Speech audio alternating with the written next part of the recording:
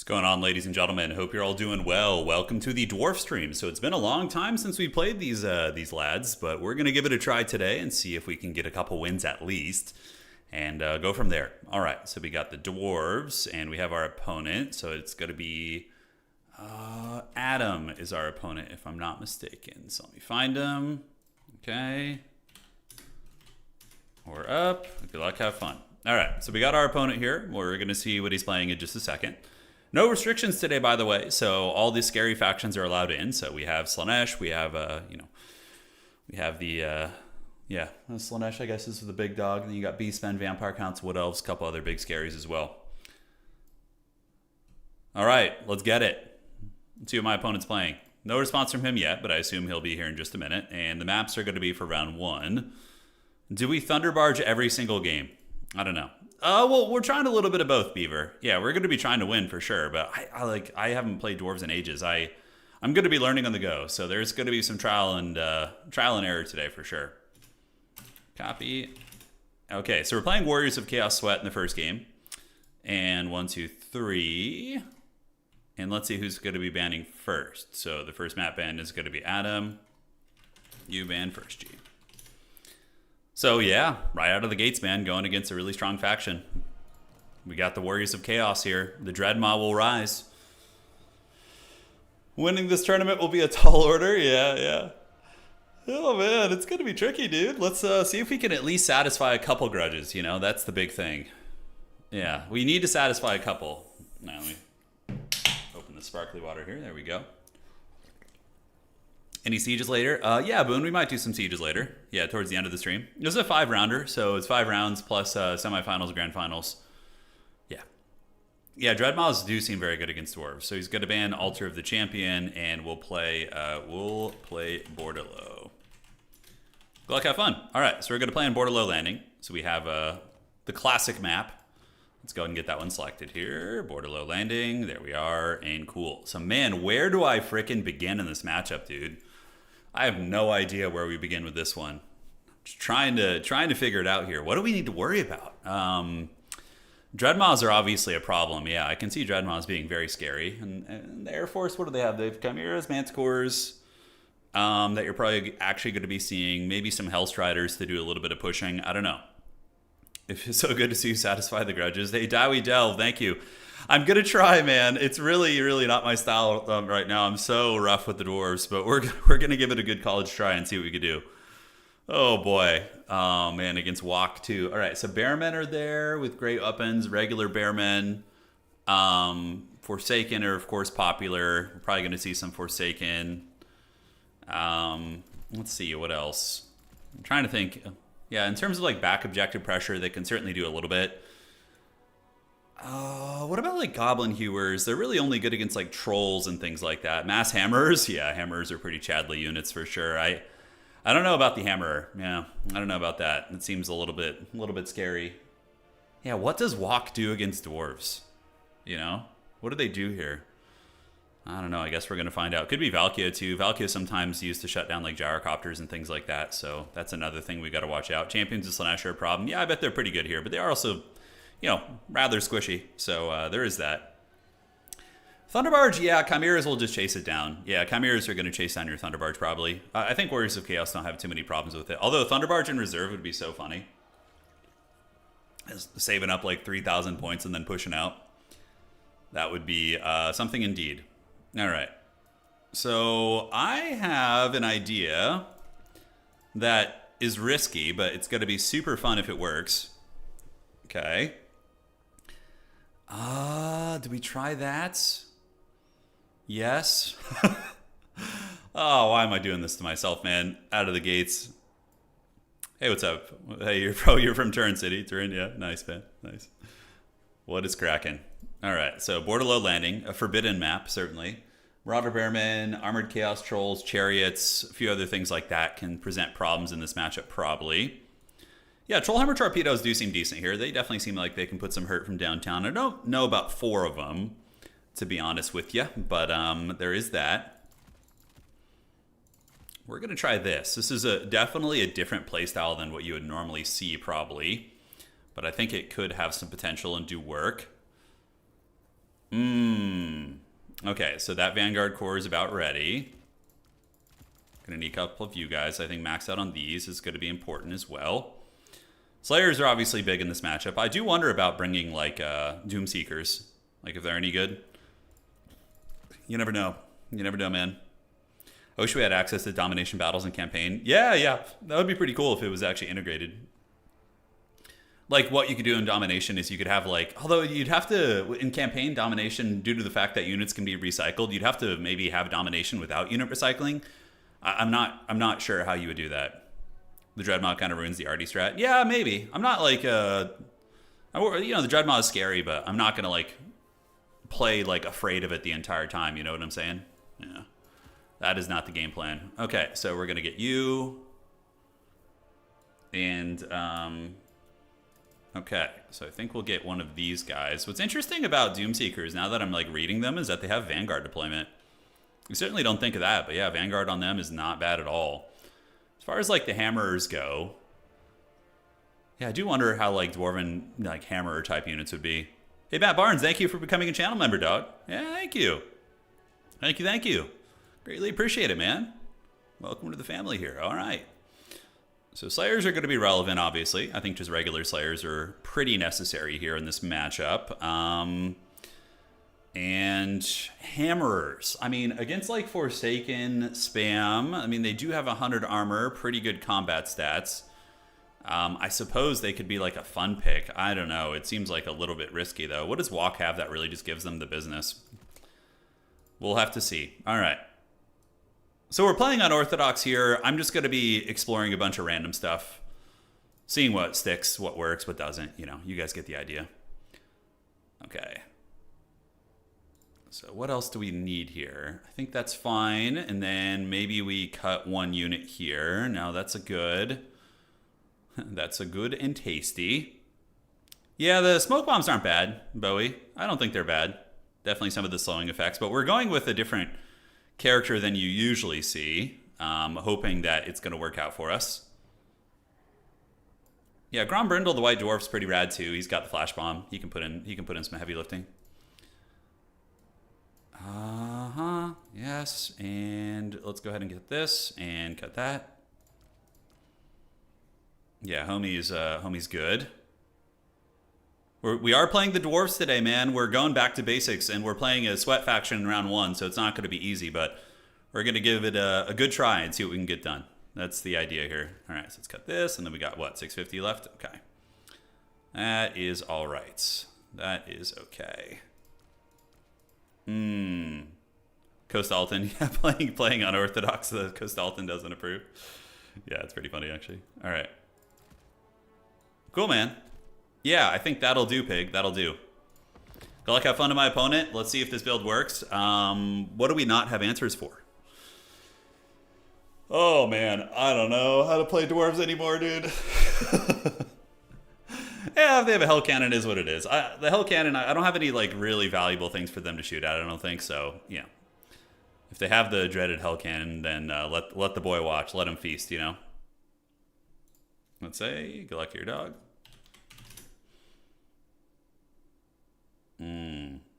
Uh-oh. He's in the RTK Discord sharing his screen. I can see him. Maybe the hive mind is working against me. Oh no. We're in trouble. We're in trouble.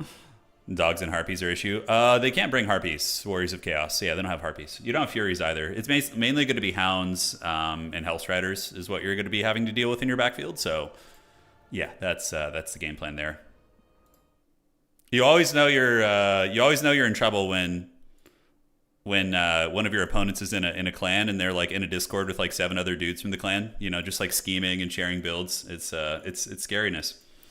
Ready when you are. All right. Let's get it. Let's have some fun. The entire RTK squad is coaching right now. I don't know, man. I don't know. We'll see. No, Warriors of Chaos doesn't have Furies in multiplayer now. That'd be really strong if they did. You basically, sure, you don't have Furies, but you get access to what's it called? To Hellstriders, which are like one of the best units in the game. Yeah. All right. I wish you could spread formation against... Yeah, you know, I was playing... which game was I playing recently? I was playing Attila, and yeah, being able to go loose formation with like most unit types, pretty interesting. And the formations in that game were cool too. Like you had the when you're playing one of the Roman factions, you could do the Tetsudo, and yeah, it was good. It was good. Good luck, have fun.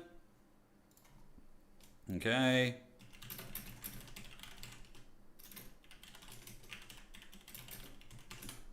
Okay, there we go. And let's get it. All right, so here's our build. We have Grombrindle the White Dwarf just because he's so freaking cool. So obviously style points there. And we're going to send 2 Blasting Charge boys over here to get our outside objective. Hopefully be able to hold that one down. Our front line is going to be Dwarf Warrior Grey Weapons. So they're pretty solid. So we got one here, one here. We're going to do a little bit of this, a little bit of that. Get our formation as wide as possible, ideally. There we go. All right. So that's one. We're going to get Grombrindle to move with the main army. He does have his Flash Bomb, which is nice, and a couple Thunderers as well. So we got all this goodness here. Ekron's Miners will be with the mainline army. We're going to need to send some troops to the outside objective too. So we're going to send like a Dwarf Warrior out there. And now we can get our Thunderers set up. So Thunderers, I just like powder units in general, often to my detriment. But I just love using them, so we're going to go with what I like using. Yeah, so we're going to get 3 Thunder units set up here. So 1, 2, and 3. And we're going to get a Dwarf Warrior unit behind them. You're going to go to the outside objective there. And then we have a single Gyrocopter just to provide some utility. And if he wants to chase it around with, like, you know, a Chimera or something, it's fine because my Gyrocopter only costs like 800 and his Chimera is like 1500. So I'm okay with that trade. Yeah, I'm okay with that trade. His hair is like 1/3 of his height. Let's actually like put that to the test. Yeah, it's close. You're certainly not wrong. All right, you're certainly not wrong. All right, folks, let's get this party started. My goal today is to have a positive win rate. I'm not practiced with dwarves, but you know, the ancestors call to you occasionally. They call to you from beyond, and you gotta oblige. So we're gonna do it. They have wronged us. All right, let's get up here. Let's get you guys there. Let's get you out here, and we're gonna go take our gyro here. So yeah, just great weapon spam. 1, 2, 3, 4, 5, 6, 7, 8, 9, 10. So he probably has a Dreadmaw too. I think he's got one Dreadmaw. Valkia chasing around a Gyrocopter is fine. We don't care about that. So next thing we're going to call out is probably going to be a Doomseeker. Yeah, he's got the Chariot. We need to lock that thing down. I'm going to go attack him with the Gyrocopter, see if I can do some scouting. And we'll get you guys up here. Like so is probably good. There we go. Okay. So Valkia is coming. She's not going to be able to chase us super effectively. So we're going to get you out here on the backside, you right here. We're going to spread out, and we're going to go and just start shooting with the Gyrocopter a little bit and having some fun. So let's just rip a shot, and let's shoot here. Valkia is going to come in and go for us, and we get a nice little steam shot right there. What the hell is that going to be? Is that like a Spirit Leech or something? Okay. Oh, yes. The glorious Scorched Earth Bombardment. Oh, it's a Rampage. Oh, shit. Okay, I actually screwed up a little bit. Although we did get some decent bombing runs, but that thing's going to be Rampage. It straight up might just die right now, actually. Yeah. Thankfully, it got Rampage up in the skies. Oh, it's a Zazel. Oh, shit. Oh, no. I did not see that that was a Zazel. Oh, my God. Okay, then. All right, so let's see if we can salvage this Gyrocopter and get it out of here. If we can, that's pretty good. But if it dies, you know, it is what it is. It's fine. So we're going to get the Peak Gate Guard. We're going to get them coming up. And, dude, I did not see that was a Zazel. +1 Grudge already, dude. I know. It's a grudging. And homie does call it a Hell Cannon. Okay, it's going to be scary. So, yeah, it is indeed a Zazel. Well, that's one great... I'm so used to seeing Valkia in that situation. I was not expecting that. He caught me off guard. You dirty dog. All right. Yeah, no, that's a weird-looking Valkia. It for sure is. All right, so we're going to get this objective. We're going to move you guys over here. We got you chilling right there. And the Hell Cannon, we can't do a whole lot about it. We can kind of dodge a little bit. If you can dodge a wrench, you can dodge a ball. We just need to keep our Thunderers back. And here comes the Dreadmaw. So there is a Dreadmaw over here. So we're going to get some guns over. We're going to move you. We're going to move you. We're going to move you. And hey, the Gyrocopter lived.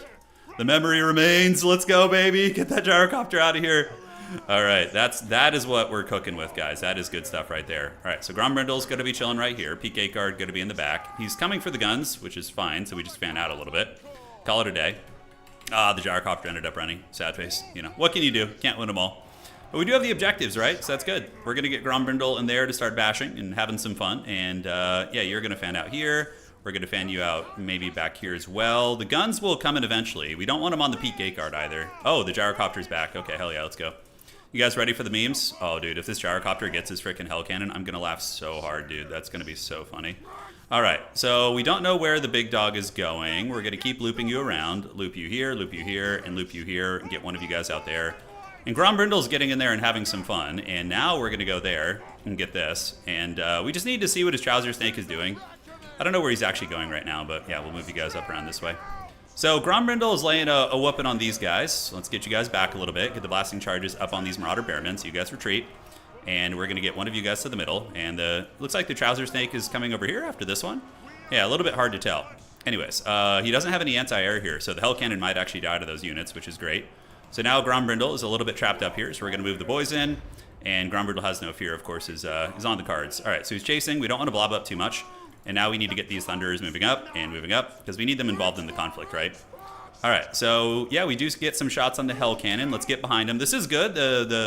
The Beast ends up being pretty damn effective here. And in terms of Vanguard deployment, we're going to want to call out most likely some Scaries here soon. So we can do this. Let's call it some Doomseekers, get them up to the front line, see what they're going to be capable of. All right, so we got behind him here. So we're going to start shooting the Hell Cannon again. Blasting charges, let's go ahead and throw them right there on those Marauder Bearmen. You guys come back here, you guys come back here. And we do see the Trouser Snake getting ready to move in. So we're going to start shooting here, we're going to start shooting here. Pull you guys back, and get you guns to start wasting on these guys. All right, so now we just move back this way. We do get a huge blasting charge right there, and that disruption of the backfield actually ends up being pretty good. So as long as we can just micro away from his Trouser Snake, then I'm feeling pretty good, honestly. Grombrindle here doing great, so we can just go ahead and use a little flash bomb on you. Slow you down a little bit. Let's get the PK guard coming over here to fight, and you fight here, you fight here, you fight here. And we just got to keep moving that. Yeah, just keep making it really, really difficult for him here. All right, so Doomseekers are on their way in. Let's pull you guys back, get the Peak Gate Guard to flank over here. And he finally is able to shut that down, but all's good. And yeah, he is shooting my Hammerer unit, which sucks. You know, not a whole lot I could do about that. So we just got to pay the price. All right, you're going to shoot here. We're going to get you guys back. And just typically, I just ignore things like Dreadmaws. You know, just kind of don't give them the light of day. Over here, how's this looking? Let's pull back this way, do what we can there. All right, so value trading is obviously favoring my opponent a little bit after that initial blunder. We're going to call out the Skyhammer Squadron. We're going to get them in, and we're going to go try and get some sweet bombards on these guys.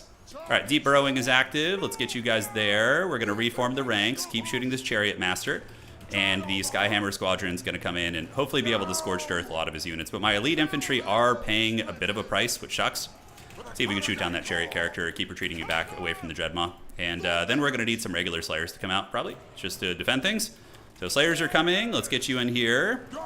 So we're going to move in like so, and then we're going to go ahead and do one bombardment right there. So that's going to scorch those guys.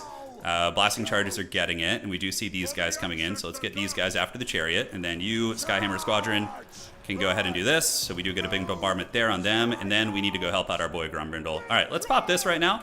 Just get the buffs going, and we're going to fly overhead. He might try and rampage me here, but it is what it is if he does, you know, all good. We are holding on to the objective, so let's go ahead and drop it like it's hot here, and drop it like it's hot right here. Oh yeah, that's some good stuff. And then if we could get one on that last unit right there, dude, that's just going to be chef's kiss. It's going to be great. All right, back you go, and the Gyrocopter's just going to run. So now we want to lure him to the Grim Delvers. All right, one more bombardment there. And we just trash canned a whole bunch of Forsaken. That was really, really nice, actually. And you guys can go to the back objective there, see if you can grab this. We're going to get these guns back here, reform the ranks on you. And the guns here can now shoot Azazel. And I think calling out the Grim Delvers and trying to Last Samurai his lord here would be very good. So we're going to try and lure him back this way. All right, so shoot the Chariot. Let's get the Slayers moving up to go engage against you guys. You guys shoot right there. And in the middle, we're still fighting pretty well. And the Grim Delvers are coming, so let's get them forming up here and shooting. So why are they not shooting? They're like trying to form ranks very awkwardly. So let's just keep looping around this way, see what we can get done. And as far as the backfield fight goes, it's a little bit messy for sure. But now they're going to form up. Okay, so now we can shoot him with the suppression. Great. So we do get the big blast right there. He's taking a bit of damage. Azazel getting hammered. Let's run you away. All right. Grombrindle and company on the front fighting, but getting a little bit sketchy. The Grim Delvers are going to keep blasting him. So yeah, that's good. That's exactly what we want. That's money right there. That's very money. All right, so probably going to want to call in more Slayers. The Hammerers, we can get them on the back point, preparing for the worst. And now the Skyhammer is being pressured, but is it that bad? All right, let's get another one here. You guys to shoot here. Let's get the Skyhammer moving again, and you guys are going to need to get up on the point. And it looks like we are going to steal our opponent's back point, so that's good. All right, so you shoot there. Keep the Skyhammer Squadron moving. It is out of bombardments, so let's knock you down if we can. You miners with blasting charges can throw here. Grombrindle and company probably need to come back and regroup. And we're just going to keep gremlining around with his gyrocopter. But stealing his back objective here is quite nice, actually. Yeah, it's quite nice. All right, so let's shoot his Azazel and shoot his Azazel here. Yeah, unfortunately, the Grim Delvers are getting it. The Hammerers should be able to win that respective fight. And, yeah, these Slayers are just kind of being kited, which is unfortunate. But, you know, you do what you can. So Azazel's taking some damage. We have some blasting charges right there. Let's pull you guys back. The White Dwarf, Grombrindle in the front. I'm surprised he's taking so much damage, to be honest. Really am. All right, he's going to pop it like it's hot there. And can we take down this Exalted Hero? That's going to be nice if we can. Slayers are still chasing, and I'm kind of feeling like I wish I had more gyrocopters, you know? Like, I wish I had a little bit more in that regard. Yeah. All right, so back in the middle, Grombrindle's in trouble. Let's get some reinforcements coming in, and it looks like my opponent does have an evil Air Force on its way. So they are going to be coming, and Thunders can turn about face and shoot here. The Exalted Hero looks like he's going in the trash can, and we can get some blasting charges right there. Throw on you guys, juke back, and that is the regular Chimera, of course, because the other one is banned at the moment. Okay, so let's take down the Chariot.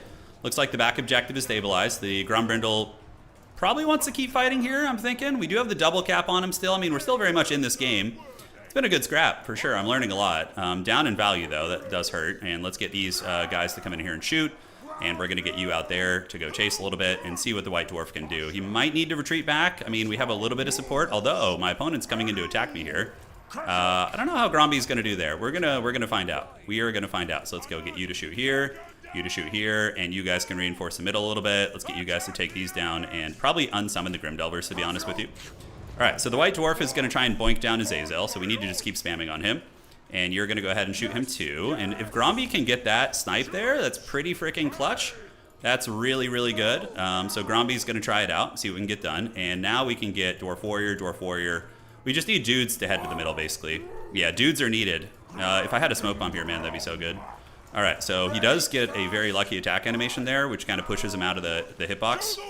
Yeah, the blasting charges are coming in. Gromby is able to escape there. And on the backside, what do we have? We need to shoot these chariots. Let's shoot this and get some Slayers moving up and Slayers moving to the back objective. All right, great. So we were just running here. The other gyrocopter is kiting, and Grombrindle, the White Dwarf, he does live. My opponent is going to be reclaiming their back objective soon. So let's get some more Slayers heading up to the middle here, so you Slayers can run to the middle and help the boys out. And yeah, we got his Lord pretty low. The Chimera is annoying as hell, though. I don't have a lot of great answers for it, to be honest with you. All right, so we're going to dive in here. We're going to need some chaff units to get in there and just kind of get up to the point as well. And just keep keep scurrying around, really. Yeah, I got my bombs. We'll do what we can. Maybe I run back, try and lure into some Thunders or something. But Grombrindle's doing great in the middle, that's for sure. He is. Let's shoot this Chariot, and we have Slayer screening there. If we lose our back objective, that could be very dodgy. His Hell Cannon's out of ammo too now, so he's going to be losing some steam here, which is good. We are up on points, but not by as much as I would like. And we need to get you guys up on the point here. So get you guys to hold this. The gyrocopter there is still shooting at Azazel. If we get an Azazel kill, that's going to be really big. And cool. So where's our other gyrocopter? We need to control group that thing. All right. So it's running a little bit. I think we're going to secure our back point here. Looks like the Chariot is getting it. Let's get you guys up there. And in terms of this, let's call in some more guns. Yeah, the guns can start shooting there. The dreaded Thunders. Those are champions of Slaanesh. That's interesting. So we need to get Slayers back there to deal with them, for sure. Otherwise, we're just going to get folded. And Azazel is really close to dying, actually. Let's see if we can get him right there. Yeah, blast him. All right, capture weight, capture weight. Slayers need to get on the champions of Slaanesh. You guys park right here. You guns shoot at the champions of Slaanesh, and you guys get on them too. All right, so we've got Azazel killed. Okay. Satisfy the grudge! Azazel wronged us! All right, mow him down, boys. Let's go. We're going to call out the Grim Delvers over here, too, to get them back here to help out with this objective. So we need to get you guys on the Forsaken, you guys here. You guys shooting at the champions of Slaanesh, the Pleasure Guard, and you guys can shoot at them, too. All right, Azazel's down for the count, boys. They've wronged us for the last time. All right, gyrocopter goes. The White Dwarf endures, dude. He endures. All right, let's get the Great Weapons coming over here. And, yeah, the guns. We should be able to mow down the Trouser Snake here, too. We'll have to see. He's using all the forbidden tech, you know, the Chimeras, the Dreadmaws, but sometimes good old-fashioned Dwarvish engineering is all you need, right? All right, so let's get you guys up, move that way, and we're going to go ahead and call out some dudes here. We did use some cool units this game, too. I think we're in good shape. We'll have to see. It's going to be hard. All right, Slayers get on top of you guys. You guys fight here as well. Grombrindle's going to have to hustle back here and go after them. And it looks like, oh, the Trouser Snake's getting blasted. Oh, yes. Oh, yes. Banish those OP monsters. Banish them. Okay. So the guns are going. The champions of Slaanesh are going to get it here. And we can get them with a smoke bomb, which is really going to hurt. Yeah, so now they're slowed, see? We got the dwarvish ingenuity. Okay, so Slayers are going to stay back here with you and you. We're going to get the guns moving over there to shoot the Chimera. And we're going to get the Grim Delvers creeping over this way as well. Back to the Trouser Realm with you, that's right. Forsaken are here. Gromby should be able to fight them. And we're going to go ahead and call out... do we call out like an elite-ish unit? I don't know if we do. Yeah, look at that gunfire just mowing down those evil champions of Slaanesh, dude. Just triple crossfire, dude. It's what it's all about right there. All right, so Grombrindle and company should be fine. Oh, look at the gunpowder. Yes.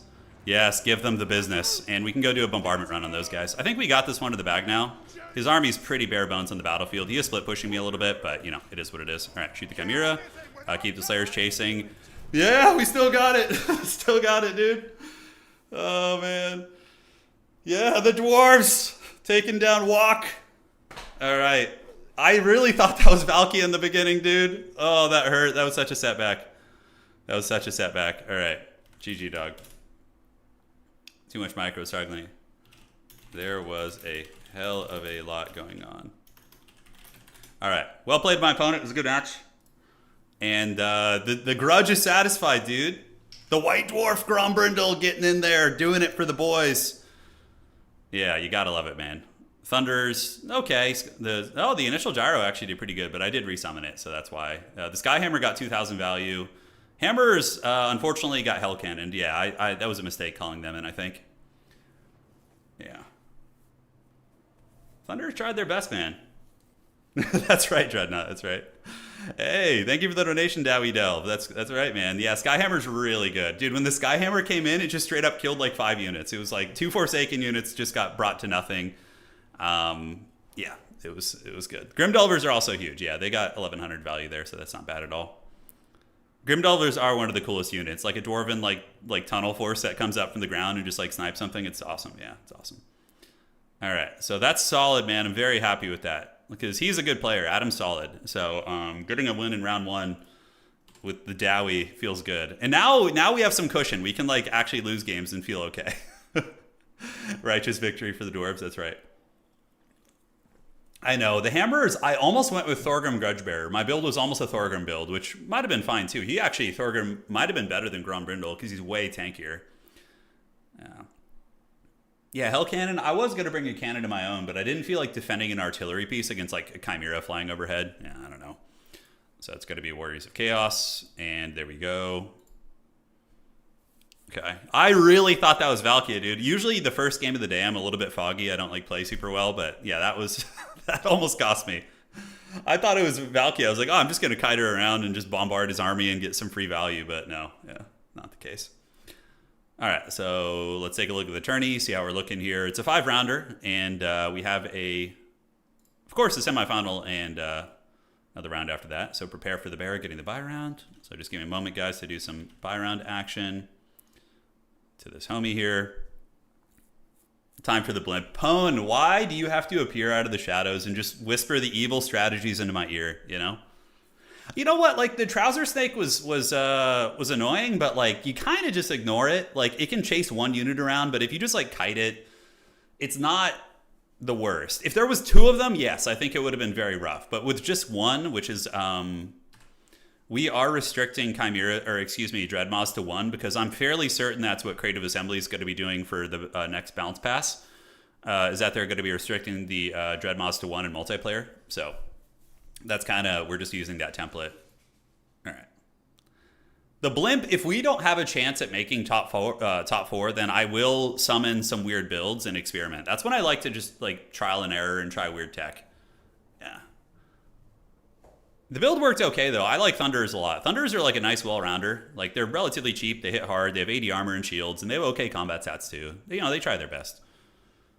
Resist the siren song of the blimp. I knew the rampage was coming, so I was waiting for your Pikachu shocked face. Yeah, you got it. It happened to me. I was like, I didn't know Valkyrie could use magic.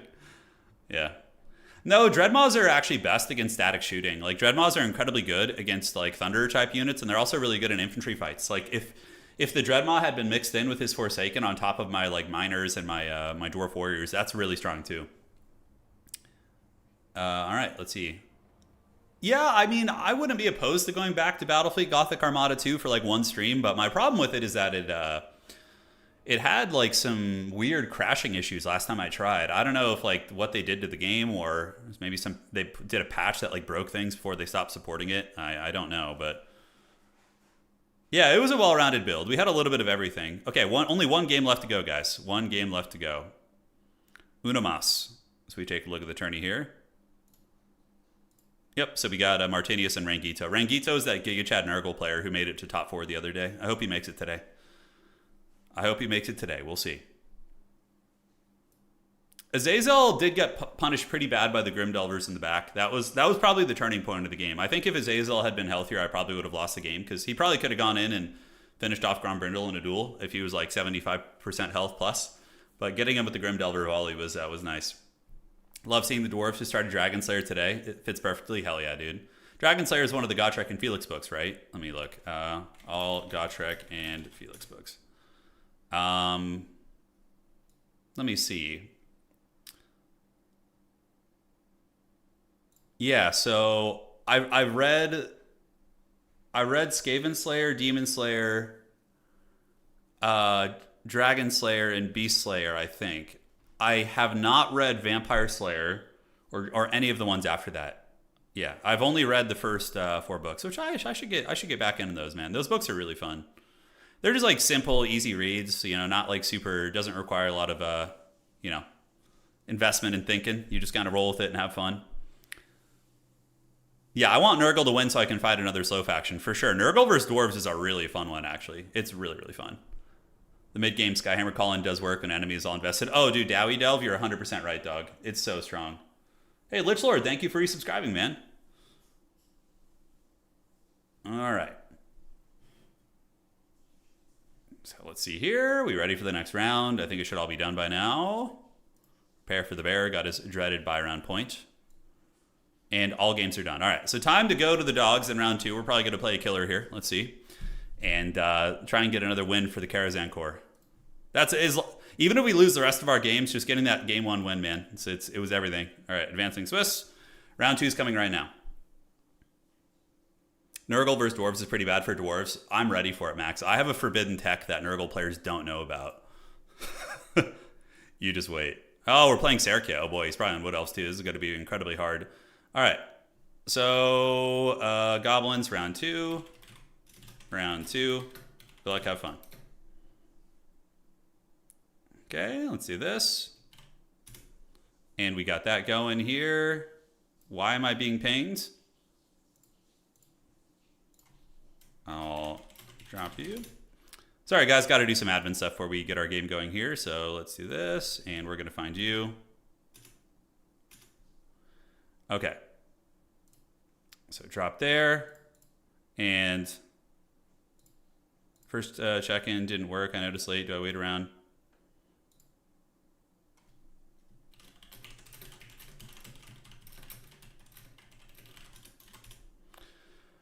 All right, so we're all set. So time to go get wrecked by Serkia. Hopefully he's not playing his main faction. That'd be really rough. If he's playing like Empire or something, I'll have a chance. Wood Elves do pretty... Yeah, I mean, artillery works well against Wood Elves, but Wood Elves, I think, have a lot of good tools. They're just so hard. Like, a good Wood Elf main is just such a menace to play against, man. Angry typing noises, yes. Furious typing noises, to be fair. Okay, so who's going to be banning the first maps here? I knew it was a mistake unbanning Wood Elves today. I knew it was a mistake. All right. Let me do this. And, all right, tournament chat.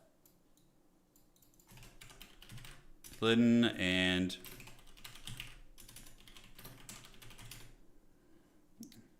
acknowledge here, please.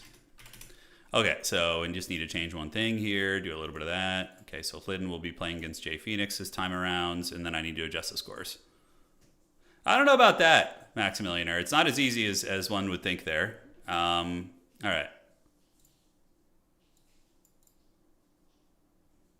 Okay, so waiting on this. And maps for round 2 are going to be Norscan Rise, Eastern Odd Colony, and the Creeping Swamp. Got it. Okay. So which faction are you? Are you Wood Elves? Looks like he's playing Hardwood today.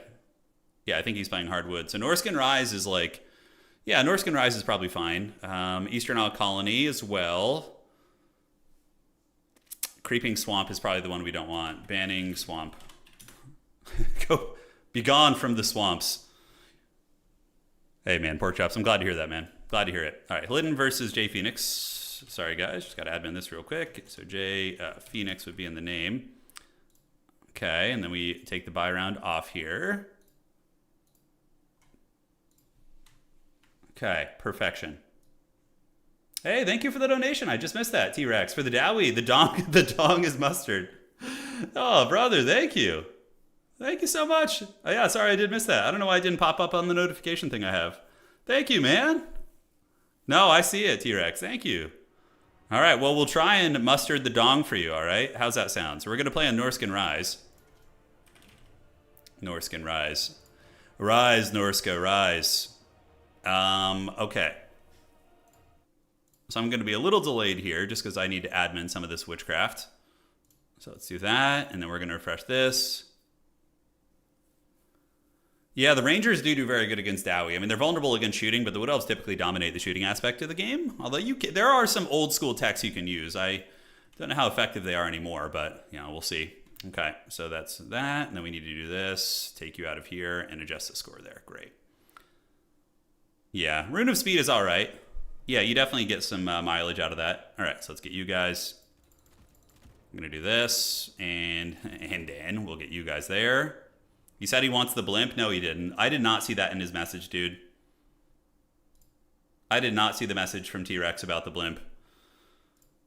Okay. So the rest of the army here. 33% win rate for dwarves against wood elves. Yeah, that makes sense. Wood elves are like a top tier faction. Dwarves are kind of on the lower end right now, but you know, still playable for sure. Still playable for sure. I wonder if he's going to go like Waywatcher. Yeah, I wonder what approach you take nowadays here. Obviously, Arrows of Kurnus is limited to 1, but still is very, very strong. Okay, let's delete that, and we can save there. Outstanding. I would say Wood Elves are probably, like a top tier Wood Elf player will probably beat a top tier Dwarf player more consistently. Evil schemes? Evil schemes? A Thunderbarge would be a death sentence. Oh, against Wood Elves? Yeah, dude, that thing's going to get shot out of the sky so freaking hard. Not to say you can't use gyrocopters against elves, but you know, that one is just risky. Okay, so that looks fine here, and then I have a weird idea. I think we're going to try you, and we're going to do you as well. Playing like a different style than you would normally see. For better or for worse, we'll see if it works. And then let's go ahead and get you. Probably just go cheapo here. Slanesh win a lot for a reason. Yeah, they do. Slanesh is allowed today. I don't know if we have any degenerates playing Slanesh. I'm sure there's one of them. You know, not everybody's allergic to playing OP stuff. Let's see. I think that's fine. And then we can cut you out too. All right. Flame cannon, dude. Hell yeah. Let's go. Bring on the forbidden flame cannon. So aside from that, we can get you guys there. I think that's pretty necessary.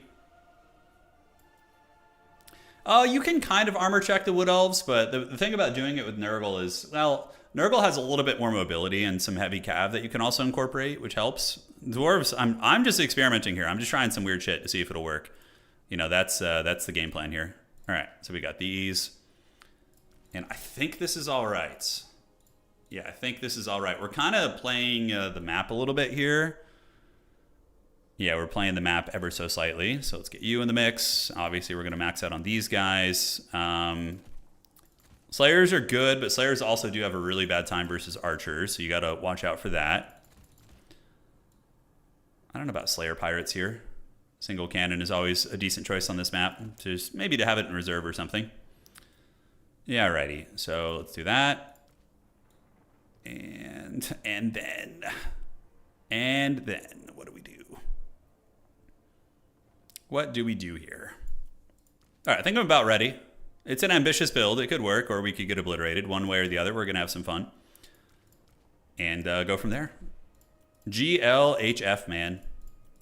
Sergio, one of the best Wood Elf players out there. It's going to be tough. Now, some of the old school kind of styles you would see were basically mass Quarreler pushes. So you would see like a huge shield wall backed up by like mass Quarrelers and mass Rangers, which I think is pretty viable. I think that we might incorporate some of that. Aside from that, yeah, we'll see what's cooking.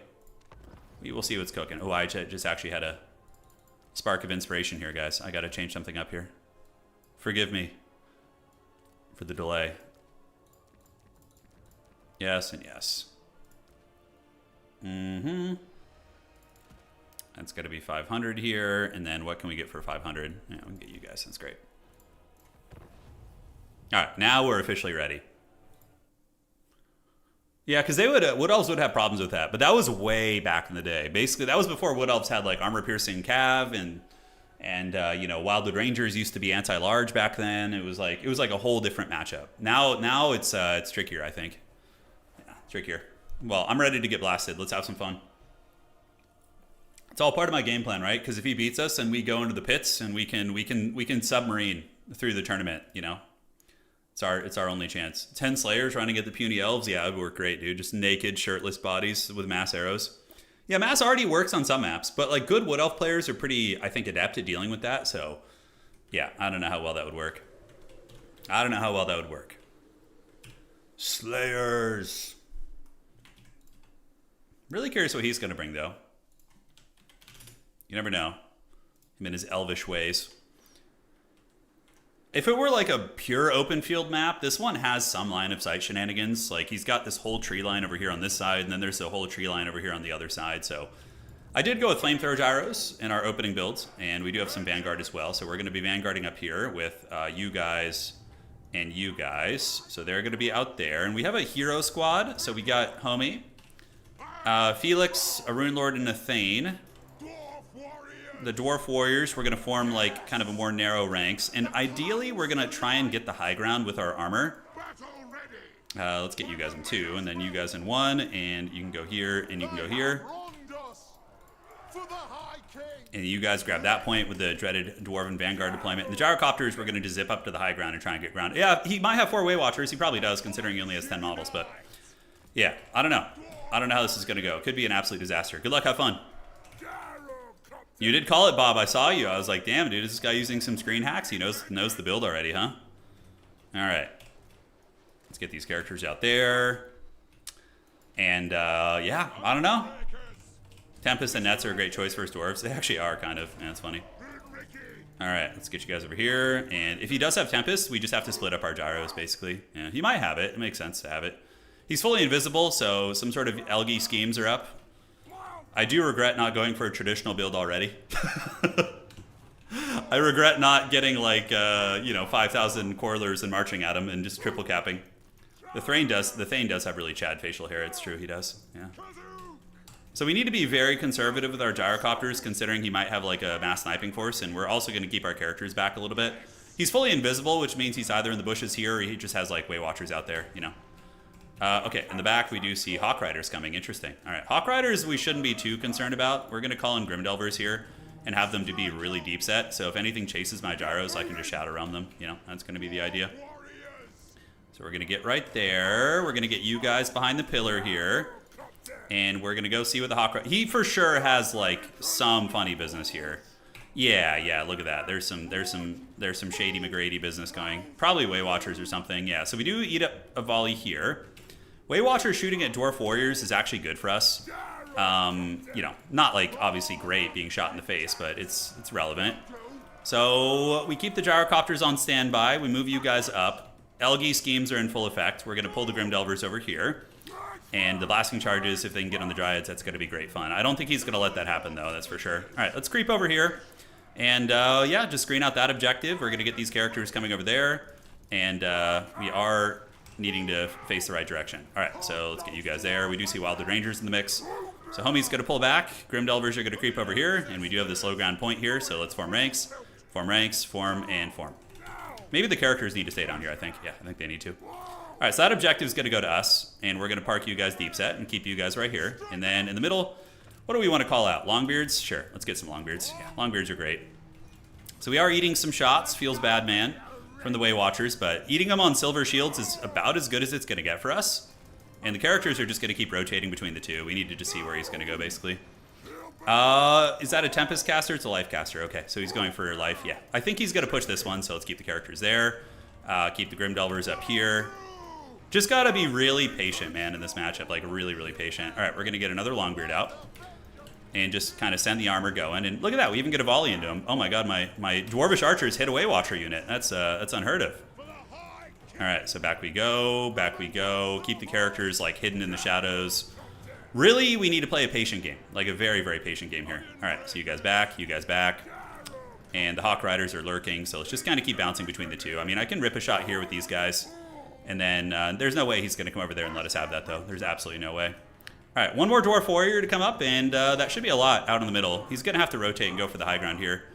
And yeah, he tries to shoot us here, but we're going to utilize this terrain to be annoying. Yeah, that's the idea. All right, so back set here.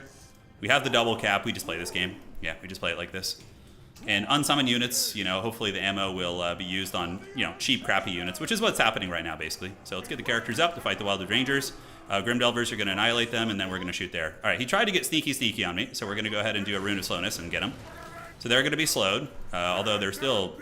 Did that not apply? It did, but not as much as I would like, that's for sure. All right, so, yeah, it's unfortunate. He saw the Grim Delvers pretty quickly, so...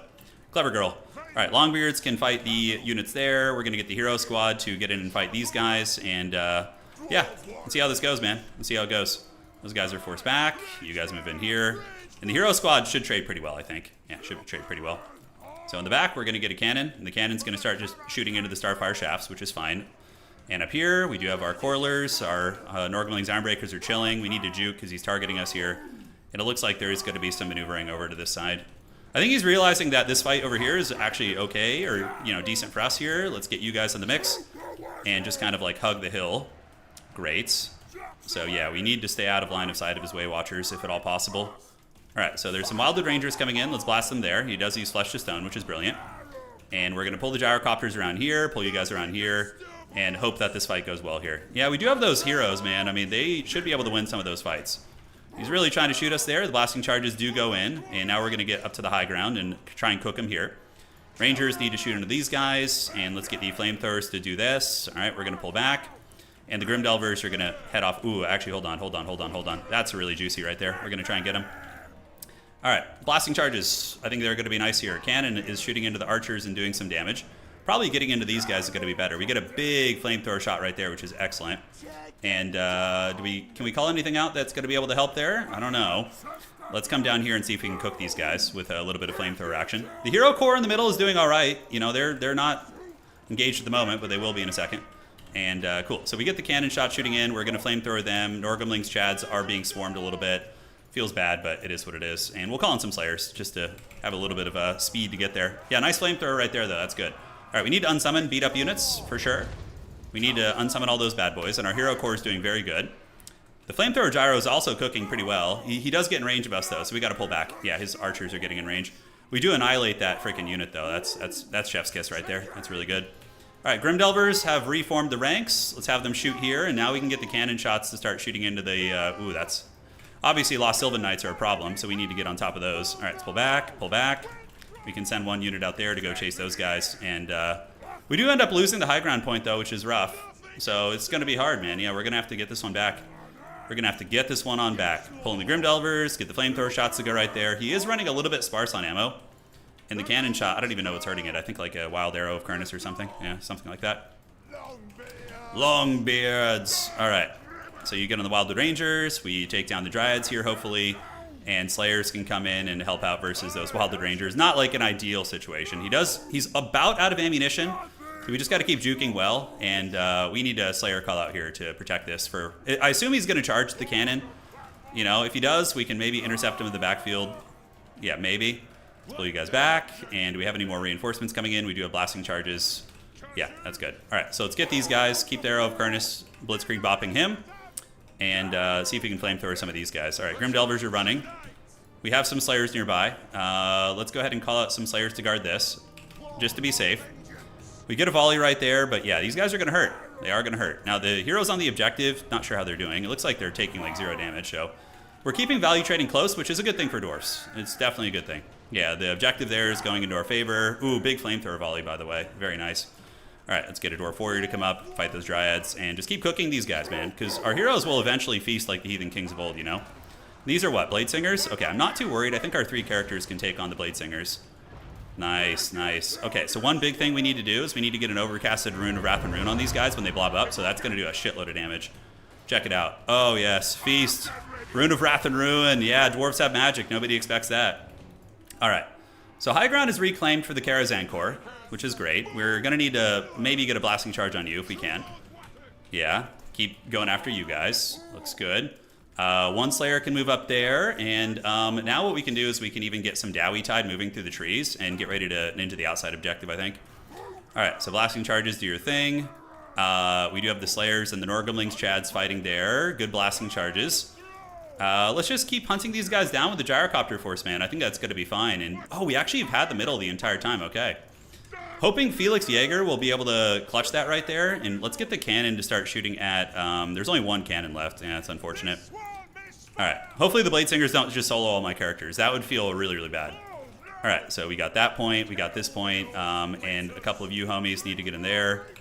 Go after those. And the flamethrowers are cooking, man. I mean, they're doing something, right? They're doing a little something, something. All right, let's get a Dwarf Warrior. Great, up and moving over there. Just a Dwarf Warrior. And now we get Hawk Riders coming back in. So the dreaded Hawk Riders have returned. The Palpatine Hawk Riders. Okay, so Slayers are all up on those units. We're going to want to unsummon the cannon here in a second. Slayers are chopping through what they can. And Felix Jaeger is providing healing too, so that's really good. So we need to fan out. So fan out, and fan out. And then whichever one he chases, we just crossfire with the other one. So that's basically how you do it. All right, so that looks good. And what can we do to possibly deal with those Sylvan Knights? It's so tough. All right, so we are getting the crossfire of the gods. Yeah, it looks fine. And this objective is going to be ours out here, most likely. Felix and the Rune Lord and company do manage to defeat that Blade Singer, but at a great cost. It was certainly in a very attrition-heavy fight. Let's get you guys rotating to the middle, unsummon you guys, and you blasting charge boys need to get them. And we are getting some of the Hawk Riders cooked up, but not as much as I would like. And Felix and the company actually doing really well. Yeah, those Slayers doing it, and Arrows of Kern is still cooking, still going strong. We really need the Grim Delvers out of reserve, like my range units, man. All right, let's just get another Dwarf Warrior coming up here just to be annoying. All right, so let's do a bombardment right here on these guys. The bombardment's not as relevant when it's not the Skyhammer, but still helpful. And those guys were defeated. Looking great. The cannon shot, it's just 1 cannon. I might as well keep it in play, though. We do see those guys still trundling about over there, but we are going to get this objective. And what does he have? Wild Riders coming there? Okay, that's fine. That is A-okay. So we need to get a bow unit, so let's get them. They can come in and shoot. Just do this, and we do find his Waystalker. Evil, evil Waystalker schemes. You guys waddle after them, and hopefully we're going to be able to get this point. Those Hawk Riders are clutching it pretty hard. They're very good here. They're very good. I'm liking his Hawk Rider usage, but I'm just happy we're having a close game, man. I'm just happy we're having a close game. Those are some Wildwood Rangers. Let's get the Dwarf Warriors in there, and the Hero Hammer squad. I don't know. Maybe he blunders that character or something. I don't know. I don't know how we do it. Okay, so let's retreat, run away there. Let's get you guys back this direction. We are up in points. No, we're not up in points anymore. Probably going to take a beating over there on this side. Slayers can attack these guys, and then you guys can attack here, and you guys attack here. And let's get these characters back. We should have this, so a little Rune of Wrath and Rune on those guys is going to be cooking. And we're going to have to find a way to get the high ground point, that's for sure. Yeah, some nice shots here. Is he going to dive us? I wonder if he will. If he does, we have the Slayers on standby to call in, and the Gyrocopter we can unsummon here in a second. The Rune of Wrath and Ruin, it still hasn't gone off yet. Man, is that going to go off any second? I guess the range is pretty short, so yeah, feels bad. So those guys are rolling. On this side, we're going to lose this objective eventually. That's for sure. And the Rune of Wrath and Ruin is now going to go off. Huge damage right there, so that's great. And we're going to have to do some dreaded Dowie split pushing here for sure. All right, Dwarf Warrior, and Slayer. So those guys are going to hustle to that point there. And then we just got to hold the middle and just hope for the best. Yeah, easier said than done, that's for sure. Thankfully, we still have some weight over here, some trundling pressure. All right, so Slayers are fighting, and we have another unit of Slayers here. The Character Corps can come and get ready for Mortal Wombat here. We've almost gotten that down, and it looks like the Cannon Crew is finally going offline, so it tried its best. Hawk Riders, yeah, got a nice jump on us. Not much we can do about that. we don't have any speed, anything fast to really do. And there are going to be some Sylvan boys coming in, which, yeah, unfortunately, maybe I have to call in the Skyhammer to deal with those. I'm not sure. All right. Characters get in. Clean house. You guys go over here and chase. Although, oh, we have Slayers here. We're okay. So the Slayers can definitely get in and fight those guys. And then the Hero Squad is going to need to kind of linger near the middle here. All right, so you guys go. You guys go.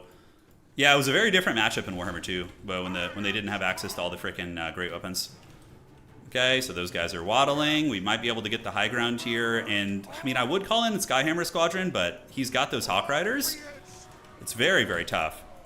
Very, very tough. All right, so he's got more archers coming in, and you guys just kind of keep waddling there and just fight. These are Longbeard, so they're not going to go quietly into the night. They will fight well. And you guys come up and shoot there. Gyrocopter keeps going. Slayers and company are on their way to move and groove. Let's even get a Grimdelver pick on these guys, like just kind of lurk in between. The heroes are trying their best, that's for sure. Let's make sure they're stacked with some infantry here. So we're going to engage, engage, engage. Got to hold that point if we want any chance of winning this, basically. Yeah, got to hold it. All right, so Slayers, get in. You guys keep moving up this way. Grimdelvers can go here. And unfortunately, there are some Haggard Dryads over here, so maybe we just go bombard those Dryads here. All right, so the character core is grinding on the Wildwood Rangers. We still have the capture weight, which is good. A couple of these Slayers are lurking over there, and it looks like his cav are finally going down here. So let's get you guys out, blasting charge them. Hopefully we can just knock them offline. We'll see. Ooh, blasting charge on you is probably better, actually. Yeah. Okay, so they're going to break here, that's for sure. But we are going to get absolutely hammered here by these Wild Riders. As far as this goes, we do have a lot of capture weight going to that objective, so that's good. You guys go over here, and do we have anything sneaky to call in? Not really, unfortunately. Yeah, this is where we probably need more stuff. All right, the character core is doing good, though. It's been pretty effective this game. Big blasting charge actually wrecks a lot of his stuff, but I think we're in the danger of losing the middle, which is the rough part here. All right, Slayers and company come over here. We get a big blasting charge in his face and actually do a shit ton of damage. So I think we got to call in the Skyhammer Squadron as our last hurrah here. A couple of chaff units coming in, and I do have Rune of Slowness, but no Rune of Wrath and Ruin. Okay, let's do this. You guys, just dwarves coming over here. I feel like maybe just using cheaper infantry is better. Hard to say. This objective is in flux. We are killing a lot of his units. And how's this fight going back here? Yeah, actually not bad. Actually really good. We took down a lot of his units. We kept our gyrocopter intact. And yeah, I mean, we lose the Grimdelvers partially, but they're going to be back. They will be back. It looks like there's a Waystalker hanging out there. And we do manage to take the high ground objective. So now we can call you Slayers down here. And we might need to rotate everybody down that direction. Yeah, are we going to break those Race of the Frozen Heart eventually? Maybe. Okay. So that objective is flipping. This side is in flux. We do have a Longbeard coming over there, and Slayers need to get there. Let's get you guys up in the mix. Grimdelvers battling the last of those Sylvan Knights, but it looks like they're gonna endure, unfortunately. And Gyrocopters, I think Skyhammer Squadron is what we use. We might be able to reclaim the middle. I don't know if it'll be quick enough is the problem. I don't know if it'll be quick enough. All right, let's get the Slayers there. You guys are going to need to stay up there on that objective, and we're going to go ahead and call you in at 1400. It's pretty much our last chance. Yeah, it's our last stand of sorts. All right, let's do a little Rune of Wrath and Ruin on those guys. Should be fun. You guys get on top of those archers there, and we'll call in the Skyhammer. Yeah, the Rune of Wrath and Ruins, I'm almost thinking, like, bring a couple of those, dude. Like, a couple Rune of Wrath and Ruins in this matchup maybe is good. All right, this Angular Slayer, I know. You got to love it. It's super Chadley. I feel like he's feeling the pressure a little bit, you know? He's feeling it, yeah. Our character squad is really solid. They have been just methodically cutting through good quality units. Like, if this game were to go another 5 minutes, I think we would win it. The Dwarven tenacity, but yeah, we're not sure. Yeah, he does have his Hawk Riders coming. They're very low. I can probably... Are these Way Watchers? They're just Starfire Shafts. Okay. Probably should have brought you to the middle to get the bombardments on those elite infantry sooner. Like, as soon as he ran out of ammo, I should have probably had them in play. All right, so we're going to waddle over here, see what we can get done. Longbeards have arrived, but they're not going to be able to flip that objective quick enough, probably. Blasting charge is coming over here. Yeah, this is actually a good matchup. Yeah, I like this. This is fun. Loic's Blessing on the Hawk Riders is a cool tech. All right, we're going to fly over, charge here. I just want to get a bombardment, see what kind of work it can actually do. Yeah, because, like, bombards are so good when you have your opponent's units, like, trapped here. Like, when they're not trapped, but, like, blobbed on your guys.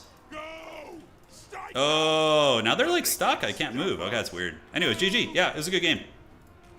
Winnable for sure. If I had more experience with dwarves, I think we could have won that one. We're obviously playing somebody on their main faction who's super tuned on them. So we need to be as in tune to win that, I think. Norgamlings were pretty chadly. The gyrocopters, would the steam ones have been better at killing? I don't think so. The gyros maybe were the weak link, but they did give me some like mobile agency that you normally lack with the dwarves, right? So that was nice. Let me say GG to my opponent real quick. GG, dog. Okay, and okay, let's see this. One ability of Kurnus can have 2 way stalkers. Okay. You can bring the ability on 1 unit. Okay, 1 sec here. And let's do that. So final boss needs to get dropped as well. Okay, so we got to do some housekeeping here. That was honestly a good game, though. Yeah. Need to use Grimdelvers on square formation. Yeah, it's tricky when you're constantly moving them, though. But yeah, obviously keeping them in square formation is good. But it also makes them weaker to magic if they have it. All right, so that's going to be a drop there. And then on the other side, what do we have here? Only 1 usage of it. It has 3 charges. Can use all of those, but only 1 dude can have it. Okay, so who else needs to have their score fixed now? Let's do this. We just got to win the rest of our games, which is possible. The gyros, I still felt like they were disruptive. Like, they gave me good Vanguard pressure on the points, and they're not that expensive. I mean, arguably, that could have been 3 more archers, which would have been good. I'm trying to think of the best way to deal with the Stag Knights with dwarves, the ROR ones. Those things were nasty, dude. I wasn't like, I had to just grind those down, and the flame gyros were shooting them for like a good minute or 2, and they didn't do much damage at all, actually. Yeah, it was a little bit lackluster. All right, so let's see here. Who has too many points here? Serkia, Hookchan. So that should be Jay. Should have how many points? So there's 1 there, and then. Okay, so that's where it needs to be fixed. Got it. Let's fix that score, and then we're going to be ready for the next round. Wilded Rangers, yeah, Wilded Rangers are good, but if you can get them in your... I honestly think, guys, triple Rune of Wrath and Ruin. Embrace the 10 Shielded Archer build. Yeah, I think that's viable too, Max. I think it's totally viable. Like I said, that's like the old way to deal with it. I feel like he may have just rampaged in my backfield, though, with his Cav with that. I'm not sure. One of my favorite things was the Rune of Wrath and Ruin, though. That shit was super high value, and I think I could bring 3 of them, right? Theoretically. So if we get a Rune Lord and we get Homie out, he's got Rune of Wrath and Ruin, yeah. And oh, we should have brought the Master Rune of Grungni too. That's a pretty good one for him. And then how cheap are Runesmiths with just the Rune of Wrath? God, they're 1,700 base. I think it's because they have a ton of abilities. Yeah. So if we go just Rune of Wrath and Ruin, dude, is that a deal and a half? 500 for like a tanky combat character that also has AoE punishment against like light infantry. So like Blade Singers or Wild, any of those infantry. You can't bring triple Runesmith. You bet you can, right? Oh no, limited to 2. Okay, so you can only bring 2. I don't think the runes share a cooldown among. So okay, so you'd have to bring like a different character. I wonder who you'd bring. Malachi Makaisen might not be terrible. The artillery did all right, but the Arrow of Kurnus was able to shut it down. Yeah, no, you can't run 3 of them. Okay, I didn't know that. You see, I don't play dwarf, so we're learning. Let's check here. And we should be good to go here. Hopefully we don't run into any more sweat factions. The dwarves. Although we did take down Warriors of Chaos round 1, so that was good. And it looks like we're ready. All right, guys, going to the next round here. Good luck, have fun, everybody. Thank you for joining today. I liked the Hero Squad, though. The Hero Squad was clutch. They held that middle objective and made the game very close. Like, all of his good quality infantry were getting ground down pretty hard. Yeah. Do you think gyros were better before Thrones? I'm not sure. I'd have to go back and look. Yeah, I'd have to go back and look. Okay. Let's advance this and advance the Swiss. Round 3. I don't know if they... would they really share cooldowns on separate characters, though? I don't think so. I'm pretty sure that all the runes all have a shared cooldown, really. So I can't... I'd have to test that before. Don't they? That would be pretty haggard if like different characters like shared a cooldown. That would be really stupid. Yeah. Well, the idea was we had the elite units up on the high ground that held that. Okay, we got... Oh, dude, the prophesized battle is upon us. It's Rangito, the Lord of Nurgle. I hope he's playing Nurgle today. He got to semifinals last time. I would feel nothing but honor losing to this man. All right. Yo, yo. All right. Is it the Nurgle Chad? All right, he bans the first map. And let's do this. And it's a Arachnarok Lair or Scalendir's Cave. All right, it's Giga Chad Rangito. Let's see what he's got, man. Dowie? Come on. I hope he's on Nurgle. Come on, give it to me, dude. The Pit Lord faction battle. Rangito says, you're my Nurgle inspiration. I want you to know. I'm with the grandfather. Nice. He's carrying the torch, man. He's carrying it. I love it. Okay, so you ban first, I think, or do I ban first? Let me check. Their Sheridan campaign. Got it. Yeah, I don't know about multiplayer. All right, he bans first. You ban first, brother. Dude, this man got to the semifinals the other night. Like, he did really well. I mean, the curse of Nurgle is that they can get to semifinals, but then they always lose advancing on from there. So it's the curse eternal, you know? So he's going to ban Scalendir's Cave, which is actually kind of funny because it's not good for either of us. And we have Arachnarok Lair, Scalendir's Cave. Okay. Let's play... Play Itza. Let's play Itza. Yeah, Itza's going to be fun. We had a Nurgle versus Nurgle finals earlier today. Oh, really? That's really fun. Well, somebody better send me that replay. All right. So we're going to get you. We're going to do a little bit of this. All right. So we're bringing a very cool build. You guys are going to dig it. We're going to be on Itza. It's me, Itza. It's me, Itza. Yeah, dwarves are kind of plague resistant. It's certainly one of their things.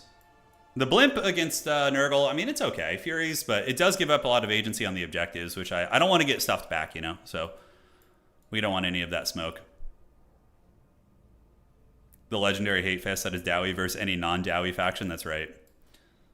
That's so true. Okay, that looks good to me. We're going to bring homie here.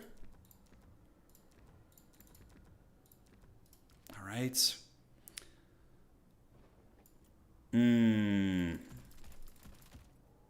Yes, and the Vanguard. Flame Cannon time. Flame Cannon against Nurgle is not bad, actually. It's not bad. It's something you have to protect, though, which is a little bit trolly. I always wonder about, like, Goblin Hewers. I mean, Nurgle typically will go mass infantry against you, but I mean, I feel like there's some targets. But Furies jumping on top of Goblin Hewers feels really, really bad. So maybe we will avoid that circus. Flame my wayward son. Yeah, we're gonna do a lot of damage here, hopefully. Pestigors are prominent. Sometimes, yeah, those other boys. The boy will watch. Yeah, Iron Drakes aren't bad here. They're not. That's true. We're just about ready, ladies and gentlemen. Just getting the final gears turning here in this Duel of Fates. Melt all the Nurgle filth. Yeah, we'll see what we can do. We will see what we can do. Marauders, Great Weapons, Pestigors, Chaos Warriors. You know, what's not to love? What's not to love? I think that's fine there. And then we can maybe get you guys in the mix.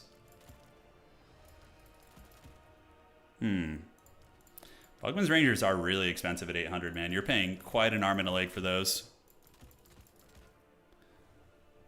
Okay, how are we looking here? And then in the back, we need to get you, and you. I think is going to be our best friends. Nurgle big stuff, like, I guess you have, like, the Rot Knights, those boys. Brotherhood of Grimnir. Yeah, Brotherhood of Grimnir is really fun. I do like mixing them in the builds. Wondering what he's going to bring. Dude, I should totally go Thunderbarge in reserve, though, you know? It should be there. Just lurking in the shadows. Okay. Yes. And what else can we get? Yeah, Thunderers are good. Thunderers definitely pack a punch. Trying to think what else we might need here. Oh, man, I almost forgot one of the biggest staples in the roster. That would have been a disaster. And then... No, and then. Dude, double barge, bro. Hell yeah, dude. Give me that sweet double barge action. That is large. I'm large and in barge. Oh man, 550. Come on, dog. Give me a discount here on one of these units. Garrigram's an interesting choice here. Garrigram Iron Fist. Those Nurgle characters can definitely be a menace. I mean, Gotrek in this matchup, I honestly, maybe not terrible. Yeah, maybe not the worst. The Dowie, I've only played 2 games today, but they felt good in both games. I mean, we won our first game against a high-level player on a top-tier faction, and then we lost our second game against somebody who's one of the best Wood Elf players in the world, and it was still a contested game, so I'm pretty happy, honestly. But we haven't gone too deeply. Barges are unit capped at 1. A barge, if anywhere, yeah, Nurgle would be maybe the faction you want to bring the barge on. It's pretty nasty there. All right, so... Ooh, that might be a play, though. Hold on. Oh, this is the forbidden sauce right here, guys. Yeah, that's it. That's it right there. All right. Well, I might get steamrolled really bad, or it's going to work. I don't know, man. Rune of Slowness against Nurgle. They're already so slow, though. I don't know if I need to do that, you know? I don't know if we need it. Thrones of Decay, roleplay. Oh, yeah, it is kind of. Although I doubt he's going to bring Tamarcon against me. That would be pretty ballsy. Noctilus, thank you for resubscribing, man. Appreciate it. Sorry I missed that. All right, so we are playing the Dwarves against Nurgle on Itza. So pretty small Royal Rumble of a map. And let's see what we can get cooking with. Forbidden Ancestor sauce, that's right. So we have basically just a lot of shooting is going to be the game plan. Yeah, so we're going to get you guys. And then we have Rangers. Rangers should probably be deeper set. Yeah, so let's get the formation here. So Rangers, get the Quarrelers in front. This map has like a very annoying sound effect. It's like this like vortex in the back, so I apologize for that. Yeah. Not much you can do about it. You just got to eat it. Okay. Okay. So we got some troll hammers to deal with like big stuff, and then for small stuff, we have bows basically. Grombrindle's going to be in the mix. So he'll be with these guys. And then very, very deep reserve. We're going to go ahead and put you here and put you here. Kill Orcs. All right. And then let's get our troll hammers deep set in reserve. All right. There we go. Yeah, ROR Grinder. I'm fine with that. Yeah, it's the ROR Grinder is pretty good, but it does give up a lot of Nurgle's usual. In my experience, yeah, it can do all right. All right. But I don't know. I've been moving away from the Soul Grinder recently. I've been not enjoying it as much. So he's just Masquerade Weapons, which makes complete sense. It's brilliant. It's a good play by him. Yeah. Okay, let's take you out of your control lock. And then we just want to get objective number 3 real quick here. So we're going to get on this. We're going to get on this. Grombrindle's going to go right here. And we're going to get you ready to go. That is a Chaos Sword of Nurgle. Okay. Noxbringer getting an excellent little shot on us. And let's get you guys to start ripping into the Pestigors here. You can shoot into the Pestigors right here, and you guys stay back here in reserve. You guys shoot into these guys and shoot into these guys. And Grombrindle is just going to kind of hunt and waddle right now. So we're just going to slow push out, really. You don't need to get too crazy, right? Just kind of waste whatever units we can for free. That is a Marauder of Nurgle. So the bows are shooting, and now let's get the bows to saturate in here, fan you out, and fan you out there. And just get whatever value we can kind of eke out of this, right? So far, so good. The Noxbringer will... It's shooting from long range, so it's not going to be the most accurate thing in the world, but it is still something to consider. So let's get you guys here, fan out, and fan out. Let's do this, and the Trollhammer Torpedoes need to move up and get in the center. So we are going to be claiming that outside objective. Stream of Corruption is a good choice. Yeah, it's a good choice there. All right. So Gromby is there. We're going to be contesting the middle point now, basically just like slow pushing him up. What we're going to call out first is going to be the dreaded Brotherhood of Grimnir, so they're going to come up. Get you guys on the point here. Get you guys on the point here and shooting. Brotherhood of Grimnir is going to wait in the woods to ambush his flank. And now we're going to have the Trollhammer Torpedoes at the ready. So you guys back, and then let's get you guys here and you guys over here too. All right, so he does have his Chaos Lord on the point. We're going to move up and start blasting here. These guys, he shoots the miners there, which is good for us. So let's get the Pestigors getting shot. Pestigors should be getting shot. Grombrindle's going to keep chasing you. And the Trollhammer Torpedoes, we can shoot at the Lord. While the big scaries are going to head off those Pestigors, and then we're going to get a blasting charge unit most likely to intercept the other one, so that's going to be the game plan. All right, so bows can go there, and now the shooting is in full effect. So what are we in range of right now? The Chaos Lord is getting hammered. Let's get you back. We don't want to overextend these bows because he's going to push us full court press. So we need to have our units kind of deep set here, and great. So these guys can just retreat back. All right, so the Doomseekers chase them off, and we're going to go ahead and do this. Yeah, blasting charges there. You guys keep shooting at the Chaos Lord here. Let's move you guys back. Just kind of keep poking, and value trading is fine so far. Yeah, could be worse. Could be a lot worse. Noxburger's almost already at like half ammo, which is great. So let's get you guys at the ready. Trollhammer torpedoes, we can go ahead and smoke bomb you just to try and make him a little bit of an easier target. Shoot at the Pestigors. And on this side, we do see some trolls in the mix. So what we want to do is really make sure we don't lose our back objective, is call some Slayers in. All right, so Grombrindle's fleeing. Let's get the Trollhammer torpedoes to start shooting at the Plague Toads. He's going to come in with a whole bunch of stuff. So we need to get our DACA online and A-OK. Over here, let's call for the Doomseekers, and you guys can screen up here. And we prepare to try and hold. And it's going to be a little messy. It's going to be a little messy for sure. Let's pull you guys back. Grombrindle's going to retreat a little bit, and we just need to like tighten up our formation right now. You guys get on these, and you guys get on these guys, and the Slayers can go ahead and get on the Bile Trolls. All right, there we go. So back we go, back we go. Let's just kite and shoot. You guys run, and you guys can shoot these dudes who are coming in, and let's hope for the best. All right, Doomseekers retreat. We just kind of hunker down and get ready to fight. It's going to be messy, but I'm hoping we'll be able to get the job done. Furies are coming in now, and we may have overextended a little bit too greedily and a little bit too deeply here. We'll have to see. That Curse of the Slug there is quite nice. We need more infantry. We're very deep in shooting. We're very, very deep in the shooting, and that is a Marauder of Nurgle with Great Weapon there. Okay. So let's get you guys back here. Get ready to cut down those Furies. Doomseekers can move in there, start karate chopping you guys. And Grombrindle's going to move in here, and we can pop Grombrindle, has no fear. There we go. All right, so let's get on the Slayers. Get you back, and we're going to call in another Doomseeker here in a minute to try and hold that line. The shooting is going, and we are doing some okay damage, but not as much as I would like. Like, value trading is even, which is really, really bad. Like, against Nurgle, you don't want to have even value. You really, really don't. All right. Let's keep cleaving the Lord. Hopefully we're able to get the dub there. We're going to retreat you guys back. We have time to work with, so it's not the end of the world. Let's call it a Doomseeker. Doomseeker's going to get on those guys. Retreat back, retreat back. You retreat back, and we have been triple capped, so we kind of made a mistake, I think, of advancing too early. I think we just, this is actually quite a disaster now, I think. All right, retreat, retreat, retreat, and get back. You don't like to be hearing all that, but we just went with an army that I think was just too much ranged, probably. I mean, I assumed against Nurgle you'd get away with it, but yeah, here it doesn't seem to be the case. All right, shoot, the Trollhammer's here. We're going to get you guys shooting at these guys, and then we're going to go ahead and call in some basic dudes in the front to get in. Yeah.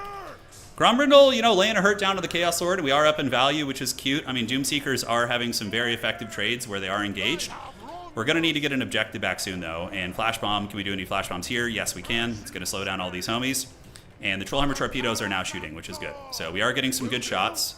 Melting these guys. It looks like they're getting melted over there, so let's get on the Plague Toads here, and let's get on the Trolls there. Keep you guys doing your thing. And are we getting a bit of a comeback opportunity? We're going to send you. We need a point back, so hopefully if he's not paying attention, I'm going to be able to get that. We're going to see. All right, so bows get back. Slayers hopefully can clean up here, the Doomseekers. Let's get them on those Marauders of Nurgle. And we are kind of like starting to hold a little bit. It's sketchy, but we are. We need to probably turn about face right there, and you guys need to, I think, start helping against this blob here. The Doomseeker position is pretty menacing, and those Bile Trolls are slowly getting it. If we can get that high ground point, that's going to be very, very good for us. All right, so let's shoot here into the Plague Toads. Let's get you guys to turn about face and shoot into the Plague Toads. You guys go right here, and we don't really have anything to get those Furies, so that's just going to kind of suck, honestly. What do I have that I can call out here that can help? Not a whole lot. I did have a Goblin Hewer in my build, but we haven't used it. The Doomseekers there are going to cleave through, and we're going to get the high ground point, which is nice. Do we just turn and go after those Furies with some blasting charges? I do have some really deep call-ins I could do here. I mean, the Toads are getting worn down, but so too are our Warriors, so that's just scary business, man. All right, let's pull back and pull back. The Doomseeker, the Brotherhood of Grimnir, is doing very good here. We need to make sure we're hitting the Chaos Lord. High ground point is going to us, slowly but surely. It's something.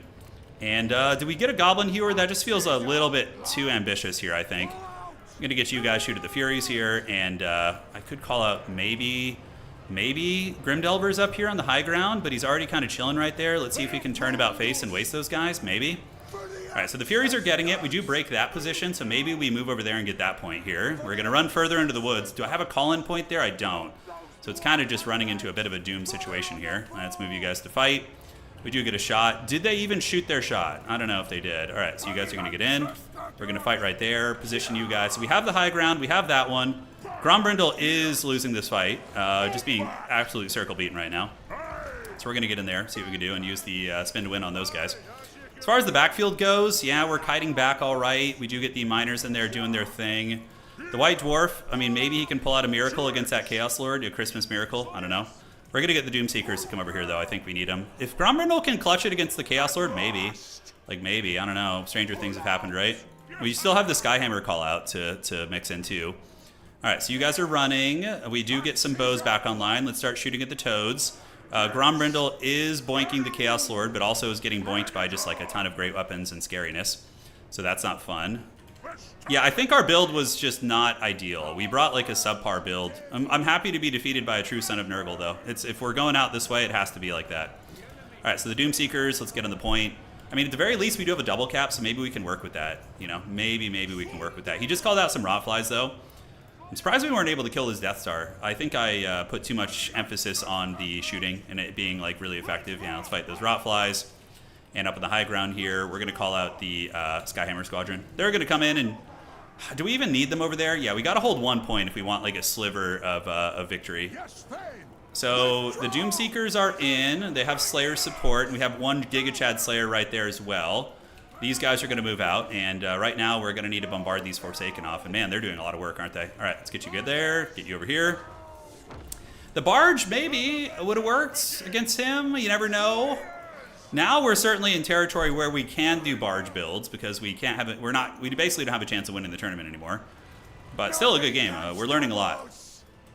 The Barge would probably, yeah, up in the sky. I mean, you can kind of protect it. Okay, so let's go here and bombard. So we're going to do that, and then we're going to bombard you one more time. And from here, the chaff units should be able to get in and clean that up, I think. Let's actually just shoot them with a machine gun. Let's even get them offline here. And we have Furies coming in, so let's protect here, see if we can muster some defenses, get some Quarlers out here. You guys are at the ready, and Quarlers will maybe be able to get them. I don't know, we'll see. All right, so the Grim Delver is getting dove on. Let's shoot the Battletoads here. Doom Seekers are still going. Value trading favoring him, obviously. And, yeah, maybe the Forsaken will get Shrek'd off the point. We're going to have to see. All right, so you guys, let's run. Or we could just land on the ground right here and pull them down to the chaff units. See if that works. As far as this fight goes, yeah, the Grim Delvers did get away, which is good. And we are picking off a couple units here and there. You can see a couple of them disintegrating, the foul demons. And the Furies have landed, and we should be able to get them with some chaff here. Do we have any Rangers to call in? We do. So let's get the Rangers out. They can shoot here. And I don't know why my gyrocopters can't move. Come on, boys. Come on, come on. Come on, there we go. You guys shoot here. You guys shoot here. We do have 1 objective. I mean, we have a little bit of time to work with, but not a lot. It's going to be very, very sketchy. So we're going to go back up in the sky here in a second. It seems like you can't kite super well with these things. Like the Skyhammers, if they just get poisoned, then they just kind of get dragged down here and you pay the troll toll a little bit. Like, yeah, I can't move away. I guess it's 6 melee defense. It's a balance thing. It makes sense. All right, so... That looks fine. Let's do this, and let's go here, pull you back. Grim Delvers keep ripping shots. We'll get the 2 Giga Chad Slayers to do their thing here. You guys just fight in melee. Absolute desperation at this point. Yeah, we need a different build. This was not the way to do it, man. It was not the way. I think you can't bring that many range units. You can't. Like a good Nurgle player will just full court press you, and you're just gonna die. Yeah, well played to him. Very good game. He played super well, honestly. Like very good, very meta Nurgle, very strong. Wide, good pressure, threat overload, you know, lots of targets. The Trollhammer torpedoes were ambitious. GG, Doug. Well played. Too many ranged for me, I think. Yeah, so what did we not like here? Yeah, like Trollhammers, it's just too much shooting. I mean, yeah, the Ranger Corps, like probably something where you cut like 5 of your units, like 5 of my range units, and switch them for good quality infantry would be better. That's no excuse. Just a port. All right. So let's like rework it and see what we would do if we were going to bring like a stronger, more well-rounded build. Yeah, Iron Drakes are all right.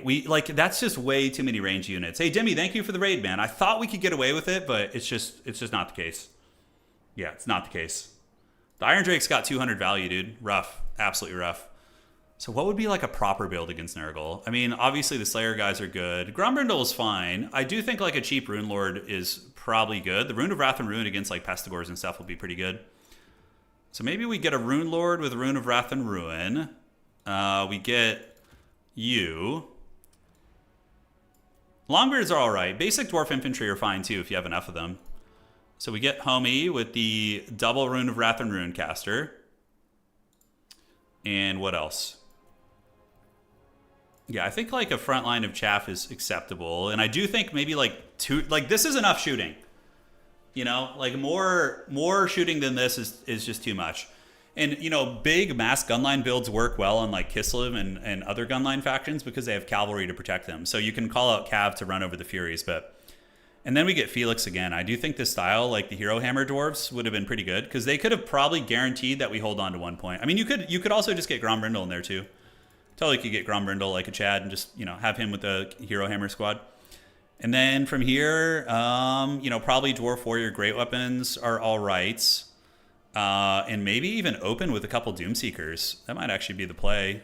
Did we just open with double Doomseeker? Because they actually did really good for me. Yeah, this feels like a bit of a better build. And then we can get another Warrior there, like this. Because there's very little to protect here. Like, I invested like 90% of my micro in retreating and trying to protect units. This is just cleaner, I think. That works a lot better. Okay, let me see what's going on here. And we gotta do some adminning here, so let's refresh this. See who's gonna go. Yeah, you don't need items on all those guys, Wenda. Yeah, you don't.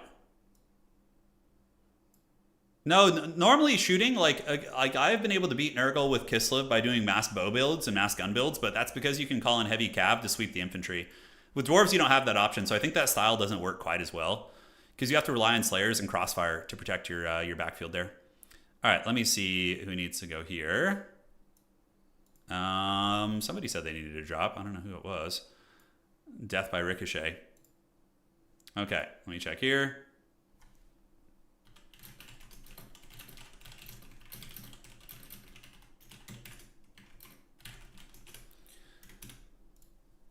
Okay, so he's here.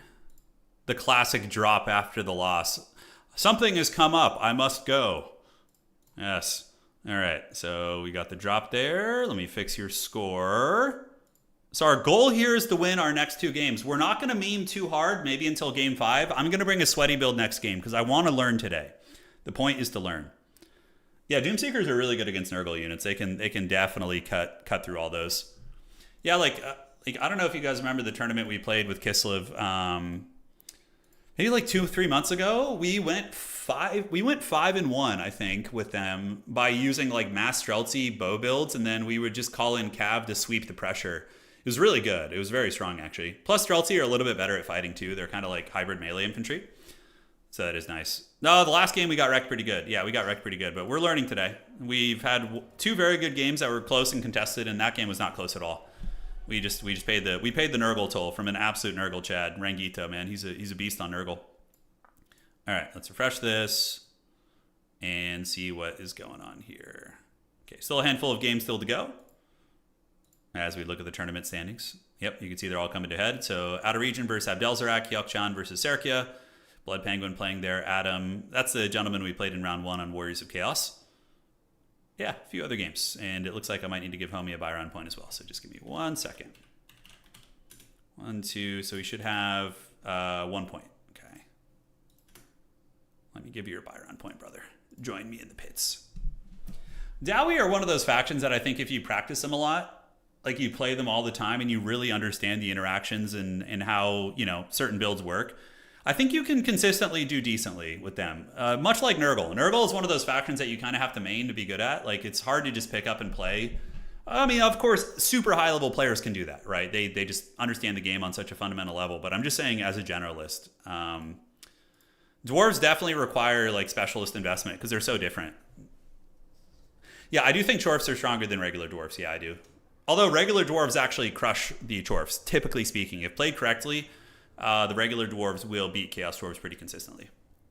Yeah. Master the Dowie. I don't know. I like using Cav a lot.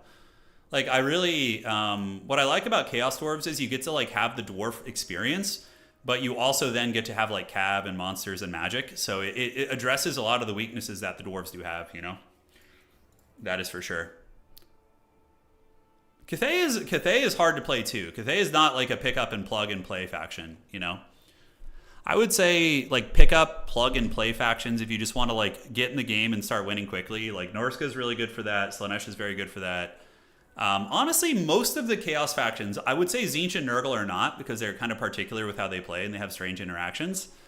Yeah, Norska and Slaanesh are probably the easiest factions in the game for a beginner just to like plug in and play, right? Like Norska, you just get good infantry, good mobility, skin wolves, whatever.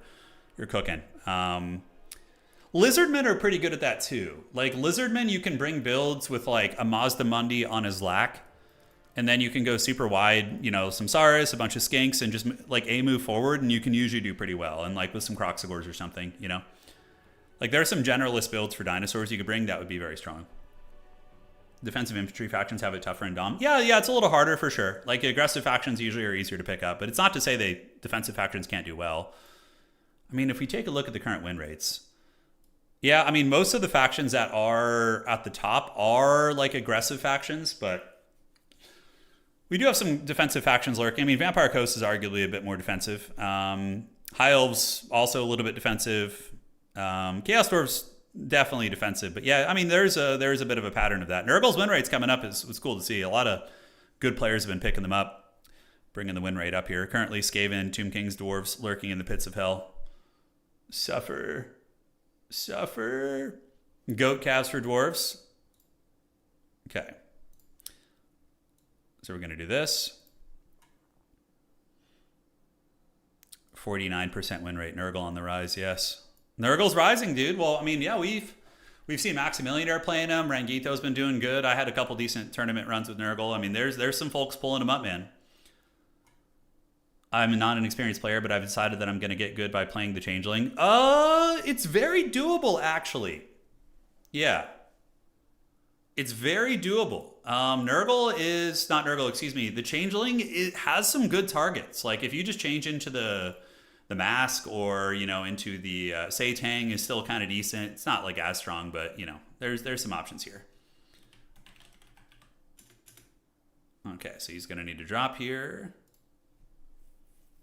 There we go. I got the Nurgle tourney win. We'll keep playing them until the win rate is 50%. There you go, dog. There you go. All right, so we need to prepare for the bear to have his score adjusted here, and then we are all set. Should be ready for the next round of Dowie Suffering. It begins soon. Please give us a Co-3 tournament. A Co-3? What do you want, like a 1v1 or a 2v2 tournament? I play Co-3 a lot. We usually play that as like a something we do off stream. But it's fun. I like Co. I don't know how many of you guys enjoy it. All right, all's good. And what, 2 games left before the round's over? Let's refresh. There we have it. And okay, so now we're just waiting on these last 2 games. Blood Penguin versus Reese and Adam versus Christopher here. Yeah. Good speed though, guys. Everybody's playing pretty quickly. So far we have Johnny Cash undefeated, Serkia, Outer Region, Hitman Hippo. Some of the usual suspects that you see lurking in the upper echelons of tournaments. There's a couple Dowie mains out there. There's a couple. Not too many.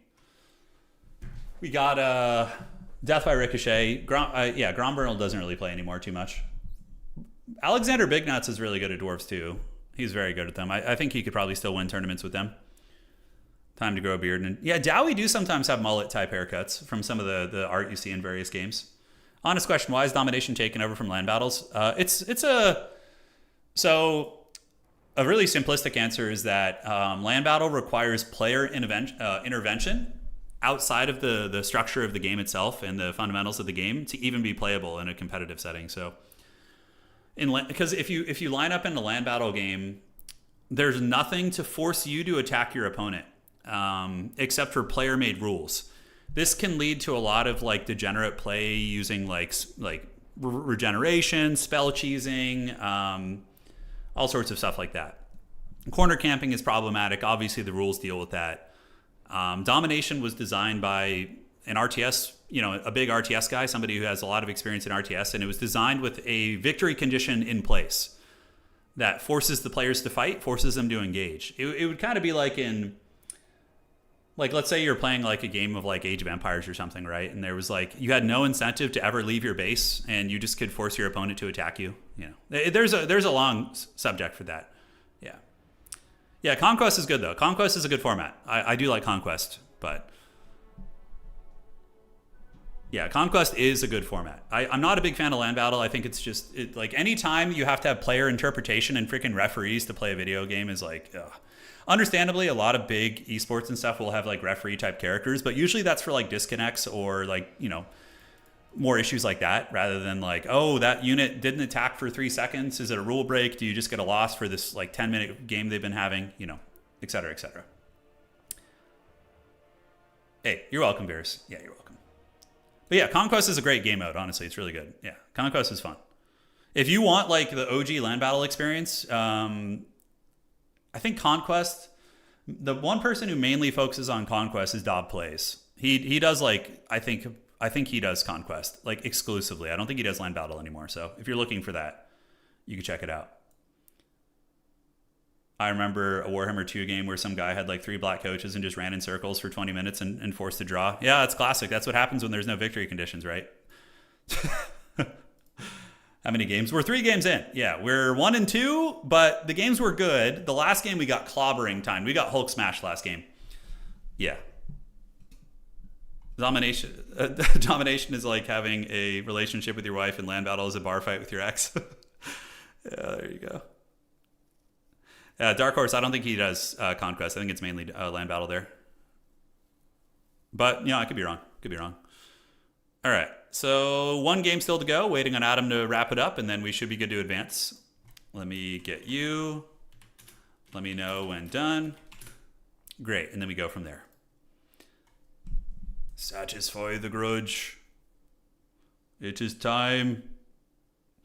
We got to win our next 2 games for the Ancestors, or else they're going to be pissed. And I think we can. I'm going to lock in. We're going to try and win our next 2 games and go for it. I'd play Dowie on Total War Warhammer 2 ladder, and you'd always get enemies who'd start losing, and they just kite you until the timer ran out. Yeah, that's the classic Land Battle experience right there. Obviously, tournaments in Land Battle have restrictions against that type of behavior, but, you know, the ladder is the gateway to the format. You should try Warno. I've never played that one. Don't know that one, Icarus. Wouldn't be opposed to it. All right, so far we got 2 grudges. Skaven are a hard to play faction, but they're very fun when you make it click, in my opinion. Very, very fun. We are not having the best time. I mean, I'm having a great time, but we are losing right now. And now we're going to the next round. Pwn, you just appear once every hour and type blimp and then leave. That's what you do. If we get a matchup where the blimp works, maybe. All right, we got our opponent, guys. Let's see what it's going to be. Aeon. We're up. All right, so Goblins, the next round is live. Good luck, have fun, everybody. Round 4. Good luck, have fun. All right, so we got round 4 here. Aeon is going to be banning the maps. And let's do this, let's do that, and see what is cooking here. You ban first. Dwarves here, you. Pwn is an instigator, dude. Just blimp. Yeah, buy around. Date with the porcelain throne. That's right, Drexel. Don't fall in. Don't fall in. So let me fix your buy round points while I have you here, Drexel. Nothing feels worse than like losing a couple games and then getting thrown into the buy round. For me, that's like the worst feeling. Because then you have to sit there smoldering in your loss, you know? It's the true tourney experience. Pwn's the little devil on my shoulder. It's true. He really is. He really is. All right. So I don't know what he's playing. Is it Skaven? Oh my God. Skaven hard counter dwarves so freaking hard, by the way. It's a disaster. Oh no. Yes. Round 4. Sorry. Oh no. It's the Skaven. Oh no. Not the Skaven, guys. Skaven wrecked dwarves so badly. It's like an 80-20 matchup. Oh God. Oh no, not the Skaven. God, today just has to be Dwarvish Shuffling, doesn't it? I mean, I guess it's lore friendly to get all the grudges out of the way. You know, that's that makes some sense. Rip dwarves, yeah, rip dwarves indeed, yeah. All right, let's see what he's got. So he's going to ban excavation site. Let's play grave it is. Dwarves are definitely in a bad spot right now in the meta, but they're not unplayable. Okay, so we're going to do this. And, oh my God. Oh my God. This is, oh no, not like this. I'm too weak. All right. So, yeah. The IRL dwarf picture. He does kind of have some dwarfish aesthetic to him, doesn't he? Yeah, he does. Wookie did have some dwarf energy for sure. Turin's Dowie run tonight ends in a Slayer death. It really does. They've wronged us again. They've wronged us once again. Hey, why are you guys cheaper? I wonder why that's the case. Okay, and then we're going to get you guys. All right. Yeah, Doom players are rough here. I mean, there's a lot of stuff that's very tough to deal with here. 100%.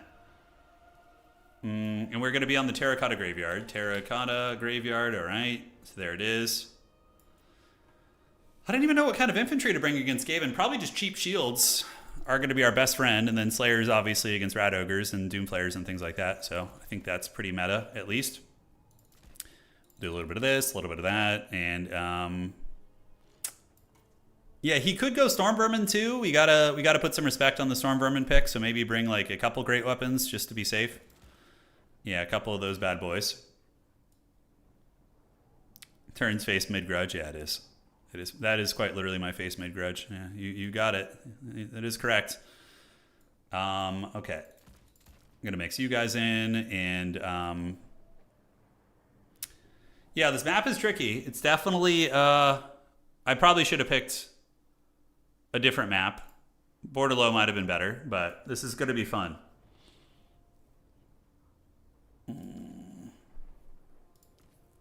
Do we do that? Yes, we do.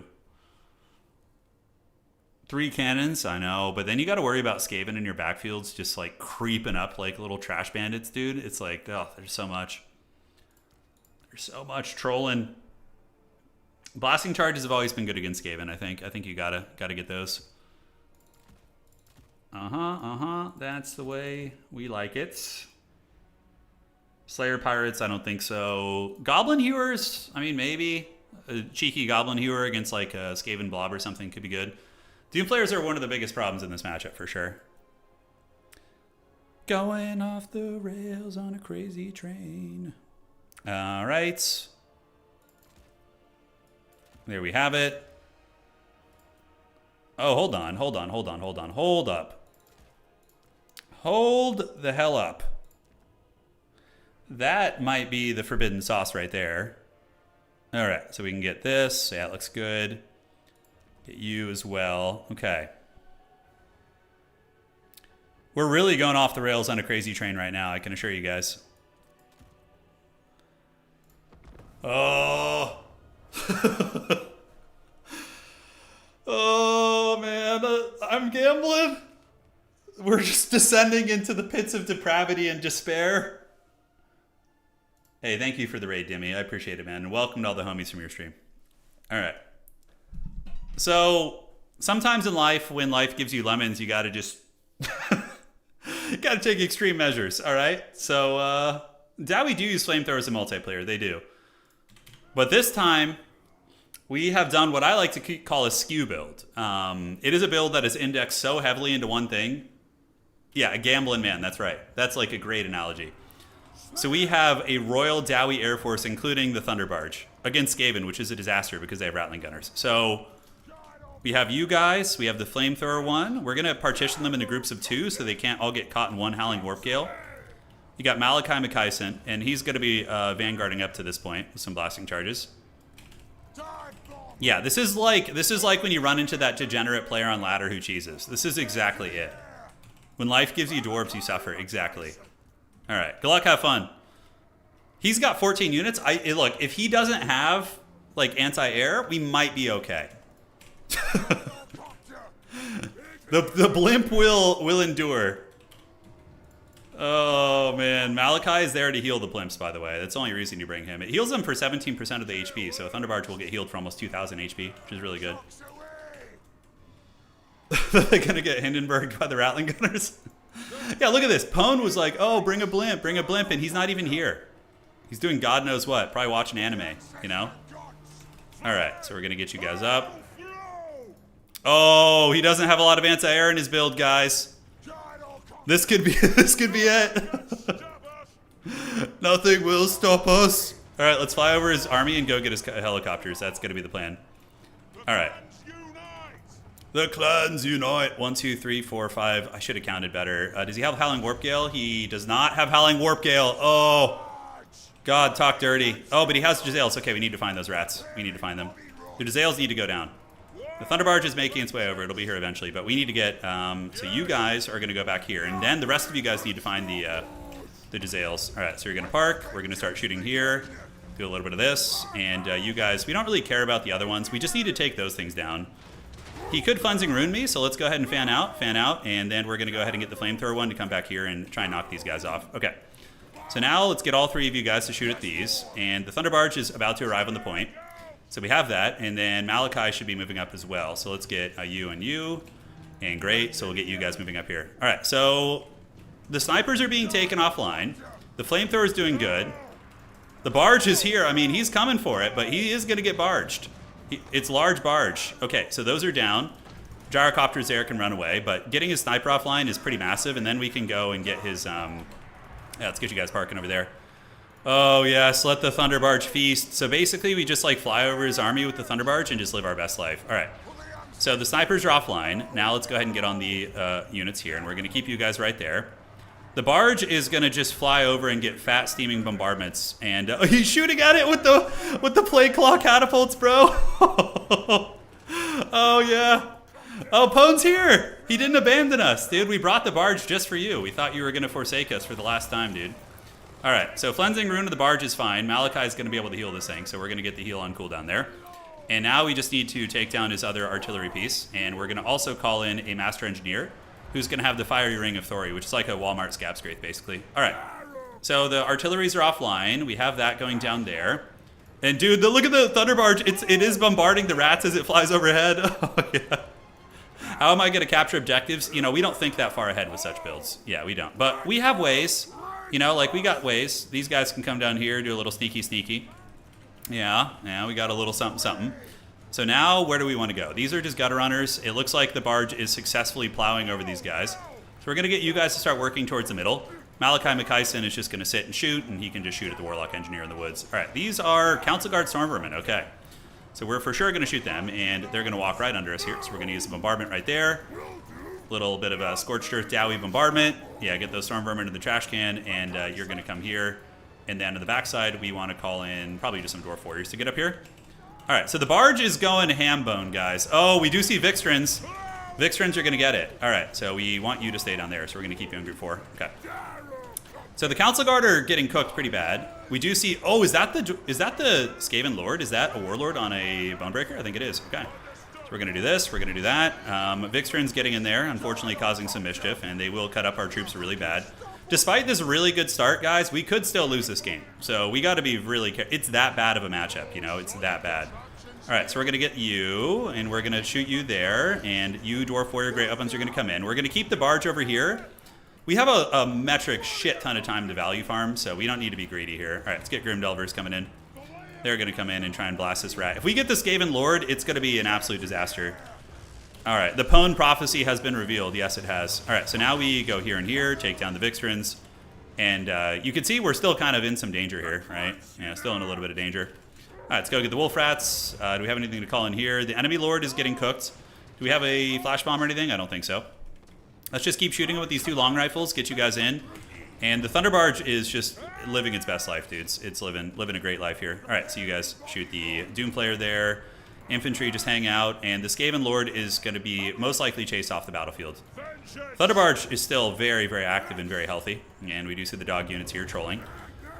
Yeah, we have a lot of games, so we just value farm him for as long as possible, and then we can like start pushing in. What the hell is this in the back? Is that the Vixrans? They really got all the way back there for reals? Man, I didn't think they would make it all the way back there. Yeah, so you can see the barge and the gyrocopters are doing good, so we're going to send the barge to the middle to start clearing it out. You two characters can go here. Let's use the Fiery Ring of Thori on them if we can, so we're going to do that for the Flamethrower Ring. There we go. It did a little bit of damage. And yeah, now we can send in some Slayers. So let's get Slayers coming up. They're going to start moving here. The Dreaded Barge is going to move. And we need to unsummon some shit, man, like right now. We got a bunch of real raggedy units. Homie's doing some unsummoning. God, how is the Vixtrans not dead? Jeez Louise. That was really bad, actually. That was really bad. All right. So it's Bargain time. And yeah, the Skaven would probably not presume you to be so bold to do this, you know, to like go barge against them. They're like, a dwarf would never do that. That's just asking to lose, but then, you know, occasionally the madman comes along. All right, so we're going to just fly overhead and barge him. Yeah, it's barging time. We need to consolidate on the points. Yeah, you guys work here, you guys work here. And I believe the gyrocopters have found the snipers. We basically just need to micro around them and steam cannon them. Meanwhile, the barge is just obliterating everything they love here, just slowly and surely. All right, let's get a chaff unit coming in, just get them here. The barge must have a lot of value at this point, I would wager. Those are going to be Clan Rat Spears. Let's get you guys over here. Warp Lightning going down, and yeah. Can we charge in here? Yeah, we probably just charge in, honestly. I think that's going to be fine. Unsummon you. Send you back into the pool. Yeah, like where the barge goes, destruction follows. It has 2,400 value. I mean, getting value against Skaven can be a little bit tricky, but it absolutely can. So let's put you in 5, or 2 is good, and you can shoot at that Warlock Engineer. You guys fight there against Council Guard, and we're going to need Colin Slayers. We got to make sure we don't lose this point. All right. So the barge, how's it looking? I mean, do we large barge down here? The Wolf Rats are killing our chaff units. Feels bad. So we'll send the barge down that way to secure that bottom objective, and then eventually I think we just get there. Yeah. He does have his Sniper Rats back online. Vixtrans are still going. Let's get all our characters in there to fight. Fiery Ring of Thori. Try and clean them up. And we can also do a little flash bombage on them too, lower their stats. All right, Slayers should be able to deal with them with a little bit of gyrocopter support, and we could use the Afterburner, but I don't know if I want to. Well, let's not risk it. I don't need to triple cap him. Let's not spread too thin. I think that's like the only way we lose, really, honestly, is if I spread too thin and then we end up getting trolled that way. All right, so those guys are getting unsummoned. We got our 2 characters right here, and let's see what we could call into the deeps here. Should have vanguarded that. That was stupid. All right, Flayers are offline. The barge is chilling, and here comes a second wave of rats. We have a lot of time, but again, I'm not going to play it safe here, guys. We cannot afford to play it safe. Let's get these Dwarf Warriors here. Thunderbarge is just going to start shooting at the units on the ground. Should have a good time versus them. Vengeance! The grudges are being satisfied, one way or the other. Goblin Hewer against Skaven. I don't know how that'll go. He's got a lot of like fast units. Yeah, and summons coming in. These are going to be Clan Rats. The barge is just a casual 500 kills, by the way, in a multiplayer game. Dodge back, and it's going to drop a bombardment. If they run under it, it just like drops a bombard usually. Yeah, see, there you go. Nice. All right, so they're going to get it. You Dwarf Warriors can come in. We're looking for his gun units. We know he has them somewhere. Yeah, so now the Jezzails are in the mix, so we probably want to save up for a couple gyrocopters and Alpha Strike with them. Like, call out a couple at once. Malachi and company can come down here, sit between the 2 points. Great Weapon's going to keep going. Slayers, and you guys wait here. While the barge, yeah, I mean, he might flip this objective. He's got a lot of shit, man. We need to get these 2 characters down here. Do we overload even more into the Air Force is the question. I think we do 1 and 2. So let's get the 2 more gyros coming out. And they're going to go hunting those Jezzails. Meanwhile, this objective is in heavy danger. Let's even get you guys right there. You Slayers can head down here too. Let's keep you guys here, although we kind of need them everywhere. How's the low ground looking? See, if I had spread out really thin, he might be able to just Walmart Scab Scrape time. You guys ready? It's the budget Scab Scrape. Yeah, pretty good against those rats, though, honestly. Kind of a decent tech. The Spirit of Grungni. All right, so let's go. Start blasting these guys. Let's get the Thunderbarge to start shooting them too. Malachi is going to be in melee. Not his natural habitat, but he's certainly not terrible at it. All right, so let's get you guys here, get you guys here. And, oh, man, the Thunderbarge with a huge cannon shot right there. All right. There we are. Perfect, perfect. And, yeah, absolutely hammering those guys. Absolute hammer time. We got to make sure we don't get too excited with the flying shit. We need some capture weight, so we're going to get some dudes coming over there. All right, so they got obliterated, and the Thunderbarge is just going to fly over and drop bombardments. Malachi and the engineer. I have a restock. You know, don't really need to restock anything. Let's debuff these ogres. Warp lightning. Oh, it actually hits gyrocopters. Oh shit, today I learned. Okay. Today I learned. Blasting charges. Let's get them up. Help clear the rats out. They are numerous. The Thunderbarge is going to do another wheel about face and try and get him down. We'll take you to go get that objective. And I think we're so far ahead at this point, we could probably press the third objective.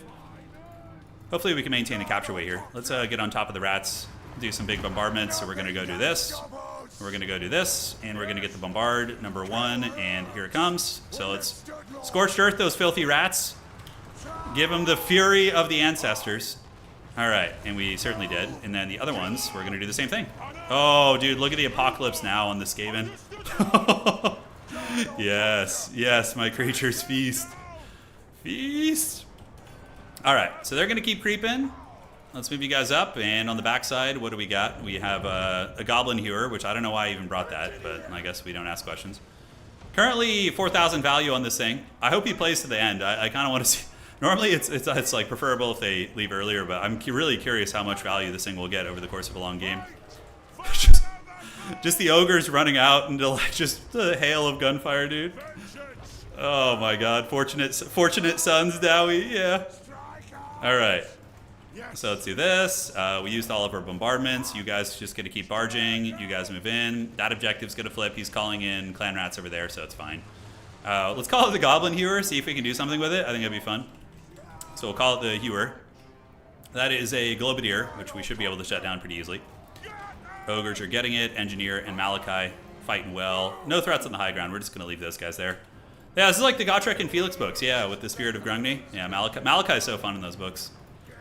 The one where Malachi takes them to the Chaos Waste and they recover that. Like, it's basically like a Lord of the Rings ripoff of going into the Mines of Moria. There's like a bloodthirster in the depths that they awaken. It's like, this sounds familiar. Yeah, but it's fun. Fun trope. All right, let's go get you guys right there. You guys rip shots in that Haggard Warlock Engineer in the woods. The Hewer is on its way up and is really, really good against ogres and Doomflayer equivalents, that's for sure. He's throwing gyrocopter bombardments at me here. We're sniping the rat in the woods. We got the triple cap. And the barge is sitting at 5,000 value right now. All right, so they get in. Slayers can go help out too. We can get the Doomflayer to help out here, actually. I think that should do it. He's coming in with a wave of pressure. So what do we want to call out? Do we call out more Air Force? I think some Grim Delvers would be fine. I've been playing really poorly with the Grim Delvers today. In the earlier rounds, I kept losing them. And I guess my opponents just did a great job of getting them in good position. All right, so the barge is coming back. I wish I had another harpoon shot. And the Goblin Hewer will annihilate these clan rats. You guys ready? New York should just get an anti-rat thunder barge. Yeah, New York City needs a thunder barge. Yeah, look, I just took a gamble that he wouldn't bring Rattling Gunners against dwarves, which aren't even super meta anyways against dwarves. And yeah, we got away with it. We got away with it. All right, GG, well played. All right, the barge. Yeah, the barge, bro. We got it. We got it. GG, dog. Fun one. Hey, that like makes up for all the L's we took earlier. That was so fun, dude. The regular gyros did good too, though. Look at the value. I mean, that one's 1,700, 2,700 on that one. Barge 5K value. Malachi only 300. I mean, basically the Thunder Barge did everything. It was like nothing else matters there. So if these had been Warp Lightning Cannons, I would have just instantly lost the game. He also needed Howling Warp Gale. Like, Howling Warp Gale and a 1 Rattling Gunner in reserve, and I just lose. It did. Always bring that warp. Yeah, and 1 Rat Gunner. All right. Okay, so got to go do this. Let's get you here. And that is going to be furious typing as I do admin things. All right, let's drop you out. And my opponent and I are reminiscing about how fun the barge was. Yeah, it was a good time. Let's do that. Kazakid, ha. Yeah, the dwarves, we're getting some wins. And look, we beat our nemesis, the Skaven, which is certainly a nice one. Yeah, certainly a nice one. No, you would never bring Rattling Gunners against dwarves. Or excuse me, not Rattling Gunners. You would never bring Warp Lightning Cannons against dwarves. You bring Teeth Rakers and you bring Howling Warp Gale, and that's usually enough. That's usually enough to keep the Air Force in check. Okay. So let's report the score here. That's going to be Dwarves versus Skaven. Bring in the old Dwarf win rate, you know, against Skaven back up. And I'm curious what we're going to get in our last round. We need to end on a win. You know, we need to end on a dub. We're going to try. Pone only tells me secret winning builds. He really is the devil on the shoulder, just whispering the forbidden sauce. Oh, that was really funny, man. I don't even know what you would do against Skaven otherwise. It feels like a really cursed matchup. Like, Skaven have so many good tools against dwarves, man. Your Total War 10-year anniversary is coming up. Anything planned? I don't know. We'll do something fun, maybe. Yeah, we could do like a super long stream. I think we could do something fun like that. Yeah, when would that actually be? So, all right. Yeah, hold on. I'm gonna go check this. You've actually made me quite curious here. So. Okay, so if we go back to the YouTube channel, let's find this. So we're going to go to videos and we're going to go to oldest. So the oldest Total War video we posted was 9 years ago. It was Chaos versus Dwarves actually was the matchup. Hold on, I'm going to load in and see this real quick here. Yeah, okay, 9 years ago it was posted. I'd have to look at the exact date it was posted, but 9 years, man. Crazy. Yeah, ages, man. Big 4v4 siege battle streams, that's what you guys want. The good stuff. Doom players are really hard for dwarves to deal with because Slayers don't have good AP, and you know they can tarp hit your Slayers with chaff units. They have Jezzails to outrange your guns. He's gonna play Co. Pone wants to play Co. Of course he does. You dirty dog. The flamethrower gyrocopters are good against Skaven because they lower leadership. So against like clan rats, it puts them down pretty quick. Yeah, Drexel, maybe. Thank you. 9 years. It's been 84 years. All right, how are we looking in the tournament? Refreshing. Dude, I really want to get, obviously the end time stuff I'm very excited for, but Dawn of War 4 is something I'm fiending for pretty bad. I love playing Company of Heroes style games these days, and dude, if Dawn of War 4 is actually good and it gets fleshed out, man, come on, dog. It was July 2nd, 2016. Okay. Okay, so I have 6 months. 6 months, give or take. So, okay, that makes sense. Yeah, so we could do something in July. Are you ever going to do a PvP campaign? Yeah, I would be so down to do that, T-Virus. If my boy Prof Pone here wants to do a head-to-head campaign, I would be down. I got some fun ideas for some head-to-heads. Okay. So refreshing the round. We need to end on a win, and even though we won't make top 4, we'll still go out on our shield. Oh, Jesus. Oh, sorry about that. Try to get away from the mic. I don't know what it is. When you get in your like 30s, your sneezes just become louder and more obnoxious. Okay. 2016 sounds like it should be last year. It's insane. It's insane. That was a full body sneeze, yeah. And I'm unfortunately cursed with allergies. Yeah, I get wrecked pretty good. 9 years ago, did you ever think you'd... no, I didn't. No, when I first started YouTube, it was just like a hobby. I was just working my 9-to-5 job. I liked it. It was a good job. And yeah, I just like came home at night and wanted a creative outlet, something just to do. And yeah, it was just a hobby. You begin to enjoy your sneezes more. That actually is true. Yeah, I didn't really think of that. But yeah, sneezes are like a little bit more cathartic when you get older. You're ready to evolve into dad form. Yeah, it thunders in California. The people yearn for a head-to-head. Pone Dog, it's time, dude. We're playing head-to-head. What are you playing? You go to the campaign. I would like to play my boy Tamarcon. It's so fun. Like, gathering all the Pokemon is so fun with Tamarcon and getting all those characters and then getting a Chaos Dwarf gunline behind you. Who else would be really fun for head-to-head? Norsko would be pretty hog wild because Wolfric will just teleport around the world and be annoying. He could you'd have to have like a set win condition, you know?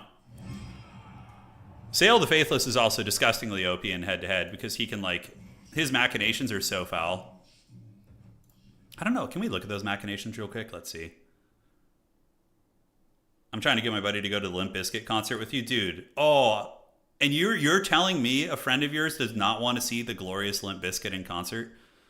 Dude, I would be so down to go to a Limp Bizkit concert. I would wear the the white, yeah, you got the white shirt and like the jean shorts, the full nu metal. You'll play Kolek, and that'll be over in like 5 minutes. Kolek versus Tamarcon, they spawn right next to each other. You know that, right? Or did you just, yeah. Yeah, I agree, Wind. That was the one thing about Tamarcon's campaign I didn't like so much, is that everybody is like chaos that you fight for a long time. All right. So the machinations, path to victory. Can we look at them yet? Yeah. So lies become flesh. Provides an army ability allowing this force to summon a shaman. Okay. Unit added to the army plus 10. The target army's lord and heroes are wounded. Dude, that is so damn OP. That is just disgusting. So basically, your enemy's army, you could just click it and kill all the lords and heroes. Your friend who has been working for an entire head-to-head campaign to develop heroes and characters just instantly wounded. Oh, that is such BS. Holy shit. Because you could just do that right before a fight, right? That is just like the cheesiest shit ever. Oh, I love Incubus. Incubus was one of my favorite bands back in the day. That album, what was it called? Was it Talk Shows on Mute? I really like that album. Oh, there's a couple other ones. Yeah, they were great. So you could just instantly destroy. Target settlement is raised. Okay, great. So you could just like one-shot your opponent's capital city. And forces the target faction to declare war on every other faction they know. That is so dirty. Wait, the Lord is replaced by a powerful Great Shaman Sorcerer and the army becomes a rebel force targeting the faction it spawned from. Dude, that is so dirty. Oh my God. Yeah, you couldn't have Sail in a head-to-head campaign. No, Mr. Mike, we're just in between games right now. We just won with Dwarves against the dreaded Skaven. Now we're going to the next round here. We're just waiting for the game to finish. Waiting for Christopher and Charles Barkley here, or Barles Sharkley to finish their match, and then we'll be good. All right. Let me know when done. All right, so I hit them up. They can let me know when they're done, and we're going to get in our lobby for the night. Yeah, you can't have Sail in a head-to-head campaign. That's just so dirty. That's so dirty. Take your min-max stack, and yeah, just done. You're done. The only way I would probably be okay with Sail being in a head-to-head campaign is if there's like 6 people, and if it's a big head-to-head campaign, you know? So then like only one person is going to get trolled by it. Like, what's the cooldown on that? How often can Sail like nuke somebody's army and or force you to declare war on everybody? Counterpoint, you have a campaign with all the most disgusting lords, Sail, Deathmaster, Greasus, and Kairos. You'll play Nagash? Okay, fair enough. Pwn will play Nagash. Yeah, Skaven normally, but he didn't have any anti-air. This is our build. We came in with a Thunder Barge and then like mass Air Force, and we got very lucky. I should have started with like only Air Force. That would have been very funny. Yeah, so like if there is a Sail player, you gotta like team up on him, right? Hey, Trustnot, what's up, man? Congrats on the newborn. What are your thoughts on 40K? I'm excited. Yeah, I'm hopeful. You know, I'm usually an optimist. I'm usually sad after the fact more so than sad before when it comes to being excited for things. But yeah, the counter to Sail, display like a crappy legendary lord. Yeah. Wow, every 20 turns he could do that? That's gross. So like a head-to-head campaign would probably go 80 to 100 turns. And he could just be popping that every 20 turns. And like probably forcing them to declare war on everybody they know is awful. Oh man. People gang up on you, never get to them. Okay, got it. Got it. Okay, so let's refresh and see if they are done. Here we go. Not quite. These guys are in a fearsome cockfight there. Prepare for the bear wants to drop from the tournament. So let's do that. Prepare for the bear. Prepare for the bear. He is getting dropped. We need to fix Lidden's points as well. Okay, so yeah, we'll maybe scheme some head-to-head campaign stuff. It would be fun. I would like to play on a team with Pwn Dog. That would be fun. We could like play on a team, get like Goji or something, and do like a 2v2. It could be some good times. Being at war with everyone sounds like the Anticity playing the campaign. Yeah, has Ent been streaming? Has he been active lately? What's he been up to? I know he's more of a creature of the morning. I'm more like afternoon, nighttime. So he usually streams when I'm doing other stuff and or sleeping. All right, so let's fix that. The Thunderbarge only farmed its value last match because yeah, I mean, it would have farmed it regardless though, because there's constant broadside shooting on Thunderbarges. There's like a huge crew of Thunders that shoot off the side, so they're gonna get that value. They're gonna get it eventually. I did it with the head-to-head against Iceland and ended up turning the entire donut against Iceland. That's dirty. Get Grubby to do 2v2. I don't think he'd be interested. Yeah, I've tried to get Grubby to play Total War before, or like some multiplayer stuff, and he didn't seem terribly interested. So maybe when he plays the game more, he would be down. That'd be fun though, for sure. Ent is planning to do an Empire campaign where all of his units have 1 HP. Holy shit. So what is he going to be, like Pistoliers, Skirmishers? Yeah. That's wild. Ent is still mostly playing tournaments, but he does some campaigns with a mod called Only War where you're automatically or with every faction permanently. Jeez Louise. That's like kind of like what Legend used to do, right? When he was playing Legend of Total War, he would have like these campaigns where he's like declares war on everybody he finds. All right, so round 4 is finished, and now we're going to go into the 5th and final round of regulation, followed by a semifinal and a grand final, and then after that, we're going to be jumping into some siege battles. Yeah, we're going to try some different siege battles. And do a 2v2, 1 pro and 1 noob for each team. Are you saying Pone would be the noob on my team? Oh, Pone, did you see them? Do you see him smack talking you there, dog? You going to take that? All right, let's refresh this. We're going to the next round. Yeah, I've been fixing the drops. We'll sort it out. If you see anything that's off, let me know. I have been updating the scores though as people have been dropping. Serkia should not have 5 points, so we got to fix that. He should have 4. So let's fix that real quick. Elspeth campaign is fun. You can get Hellstorms exploding into small purple sun spells. That's actually pretty sweet. That's really cool. All right. So that's done. That's fixed. And now we need to fix this. Yeah, Total War Warhammer 3 multiplayer does have a bit of a learning curve, but I'm pretty confident that with like an afternoon of training, like somebody with like really, really strong RTS chops, someone like Grubby, for example, could like start winning multiplayer games really quickly. Like if we just got him on Norska or like a stronger faction, someone that's a little bit forward heavy, that'd be good. Bold of you to assume I was the noob. Yeah, that's true. By the way, if you're playing in this tournament and you're one of the tournament admins, please do not edit the back end of the website. Let me handle that. Because if I'm doing it and you're doing it, it's going to cause issues. All right. Yeah, I don't think Tamarkon is very strong, but I don't think like he has like a mechanic that... I mean, the plagues, sure, could be very troll once you get them going, but it's... Like, yeah, Tamarkon himself and his armies are really brutal, but it's not like he has like a faction mechanic where it just like punches you in the wiener, like super bad. Of course, the hyper plagues are going to be scary later on, but yeah. Okay. Where do you rank if you are a pro at a campaign but never played multiplayer? What do you mean, where do you rank? Like, where would you rank in terms of like how well would you do in multiplayer, or not sure of your question? Yeah, like Tammy's just kind of old school, right? He's just going to like march you down with his big toads and fight you, There's some overlap between campaign definitely will help you learn multiplayer because you'll learn the basic functionality of all the different units, right? Yeah. Would you be closer to a pro or a noob? I mean, if you're talking multiplayer, of course, you'd be somewhere in the middle, probably like a beginner, but still decent. Yeah. I think some other homies are messing around on the website. All right, let me do that because it was totally fine until just now. Okay. It's refreshing here. Yeah, you guys have... I've heard a couple of people say that today. Is there like some sort of big storms going on the East Coast right now? Some crazy shit? Oh. Okay. So Syracuse score is fixed, so we just got to wait for this to load, and then we're going to advance to the next round. Perfect. So we got one more round for the Ancestor Gods. We'll see what we encounter. The hardest game we had tonight was actually Nurgle. Man, that was brutal.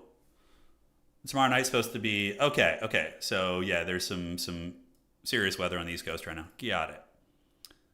All right, so let's advance. We're going to do this, and it looks good. So advance Swiss to round 5. There are storm warnings issued in Georgia. Got it. Well, stay safe, guys. Yeah, this doesn't sound like fun. I'm like literally over here in like shorts and sandals walking around. And then the dead of winter. Midwest is getting hammered with snow. Got it. Stay safe, folks. All right. And the next round should be coming up in a moment. We'll have our matchups. And the Dowie will satisfy the grudge one way or the other. One way or the other. All right. So we got Kaiser is going to be our opponent. Let's announce this. And we're going to do that. Round 5. Good luck. Have fun.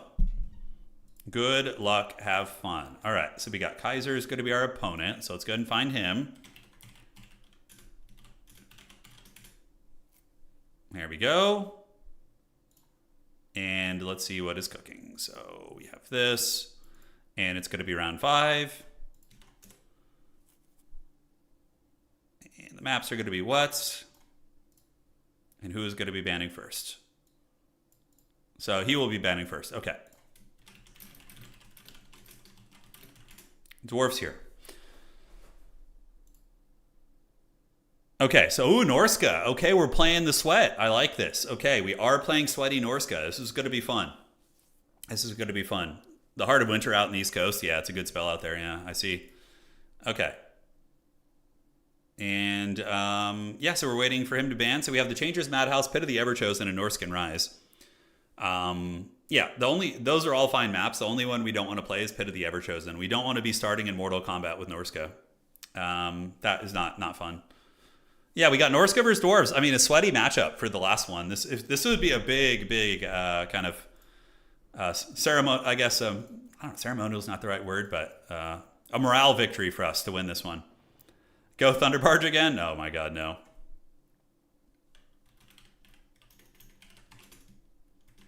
Standing by format. All right. Malachi has some crazy campaign buffs. Only thing is he's being surrounded by chaos. Yeah. Oh my God. I can imagine in campaign Malachi is just filthy with Thunderbarges, right? Like that's got to be just like some armies that you just like straight up can't interact with. Because he can get a bunch of them, right? Okay.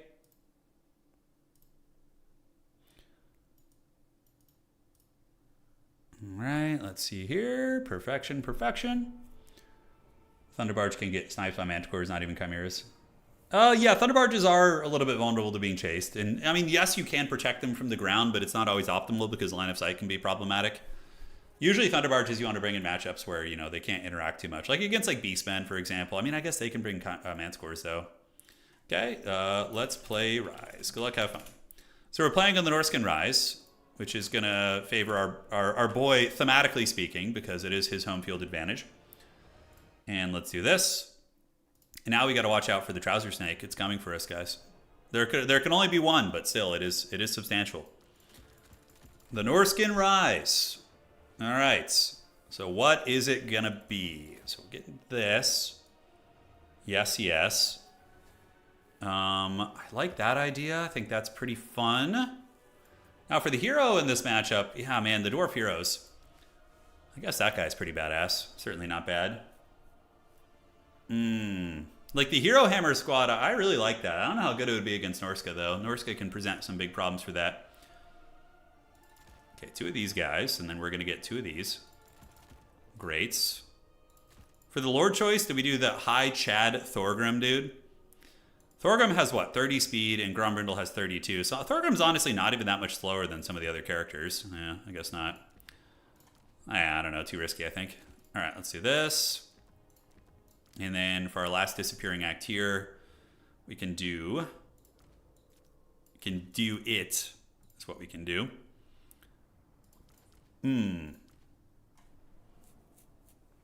Yeah, I probably wouldn't recommend blimping here. I don't think that would be the way. Cut all that, cut that. Okay, so we got 2,000 Gs left to spend. Absolutely bring that. And then we want to get this full Slayer build, just to the Grudge, just full Grudge boner, just charging at you with Slayers, dude. That's for sure how you do it. He's ready, though. Our boy here is ready. We're going to need some Dwarf Warrior units, just baseline Dwarves. It's going to be good. And then you could do artillery builds against Norska. This is kind of a shooting gallery map, too. You can definitely whip something out in that style. Yeah, Norska is one of the best factions in the game, top tier. We're definitely the underdog here in this situation. That looks fine. Almost done with the build, guys. We'll be loading in just a second here. Yeah, got to worry about flyers trundling in and causing all sorts of havoc. Blasting charges, I think, are necessary. Yes, yes. Let's get the blasting charges there. Get you here. And then... do we end then, or do we no end then? That really is the question. Norgrimlings are kind of an interesting idea, just to hang out in Vanguard. They're fun. Triple organ gun, that would be super Chadley. It would. I'm bringing a pretty wonky build. I don't know if I would call it good, but it will do something. It'll do pig. What about hammers in this matchup? I don't think so. Thunder is all right. A Doomseeker as just like a super killy pushing piece in the late game. Maybe one in Vanguard isn't the worst. All right. Yeah, I think we're good. All right, good luck, have fun. Let's see what the hell happens, man. If it's not a barge in every matchup... well, dude, I brought a barge last game. Are you not entertained, man? We had the barge. This game, we're trying out something very different that you almost never get to see, by the way, on streams. And it is a hero squad, but with a hero you almost never, get to see. Yeah, so we have the big dog himself, Thorgrim the Grudge Bearer. And he does do magic damage, which is relevant against Norska. And he gives a huge melee attack buff to everybody around him, so... you got a little bit of a hit of the barge, and now you need more of it. Yeah, it was fun. It was very fun. I'm not going to lie. So we're going for Goblin Hewers. So Goblin Hewers are extremely off meta, I think, nowadays. But they're good. They're actually quite good. I remember Alexander Bignuts was beating me up pretty good with his Thunder Barge play. So with Dwarves, I like to just really anchor and make sure we get one objective out of the gates, And the other homies here are going to go here. We have Felix, a Runesmith, and the High King Thorgrim. And double Hewers. So the Hewers are just going to sprint. They're really fast. Hewers have 40 movement speed or something. So yeah, Felix will give Thorgrim healing. And Thorgrim has 8,000 HP. He's an absolute unit. He's a tank.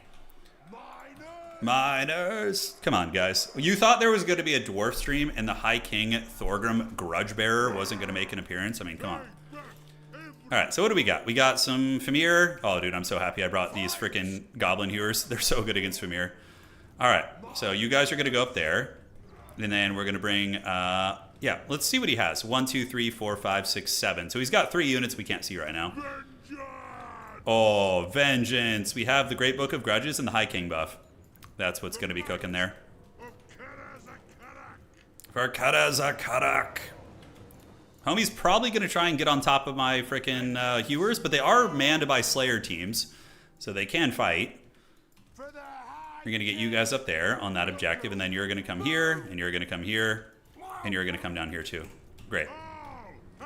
Our hero squad should be good. We have Rune of Wrath and Rune of Slowness. Okay, so 1, 2, 3, 4, 5, 6, 7, and then they're capturing in the wood, so probably 8 and 9 over there, I would assume. So he's got 1 unit I can't see, which is most likely like a Famir of some sort. Yeah, some sort of funny business like that.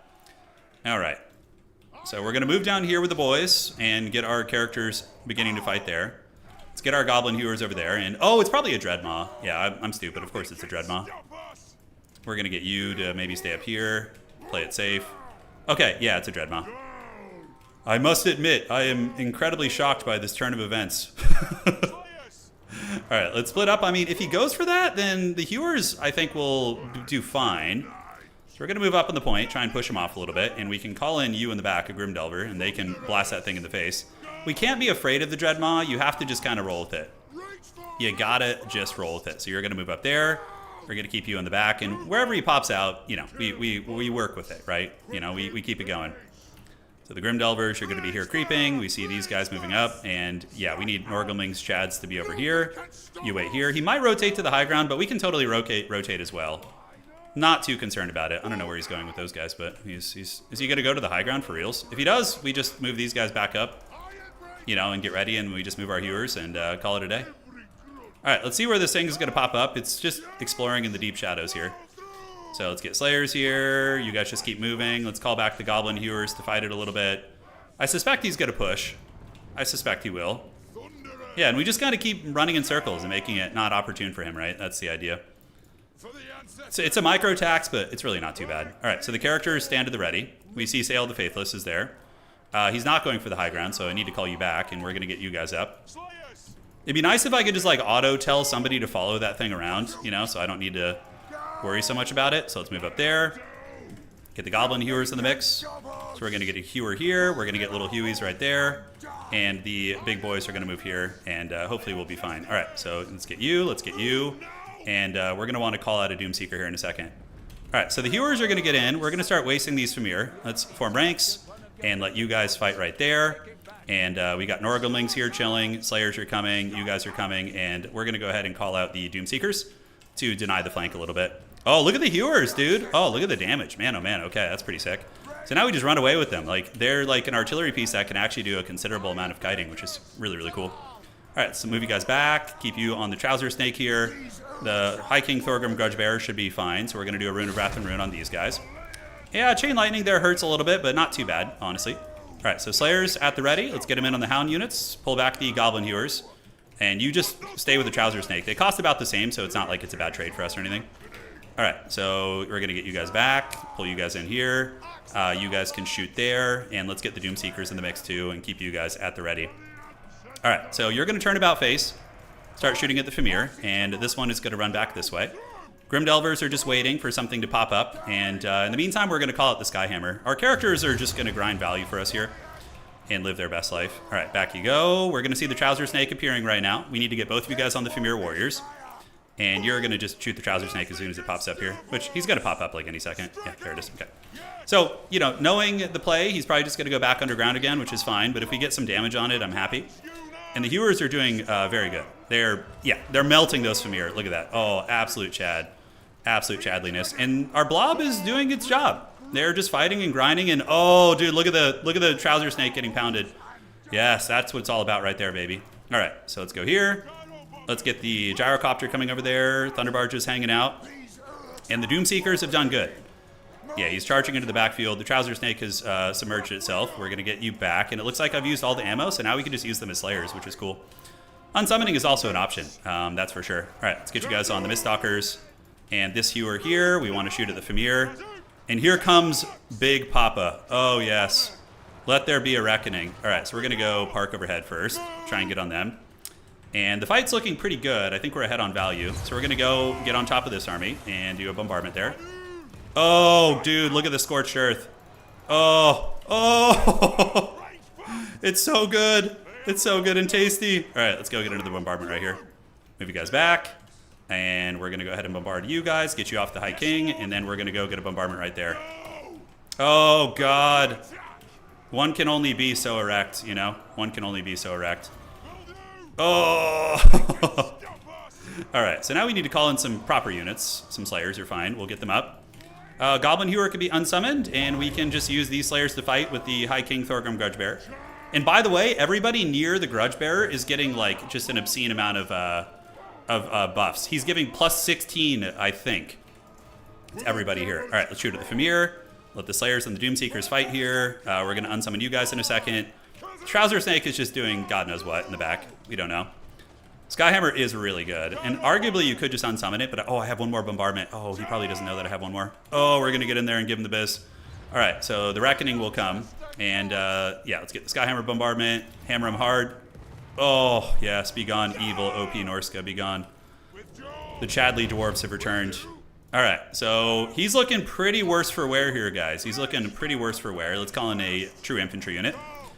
Slayers are going. We're going to unsummon you guys if we can. We're going to go ahead and unsummon the Norgelmings too. And we do see the Trouser Snake in the back. As the dwarf lines are holding, And the High King Thorgrim Grudgebearer, man, putting in work, putting in a lot of work. We need to get our gyro hammers or our gyrocopters back, for sure. All right, so Slayers at the ready, and we have absolutely crushed Norshka off that objective. That is for sure. There's a Manticore down there, but nothing we can't handle with our characters. The High King is going to make very short work of that thing.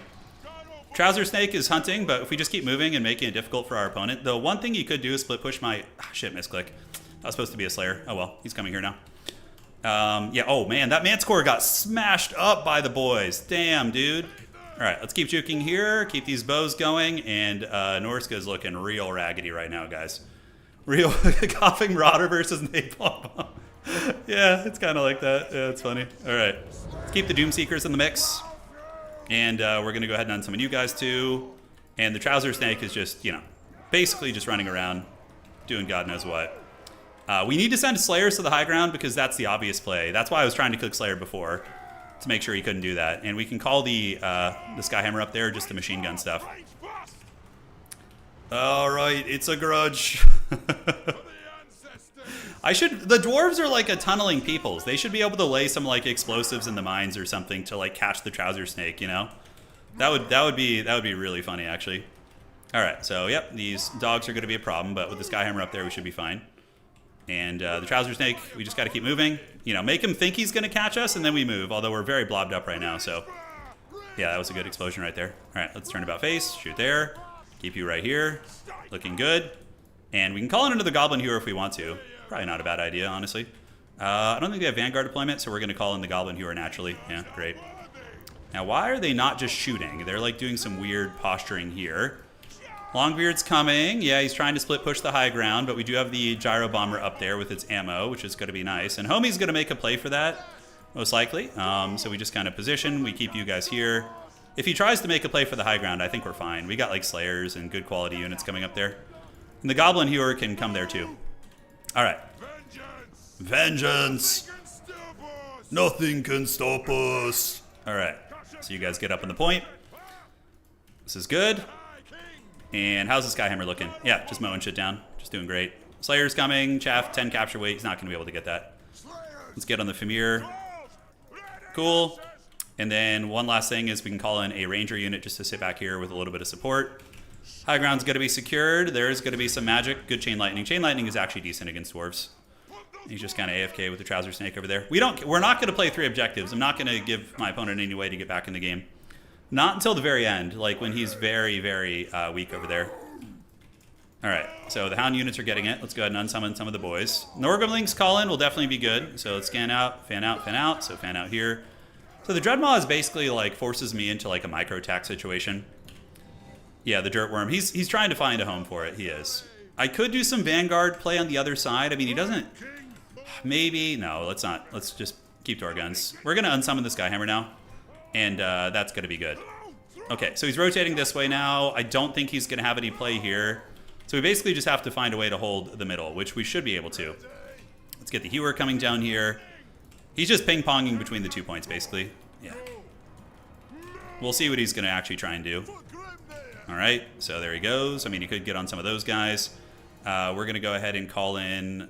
Yeah, let's do it. Norgrimlings, get the Chads coming back in. Let's move you guys. Move you guys forward.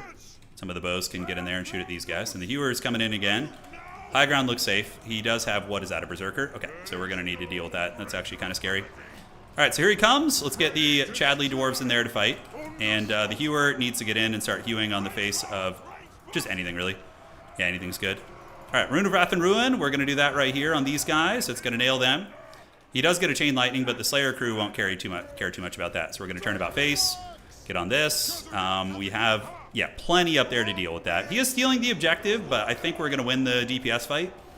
You know, could be wrong. Trouser Snake is getting some shots to the face right now. And let's get the capture weight on for the Rangers. Just get him in there to help out. Thorgrim Grudgebearer, again, is buffing the attacks pretty hard.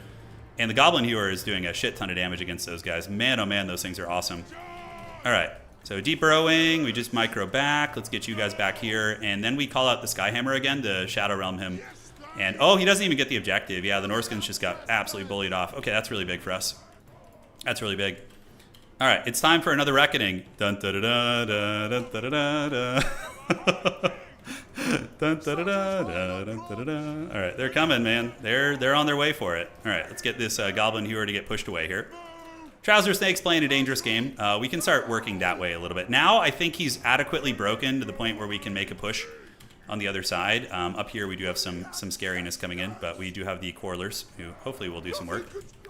All right, so getting cheeky. Getting a little bit of bow fire there. Trouser Snake might pop up.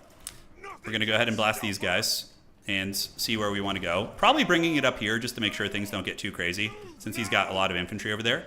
It's going to be nice. And yeah, you guys are going to move for it. The Grim Delvers are shooting the Berserkers. The Hewer is going to set up here. The High Chad, Thorgrim, Grudge Bearer getting it done. And now we need to get some Slayers in the mix here. Yeah, so Slayers pile in and fight. Let's get you guys parked on the objective. And the Gyro Bomber is going to go up there. And now the Trouser Snake is visible, or is it not? I'm not sure. Kind of chilling out there a little bit. All right, we're going to send you guys to go threaten that outside point just to play it real aggressive here at the end, because I think we're in good enough shape. So let's send a Slayer over there too. So we're going to send a Slayer, and they're going to go. All right, time for Scorched Earth. It's time, round 2. So let's get the Skyhammer right there. The Trouser Snake has emerged from its nest. We're going to get it with the Hewer probably. And cool. Yes. Oh, deleted. Source code deleted. All right, Slayers are coming. High King, Thorgrim, Chad Bearer doing work. Now we're going to get in here and basically end the career of this unit. Oh yes. Just have your source code deleted by the Skyhammer. How about one more bomb for good measure? All right, that unit is basically a non-factor now. You can just run back this way.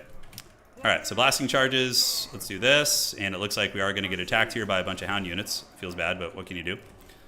Dwarf Warrior move up, and that is going to be that. Oh, yeah, dude. All right, we lost to like the Haggard factions, but we beat Norska, and we also beat Warriors of Chaos today. So I will take those wins, all right? And it was the High King as well. Yes, fear him. GG, dog. Yeah, boy. Come on, tell me that was not a cool build. It actually worked really well, too. The Hewers did great damage. They wrecked those Famir. Norgrim links with the blessed number 69. Thorgrim is more of a buffing station with Felix, so they were able to just hold. And yeah, and we took down the Shaven as well. Yes, we did. Yeah, Grim Delvers were all right. Trouser Snakes, yeah, we kept that thing in check pretty good, I think. We did. All right, guys. Felix heals units, Shevin. So Felix has an ability called Blood Oath, so that when he's near an enemy lord or hero in combat, he heals them. So keeping him with your Dwarven Lord, who's like a raid boss, makes him even more of a raid boss. Yeah, it's very strong.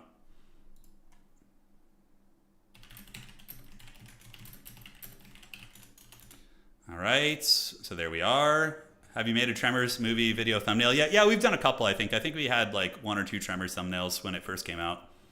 All right, so pretty good. 3-2 with a faction I'm just kind of learning. Very happy with that. We beat some good players, beat some strong factions. The games that we lost were definitely winnable if we just correct our builds. So yeah, it was good. GG, well played. All right, so Dwarves versus Norska. The Dawe versus Norska. All right. So let's get you there. Those things are unironically... Oh, dude, you know what I was thinking? Oh, dude, I have an idea. So you're playing Dwarves, okay? You're playing them against anyone, really.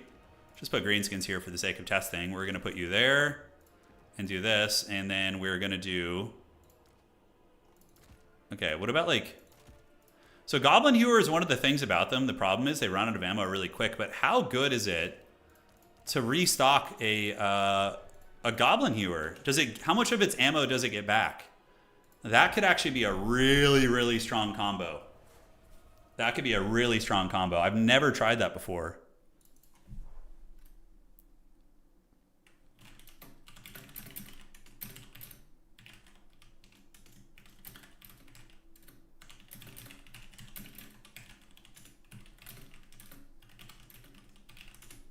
Surely more than... Yeah, I'm kind of curious about this. Not good, it's percentage based. Okay, so yeah, it's just not going to be... Okay, let's get you in there. Goblin Hewers just do an obscene amount of damage, by the way. Like, they hit so freaking hard. Not so much against, like, foot-based infantry, but they can, I guess, if he's standing still. Okay, I just want to see the ammo situation. So let's just, like, run him off here a little bit. Yeah, like, try and get him to chase. And now we're going to go ahead and pause. And, oh, god damn it.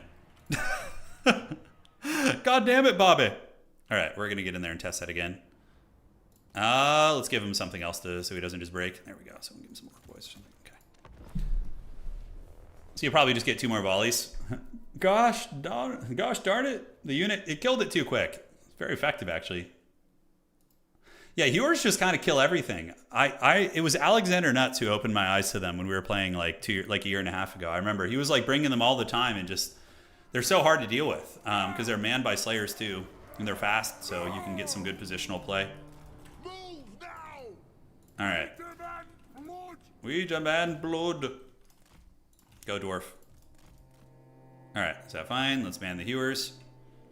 Man the Hewers. Okay, so we fire a volley. God, look how quick they just kill shit. But it does go through the ammo really quick. So now we're going to go ahead and do a restock. Let's see what we get back. Dude, that's not bad, man. That's like a 30% of its ammo back. I mean, sure, it's only a volley or two, but the volleys on these things are very valuable, so... That honestly doesn't seem terrible. And then if you put it in guard mode, can I just like shoot in melee? Let's see.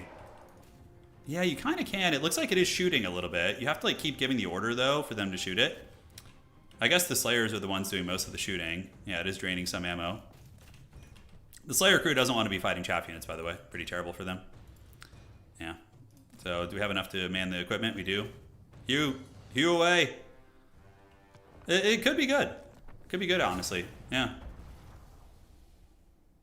That is a lot of extra DPS, you know, that's an extra 2 or 3 volleys, which is, you know, on that thing is significant. All right, so now we're just waiting for the round to finish. Top run of players right now, let's take a look, see who's cooking there. Okay, so back on the tourney website, let's refresh this, see how everything looks. Yeah, Hewers can be killed by like Furies and chaff units. Like a zombie summon on top of a Hewer is a disaster. You know, a lot of stuff like that. Yeah, vampire count's always annoying as hell. All right, so a couple games to finish, and then we'll be getting into the top 4. Looking to be out of region, Johnny Cash, Serkia, and Hyokchan. Maybe somebody else is playing for 4 wins too. I'm not quite sure. Martinius maybe creeping there as well, though doesn't look like he's in the running. Yeah, hey, look at that. We actually didn't do bad. Like overall standings in the tournament, we're lurking in the upper echelon of players. It's great. You know, like we've done well with the dwarves. Some strong competition too. I will take it. I will take it. It can kill a giant nerd. It honestly is good against elite infantry too. Like that game, we used the Hewer to wreck those Famir. I mean, it really flattened those guys over. Yeah, it did some nice work. Yeah, we had a really good dwarf games, man, Green. If you go back and check out, the first game was really good. The second one, the 4th game and the 5th game were quite good. One game I just got annihilated. Yeah, it was like just brutal. But aside from that, they were pretty good games. Yeah, 3 and 2 today. Not bad. I'll take it. I will take it. Okay, so 1, 2, 3 to wrap up. And do we have a clear-cut top 4? Kind of looks like it's not going to matter. Out of region, Johnny Cash, Serkia. So we got Wood Elves. I would imagine Hyokchan is playing High Elves. That's what he usually plays. I don't know about Johnny Cash. Out of region could be playing anything, so... No, I never played Fallout. My wife is super into the Fallout games. I love the universe, and I just never got into playing them myself. Yeah, I played Fallout 1, which was like the squad-based one. Yeah, that one is good. Turin plays my main, and I can participate and arrive too late. I know. I'm sorry, brother. Great games, though. Hey, have fun watching the UFC, man. Yeah. This is, what do we got tonight? Is it Paddy Pimblett versus Gaethje? Yeah. That's the card, right? Lothern Seaguard are good. Yeah, they're not like super common, but they're good. You know, I often like using regular archers because they have better range and they're cheaper. But yes, Seaguard see play for sure. They're not like the most common thing. I would say before the DLC you saw them more. Now High Elves have a couple other directions they go. I do have the best wife. She's lurking here. Yes, she awaits. Yeah, when we were, I learned probably the most I ever learned about Fallout is when Anna and I were living together in Poland, and we had a little cabin in the woods. She was really into Fallout at that point, so I was basically doing other stuff or reading and she would be playing Fallout, and I was like watching and listening, and I probably learned the most about Fallout at that point. Oh, Derek Lewis is fighting tonight too. Very cool. Very cool indeed. All right. So 1 game left to go before we get to the top 4. And let's see what's cooking. Perfect score for you tonight, Drexel? What do you mean perfect score? You mean you lost all your games? Hey man, it's all good. Don't worry about it. Sometimes we all go to the pits, you know. Oh no, you got to win. Or maybe that was the Byron. I'm not sure. I know Anna's going to be the Dark Queen of Olden Era when it comes out. She's going to unleash her Polish fury on us. The Slavic people are so good at Heroes of Might and Magic. They're so good at that series. And the new one, in the demo, they didn't have the nature faction, which is probably what she would like the most. They, yeah, because there's Sylvan, which is like forest spirits and I think elves. Yeah. Something like that. We haven't really seen them yet. They have like these like woodland druid guys that are like they're like tree spirit guys that can like launch bees at you, Nicolas Cage you. You guys remember that movie with Nicolas Cage, The Wicker Man, where he's like, not the bees, and they put the helmet on him with the bees? Shit was so funny. All right, let me check here and see what's going on. All right, so yes.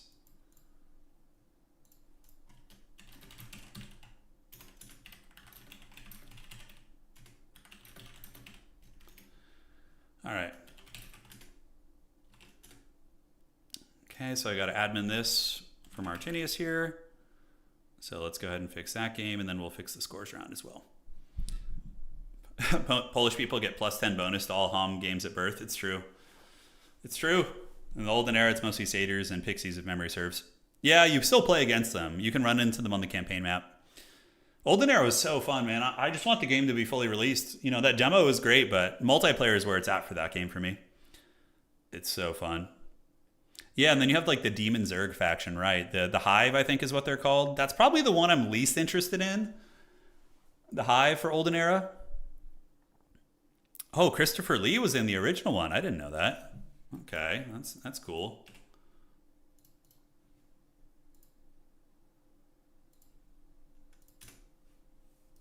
And that's fixed. And now we need to go ahead and fix Martinius' score, as well as this guy who's Useful Toaster. Wasn't Christopher Lee a Bond villain too? Saruman? Didn't he play a Bond villain in one of his earlier movies? I could have sworn I'd seen him in that when I was like real young, when I was like a kid. Yeah. The Hive looks weird. Cool units. Oh yeah. Right. So that is fixed. And then we need to update the scores. Songs of Conquest was fun. Yeah, I like Songs of Conquest. Pone and I played that a little bit when it came out. We had, I think, a couple streams of it. I would be down to go back and play some Songs of Conquest. That game was good. All right, so Martinius should have a win. Could it affect tiebreakers? Yes, it could. So we got to make sure Martinius has his win here, and then we need to take a win away from the Useful Toaster. The dreaded Useful Toaster. All right. Man with the Golden Gun. Yeah, okay. He was Francisco Scaramanga in The Man with the Golden Gun. Yeah, I thought he was. I just don't remember the old Bond movies super well. Maybe we'll have to rewatch some of those. You know, I actually I liked the Daniel Craig era. I mean, my favorite, of course, isn't, you know, growing up in the 90s. Like, come on, we had Pierce Brosnan and we had the game to go with it, the N64 GoldenEye. Like, that was Sean Bean, you know, for England James. That the whole bit, like, I love all that. But I did like the era of Daniel Craig. Yeah, he was fun. Yeah, I haven't watched the older Bonds as much. I really haven't. Something we'll have to dive into someday. Professor Bones like Scaramanga. Why is that? Yeah, I like Daniel Craig's Bond. Yeah. Okay, so if you guys were to rank your James Bonds in order, like rank the actors of your favorite James Bonds, like favorite to least favorite, I want to see what you guys have to say. I'm genuinely curious. For me, it would probably be Big Dog. Oh, man, I don't know. Pierce's movies, obviously, they're like corny 90s. A lot of what I like about the Brosnan movies are the nostalgia. So it's like tricky if I'm a little bit biased. But for me, it would definitely be, I really like Pierce Brosnan and Daniel Craig towards the top. But again, that's just because that's what I watched. I haven't watched as many of the other ones. So I don't think I'm a good source for this. So I'd be curious to hear the input of folks who are actually deep in it. Yeah. All right. So that looks fine. Let's do this. And that should be all sorted now. Let's refresh the brackets. Sean Connery, Daniel Craig, Pierce Brosnan, And then all the others. Okay. Craig, Connery, Dalton, Moore. Yeah, a lot of you guys. Yeah, I think Craig gave Bond a realistic, gritty feel right. It wasn't like as cartoonish and ridiculous. There's some OGs in here as well. Connery, Brosnan. Okay. Casino Royale is. Oh, I love Casino Royale. Yeah, that one's really fun. I liked them all. Some of them were not as good as as the other ones in the series, but still enjoyable. Okay, so we're going to need a playoff match unless somebody has to drop. So we will have Serkia and Hyokchan play for a playoff match. All right, so we're getting an extra game today. I'm pretty sure all the dust has been settled on the matches. Should be. Yes, great. All right, so playoff time. Somebody host the lobby. Do this. We're going to have playoff. All right, and I need to host that as a spectator. Here we go. Oh, that's weird. It wouldn't let me make the lobby. Okay, so we have a playoff here between Hyokchan and Serkia to see who's going to be getting top 4. Serkia, playoff for top 4, and Hyokchan, playoff for top 4. Unless Outer Region needs a drop for some reason. Yes. Flags, just jump out. Okay, so the boys are there. Let's add a spectator slot for Outer Region. And there we are. Cool. So I think we're getting ready. We're going to have a playoff for top 4. Let me announce it to the players so they're not wandering around. So Hyokchan versus Serkia. Because they have the exact same score. Top 4 playoff. All right.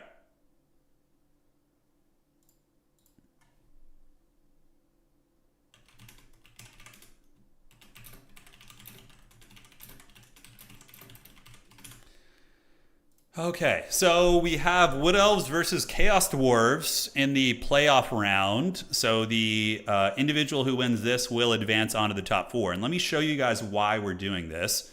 So Outer Region has 5, he's undefeated. 15 victory points, doesn't matter unless there's a tie. So he is easily first place in the going into round 4. And then we have Johnny Cash and Abdelzerak, who are both, really strong tiebreaker scores. But Serkia and Hyokchan both have a tiebreaker score of 13. So in that case, what I usually do is I have a playoff, which is going to be giving us an extra round of gameplay. So yeah, we got Chaos Dwarves versus Wood Elves. This matchup is honestly, oh no, it's High Elves. Okay, never mind. Sorry, guys. I know there's some DWARF fans out there, but it's High Elves versus Wood Elves. Yeah, which is a fun matchup, I think. I think it's good. So we're going to get the map, switch here, and they can let me know what it's going to be. It's not, yeah. So maps can be, we can just redo the round 4 maps, I think, or round 5 is fine. Or we could do semifinals. Yeah, we'll do round 5. All right, so we're going to do this. And we will do this. Great. So they're going to work that out right there. Yeah, wasn't there rumors of Idris Elba being cast as James Bond? They haven't had like a new James Bond, right, over the years? Yeah, ever since Daniel Craig's departure in his last film, I don't think. Yeah, it'd be fun. It'd be fun to see what Idris Elba could do. I feel like he gets cast in a lot of like Haggard movies despite being a really good actor. He's willing to do just these projects that are just Haggard, But yeah, Idris is fun. I like him a lot. I'd be stoked to see him as Bond.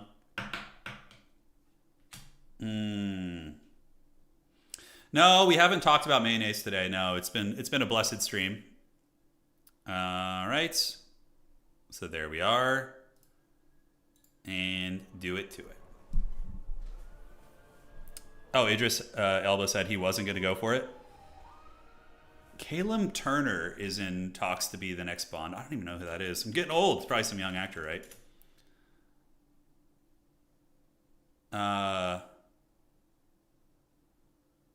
Oh, he's actually my age. Okay, let me see. I don't know what this guy's known for. Caleb Turner? English actor, okay, but he was a model at first. I think Daniel Craig was at some point in his career too. The Fantastic Beasts spinoff. An Apple TV show. So like, what is that? A World War II thing? Okay. Yeah. So okay, he's in that. He's in a World War II kind of RAF movie. It looks like. Yeah, I don't think I've ever seen him in anything. I don't think I've ever seen him in anything. Is he a good actor? You guys like him? Idris was a good secret agent in Cyberpunk. Oh, in the game? Was he in the game? I didn't know that. Yeah. He's good. Yeah, he's a solid actor. Great. Awesome. Yeah, and he looks like he's like, what, 35, I think is what it said on Google there. So homie could, play the character for a long time. Yeah. I see some people saying hell no. Masters of the Air is so good. Yeah, is it Nomad? Is it? It's a World War II movie, right? I assume it's about the RAF defense. Never seen him in anything. Yeah. I'll have to check it out. All right, Wood Elves, High Elves. A lot. It can come down to an archer cockfight. Serkia is probably going to do the classic Wood Elf triple Way Watcher. Way Watchers are super annoying to play against, and if you mess up once, they just like end your career. So that definitely sucks. Tom Hardy is James Bond. That'd be interesting. Yeah, I wonder if he was ever in discussion to do that. It looks like standard white guy number 3 to you. Yeah. That's funny. Oh, that's right. I forgot that Johnny Depp was in Fantastic Beasts. I forgot all about that. Yeah. I don't know if we've ever... Anna, are you here? Have we ever seen the Fantastic Beasts movies? Fantastic Beasts. Yeah, the Harry Potter ones. No, I was like, if we ever watch them together, right? I think the first one, yeah. We did watch the first one. Yeah, we watched the first one. It was years ago, though, but... I think it was like 2 or 3 of them. Masters of the Air is about a bomber crew. Okay, got it. So it follows like the saga of a crew. Dude, the one piece of media that I will rewatch every year if I get the opportunity, which of course I do have the opportunity, is Band of Brothers, dude. Nothing beats that show in my opinion. Band of Brothers is so good. Just the actors, the chemistry with the cast, the intensity, the depiction of war. It's just it's so good. It's so good. Like nothing is glorified. It's bleak, but it's also, there's some hope in the brotherhood and it's just goated. It's goated. It is. Like for me, I'm trying to think of a show that like I have been as involved in as Band of Brothers. Like Band of Brothers gets like an emotional rise out of you and oh man, it's so good. Yeah, it's perfect. That's right. Yeah. Pacific was good. I liked the Pacific, but I don't think it was anywhere on par with Band of Brothers. I think it can't be there. Just watch the Battle of the Bulge episode. Oh, that one's brutal. Yeah, that one's brutal. Yeah, Pacific was very good. I liked it, but I don't think it carries the weight of Band of Brothers. If I remember correctly, Pacific like switches between different like ensembles of characters rather than following like one crew the whole time. Yeah. Let's see. The training with Sobel. Oh, yeah. Yeah, Sobel's always a troll. The Ross from the Friends. Oh, shit. They're probably trying to tell me the map right now. We play Norscan Rise. Sorry, I was on my boomer rant for the day, and I totally forgot. Okay. All right. Good luck. Have fun. Masters of the Air. Okay. Yeah, I'll check out Masters of the Air. You've got me pumped now, man. I love those kind of movies, so... Yeah. We saw the other day. Oh, dude, Chernobyl's a very heavy show. It's one of those shows that's very good, but you only watch it once. I feel it's so bleak, dude. When they go and conscript those coal miners to like go into Chernobyl, you're just like, oh man, the sacrifices guys are making. It's like, damn, dude, that's heavy. It's very heavy. Yeah. All right. So the Norscan Rise is going to be here, and we are all set. All right. So just waiting on the homies. It's ready up here. And let's get it. Let's have some fun, man. Thank you guys for joining tonight. It's been a fun adventure today. Nice little Saturday party. No complaints here. Chernobyl's insanely good. Yeah, it was really good. It was very, very good. Did you watch the 1914 movie? I don't know, maybe. Yeah. You said you couldn't watch fast the first episode, made me sick to your stomach. Yeah, I mean, that's definitely the how the show rolls. Doesn't pull any punches. And you've seen all of Breaking Bad. Okay, it looks like somebody had a disconnect here or a desync or something. It's fine. We'll see who it was. Is it a lobby bug? Okay. So we're going to remake lobby. Remake lobby, remake lobby. We're going to do this, and we're going to remake it. Playoffs, part 2. Host game of spectator. Let's get in here, get a fresh lobby there, and let's get the boys in here. All right. Sometimes you get those weird janky desyncs in Total War. It's tricky. I think, what map is that? That is Norscan Rise. There we go. Cool. So they should be in a second once they get out of the dreaded desync loop. Breaking Bad is one of the GOAT shows for sure. It's really good.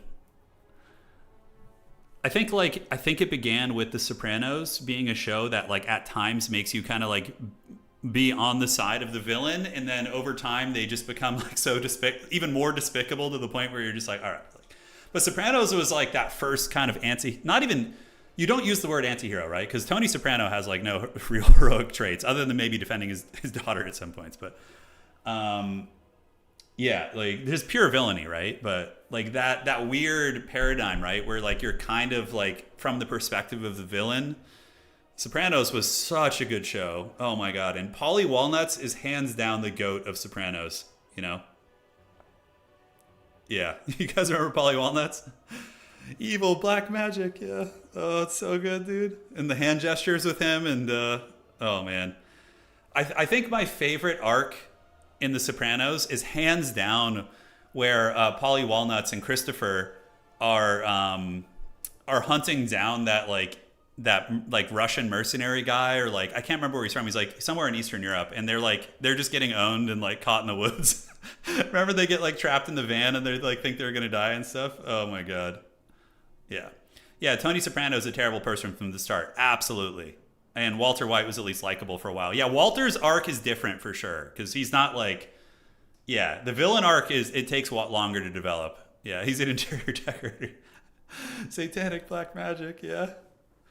The Czech Special Forces guy. Yeah, it was something like that. Right. And they have him in the trunk of the car and he like pops out, knocks him down and like runs into the woods and then they just get, yeah, it's so good. Yeah.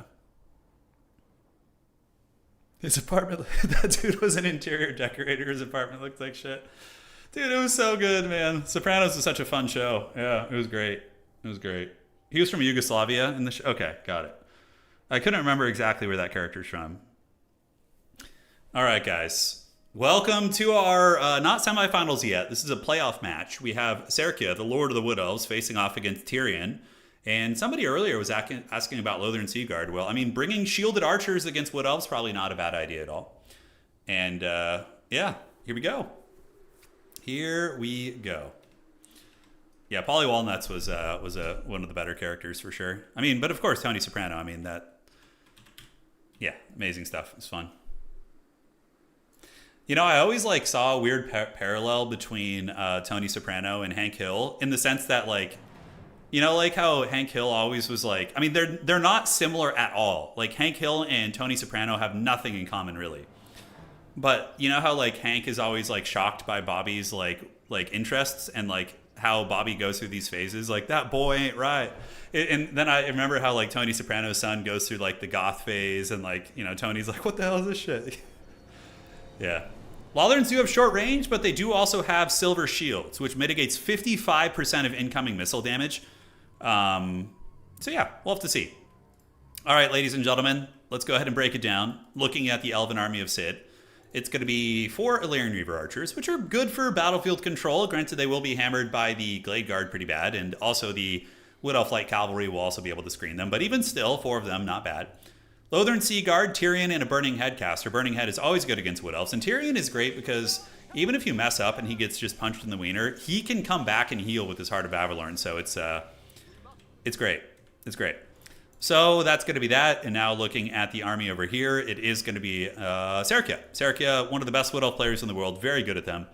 Eternal Guard, backed up by Glade Guard. And aside from that, pretty simplistic. Branch Wraiths with Pendulum, great against High Elf Archer formations. And up on Vanguard deployment, we have another Branch Wraith who has Melkoths, as well as a Glade Lord with the Arrows of Kurnus and the Prey of Anothrema for the cheesy sniping. So that is going to be it. Hank Hill and Tony Soprano. Well, they both like troll on their sons, you know, interests, right? Because they're both like from a different time, you know, obviously one being from Texas, one being from Jersey, but yeah, it's interesting. All right, so moving on up, we do see the Reavers that are going to grab the objective, which is quite strong. Going to be putting the early pressure on. Granted, the hardwood is going to be arriving soon with their archers to mitigate that. Tyrion going to be grooving over towards objective 2, and over on objective 3, we do see the Glade Lord, you know, grabbing the point. It's going to take some time. Branch Wraith lurking the back. Melkoth's very good against heavy cav. I'm really genuinely curious to see how well. Yeah, that's the difference between, this will be the last thing I'll say on it, between like Hank Hill and Tony Soprano. Like at the end of every King of the Hill episode, like Hank Hill comes around, he understands what his son is going through. He's a good father, you know. He overcomes his prejudice from his you know time, and is there for Bobby at the end of the day. Whereas like Tony Soprano is just you know, you get a little bit less of that for sure. Yeah. So moving on up, we do see the Lothern Sea Guard coming here, and on the backside, yep, they're going to be unleashing on these Eternal Guard. And though they do have silver shields, a lot of volume fire coming in, and that one spear unit is going to be paying the troll toll a little bit. Ship's Company also being called in as well. And the Wood Elves do get a double cap, though. The high ground not contested. I would really like to see maybe Sid send a single spearman up here. Just one spearman up to the point to grab this, you know. I think that wouldn't be terrible. Now, Tyrion is going balls deep in the backfield. Maybe going to get attacked by the Wild Hunters of Kurnus. We'll have to see. But Tyrion is an annoying unit for sure to deal with. Very sticky and very, very... Oh, Pendulum gets dodged there. That's unfortunate for Serkia. So just blunders potentially an overcasted Pendulum, which could have done some big damage. And Tyrion going to be eating some arrows. But remember, value in Tyrion is something that can be healed. All right, moving on up are the Ship's Company, and Tyrion is going to be attacking into the Branch Wraith here, and he does do fire damage. So against these tree units, Tyrion actually quite good. And now we're going to be seeing a beautiful Sunfang here. That's going to be very nice potentially, although it has such a long wind-up time. But at least gets the Archer unit, and that Glade Guard Hagbane tip does end up paying the price a little bit. But the Elves are just engaging. They're not really caring about the high ground point too much. Although, do we see a Vanguard call in? We do. We see some Rangers being sent in, which is a very good call. I like that quite a bit.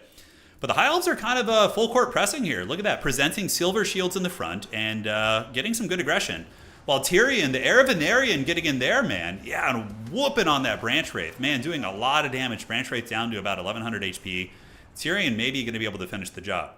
So the Skirmish Cav are now being hunted by the Glade Lord, and we do see a Burning Head about to be activated, able to cook one of the archers, and maybe going to be taking a good angle and going into another archer here as well.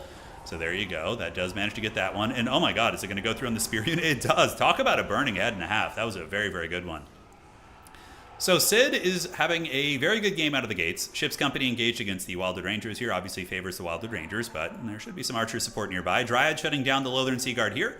And more Ship's Company are now coming in, as the High Elves do have only one objective. So they still have not been able to take the ground back in that way. Now, where is Tyrion going? Tyrion is still finishing off that Branch Wraith. About 500 HP right there. In the back, Silverhelm's being called in. Silverhelms will be very good at clearing out Dryads. It takes some time, but no, they'll get the job done. And the Lothern Sea Guard are now pulling back, being hunted and pressed by Dryads. Ship's Company trying to run some interference here. But now we see the Wood Elves start to pull momentum back a little bit, getting the Dryad Corps in the front. The Dryad's going to be able to surge forth and tie down a lot of the shooting, while the Elven Cav and the Silverhelms get a charge on the Branch Wraiths. And this objective in the process of flipping here a little bit, while the Rangers being kited by the Silver Guard. Silver Guard basically get hard countered by these guys, so I guess you could set them up for a Burning Head. That would be your best bet. Now, what is Tyrion going to do to get back in this game here? Rangers up on the high ground, going to be flipping that point, so that's a big win for the High Elves. But in the meantime, the Wood Elves are starting to catch up in value, and they've already closed the gap that was generated early on. Tyrion looks like he's hunting down the enemy lord, and Tyrion is obscenely fast, but he is poisoned right now, so he's going to be slower from that. And the Wild Hunters of Kurnus diving into the backfield as well. Should be pretty easy to kite here for Sid, as he just runs and shoots them.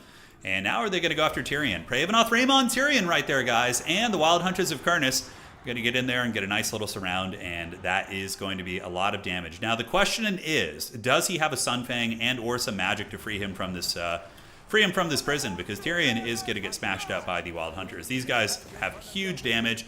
Big bonus versus large at 15. It is no joke. Now, the High Elves are holding on to 2 points. Value trading is starting to favor Nerexa, or Serkia. I don't know why they go by different names in Discord and here, but they do.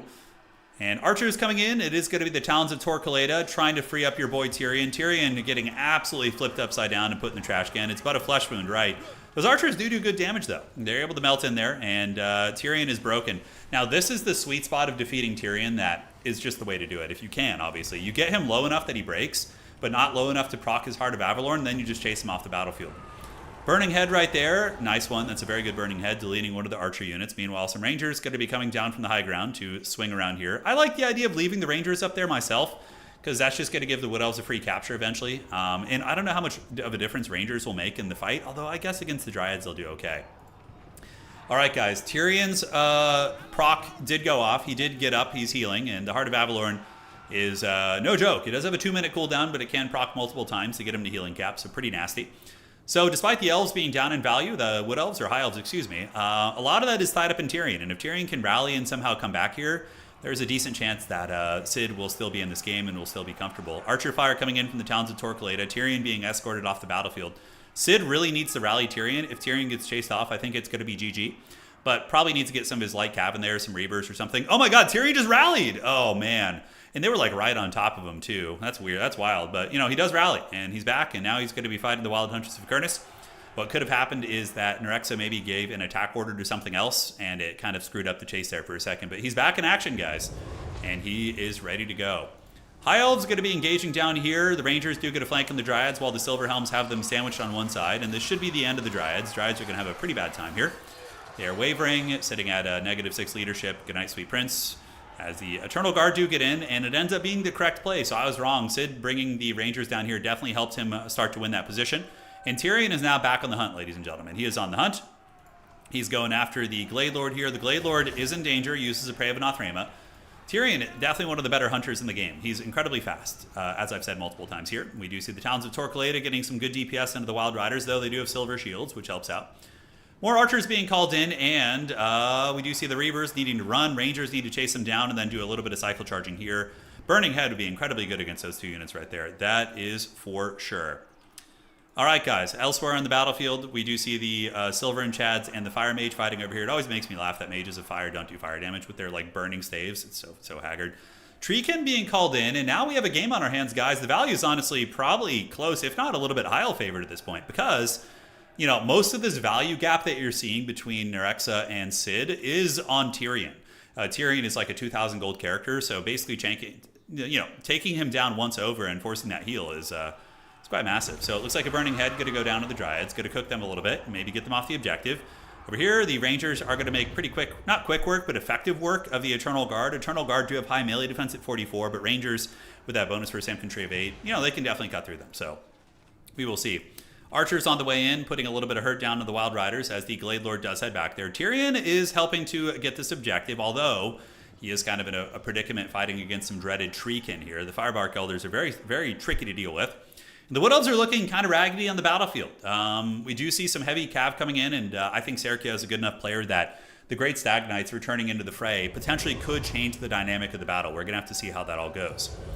Storm Riders moving, Archers coming on up, and yeah, this is good disruption. Rex is just running annoying interference here to distract these Archers, but when those Archers get online, they're going to be able to start putting a lot of hurt down onto these units here. Now, on this side, it looks like the High Elves do get it.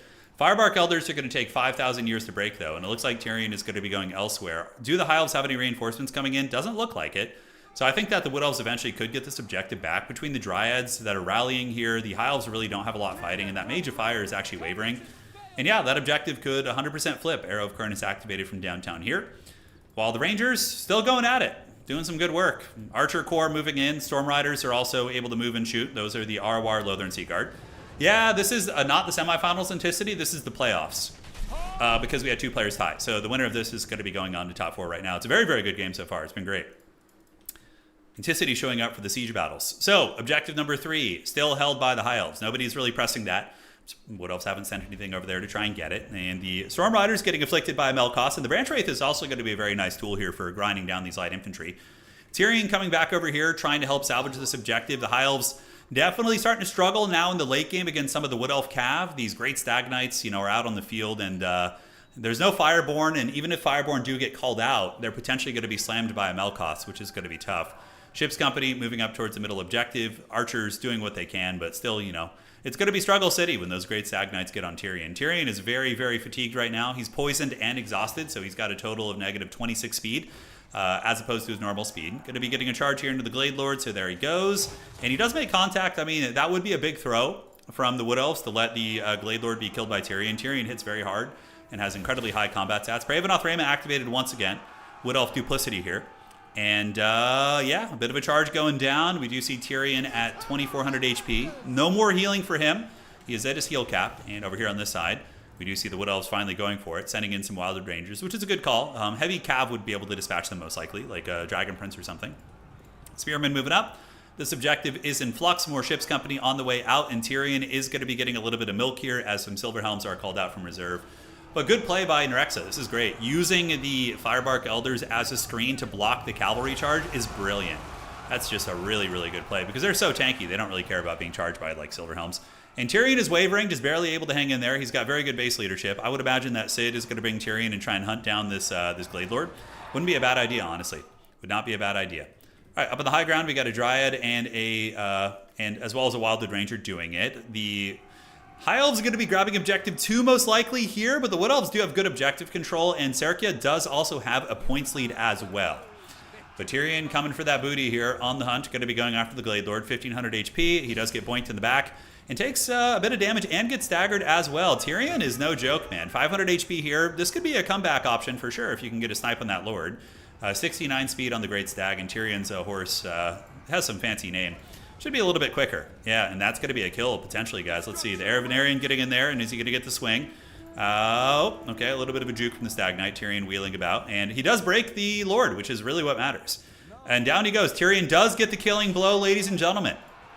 It's pretty big. Negative 16 leadership on the Wood Elf army. All these units that are very close to dying are going to break much, much quicker. But now the High Elves have to find a way to get the points, man.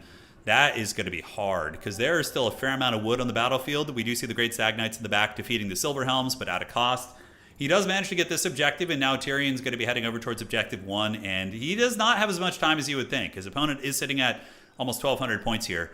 It's going to be close. Heralds of the Wind need to cycle charge. Staying in sustained combat with Wildwood Rangers is going to be a disaster, so they need to pull back, shoot, and then cycle charge, rinse and repeat. We do see another Reaver coming out, but staying in sustained combat here is a bit of a throw by Sid. Definitely don't want to sit there and fight that. That is not a good exchange. All right, so we do see a Spearman heading to the high ground. I think the High Elves will be stable enough in the middle between having a Silvern Guard and a ship's company there. Tyrion going to go wrestle for the outside point. Sid sending a ship's company here while he's doing a little bit of poke and stroke here. And the Heralds of the Wind and the Reavers are now going to be poking and softening them up. So that's the right idea, I think. You know, you play that point with Tyrion. You soften them up here for the late game. Nerexa is probably going to start sending everything up here. I think he's saving up, so he's obviously saving up for a big cav unit. Tyrion's going to start clearing off the Dryads, so his fire damage is quite nice there. Ship's company attacking into the Great Stag Knights, and we do see the Wild Riders coming up here, which is going to be a bit of a problem. Yeah, man, I still think the Wood Elves are slightly favored here, but anything could happen. A Fireborn right now would actually be very, very good. Be incredibly strong. Tyrion attacking into the Firebark Elders, who do have fire resist of 40%, so it actually mitigates his damage by a ton. Kind of unfortunate for our boy Tyrion, isn't it? All right, Ship's Company versus Stag Knight, Silver and Guard, going to be basically a wall of doom right there. It's going to be very, very tough to break. We do see the Sunfang activated, but doesn't really do anything against Firebarks. And now we have Wild Hunters of Kernus in the mix too. Ouch. Tyrion remembers how that fight went last time. You know, it was absolutely brutal. The Wild Hunters really able to put some hurt down on him. Ship's Company coming in, Reaver Cav, middle objective, High Elf owned. Nothing playing the high ground, and there's basically 8 or 9 capture weight up there as well. That's going to be incredibly tough to break through. But Tyrion trying, fighting the Wild Hunters of Kernus. The Ship's Company are on their way in. And, I mean, look, their damage isn't amazing, but they will do some DPS against the cav that they are able to engage in the flanks. So the Ship's Company have got in, and they're going to start elboinking down some of the Wild Riders. We'll see. I mean, the objective is flipping, and now he's got to start playing the high ground. And he does have Rangers creeping in the shadows, which is a good call. Rangers will trade well there. But Serkia knows this and is going to have Wild Riders waiting up there, which is going to be very, very tough. And here it comes. Wild Riders on the way up, and it is going to be pretty much impossible to get in time. 1,400 points. A very, very good game, though. This was a close match. A nice little cockfight. Value trading very close. If anything, the value on the battlefield favors the High Elves right now because of Tyrion's healing. Ship's Company trying to cut through the Wild Hunters of Kernus. Tyrion actually in a position to maybe die here as the Wild Hunters are surrounding him, and the Aravenarian is going to be wounded and will be sent back to the donut. Excuse me, I need some water to figure it out. Rangers coming in on both sides. We got Rangers as well as Illyrian Reavers, but simply not going to be enough. Wild Riders will steamroll both of these units. So that is gonna be that. GG, well played. What a game. Really, really fun match. And with that, Serkia is gonna be advancing onto the top 4 tonight. And it's his burden. He chose this. He's in Germany. For him right now, it's got to be like I don't know, early in the morning. So yeah, he chose this fate. He chose it. Modron winning. High Elves getting the dub. All right, so now we can officially advance the top 4. Or excuse me, Wood Elves getting the dub. Jeez Louise. So many Elves. It's getting confusing here. All right, and let's refresh the brackets, and we're going to advance the top 4. All right, all right. Yeah, Firebark are a niche unit. They're not really a problematic at all. Yeah, not at all in my opinion. Okay, so I don't need to edit anything. We're going to advance the top 4 now, and we have our top 4 matches. So let's see who is going to be getting it. Hey, Warrior, thank you for subscribing. Appreciate you, boss. Thank you.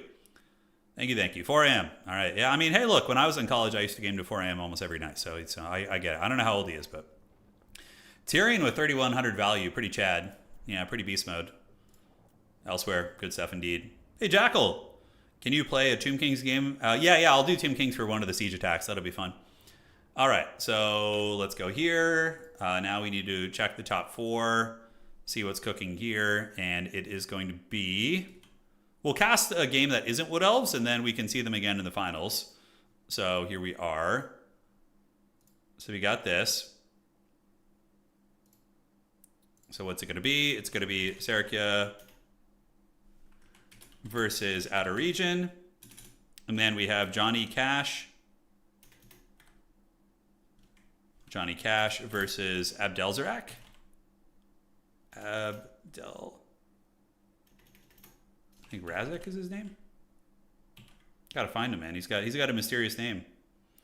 Where are you, buddy? Mr. Razak is his name. Okay, Mr. Razak.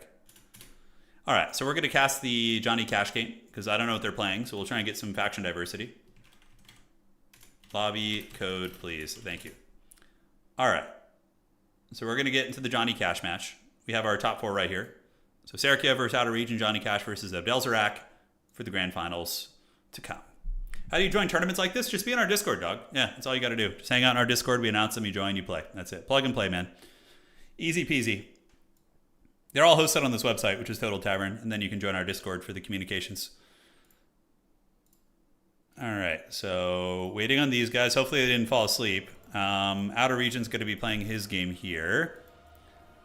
Don't know where the other one is. There's Johnny Cash's lobby. He's got a spec slot, and we will join that. Outstanding. Yeah, you got 1K hours. You would do great. You would do great, man. Get in there and play. Okay, Johnny Cash is up here. Hopefully it's not laggy. Failed to join the selected game. What the hell's going on with his lobby? So I guess he remade it or something. I guess he has remade it. All right. Let's go multiplayer. We find Johnny Cash here. There we are. So Vampire Coast, ooh, very cool, guys. We got a Vampire Coast player. So top 4 right now is High Elves, no, Wood Elves, Vampire Coast.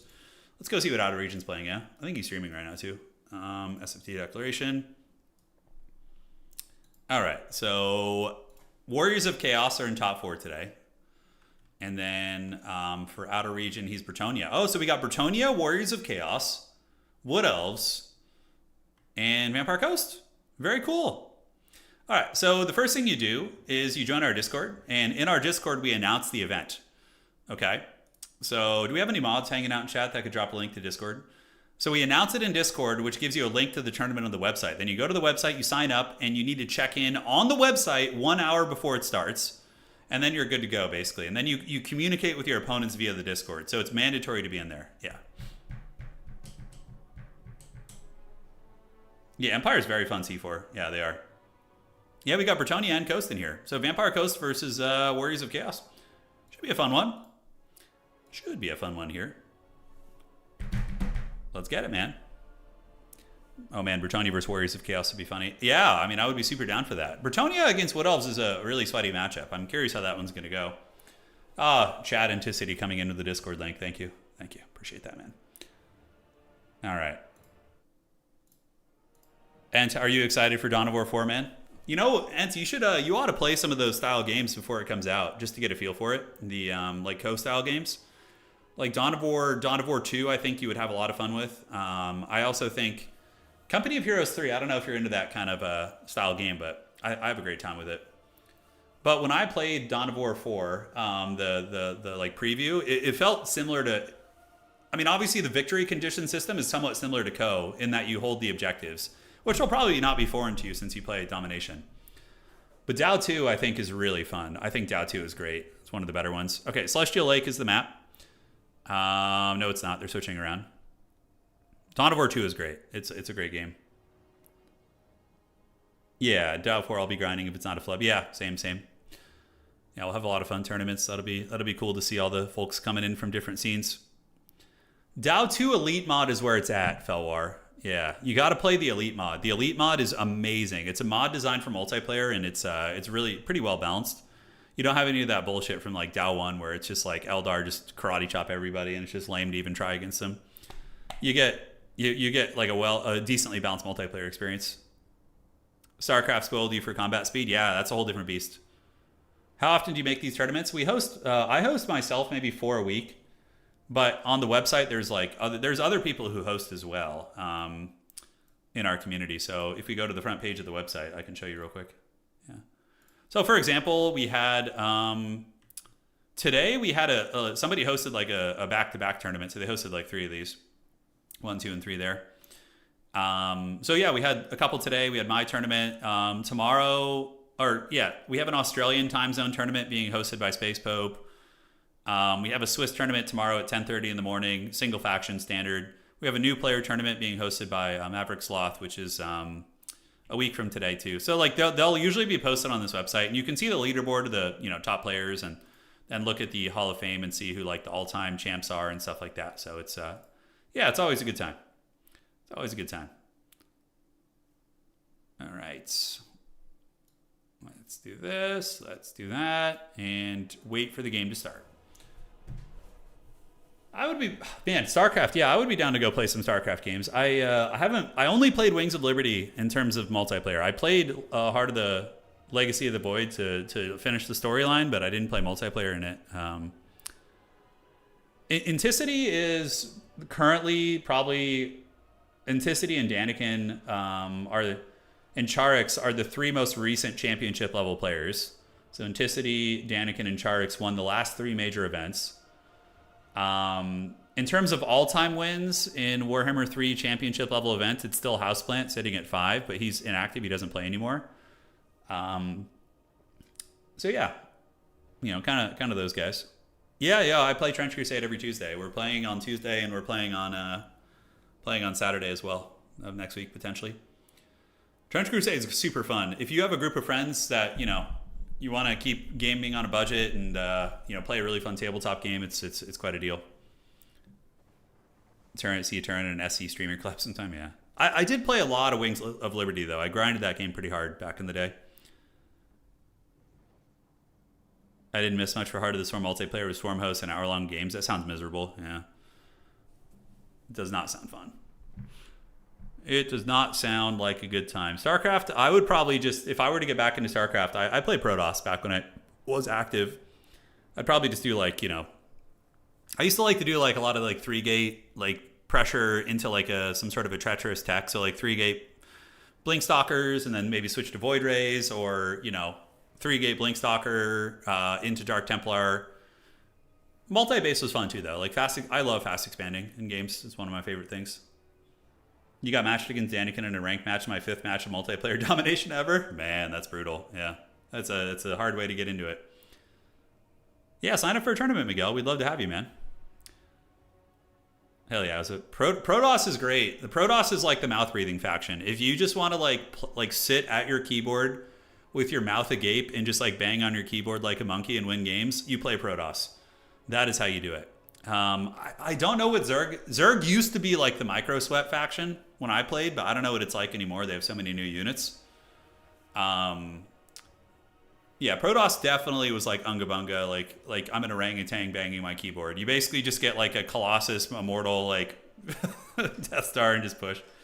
Terran is hard. Terran felt hard to play to me. Terran was very positionally based, very micro intensive. Yeah. Which is funny because Protoss don't have mouths. That's yeah, psychic mouth breathing, right? Legacy of the Void. I don't remember it, Felwar. It was so long ago. I played it when it came out and haven't played it since. Yeah, I haven't played it since. There was a comment I missed above. Let me scroll up here. Yeah, I thought I could have sworn there was something I missed. Yeah. Terran is the APM child. Yeah, APM, I wouldn't want to play Terran anymore. Like, having to split Marines and Marauders and, like, Medevac Micro, I just don't have it in me anymore. Like, I could if I had to. But, no, I just give me the Protoss Unga Bunga, you know? Give it to me. You give it to me, precious. Do I miss Warcraft 3? Somebody asked. That's right. Yeah, I do miss... I miss... The event was very fun. It was stressful, but it was fun. It's just cool having, like, a goal to work towards, you know? Like, some sort of a challenge. And Grubby did do a good job of having, like, the playing field be pretty level. Like, in terms of his event, there was, like, nobody... I mean, like, everybody had their good matchups and their bad matchups, right? Like... I was able to win my matches against Loco and Tommy and against Red Panda. But then I ran into Sing Sing, and his playstyle countered my playstyle. But then Sing Sing also lost in round 1 the previous day and went to the losers bracket against Viper, who then got eliminated really quickly by, if I'm not mistaken, somebody I beat. It was very, like, very, very, like, he did a good job of, like, making sure everybody was on the same field. It was good. The event was fun, yeah. Yeah, Sing Sing is a monster, though. Jeez Louise, dude. That guy is, like...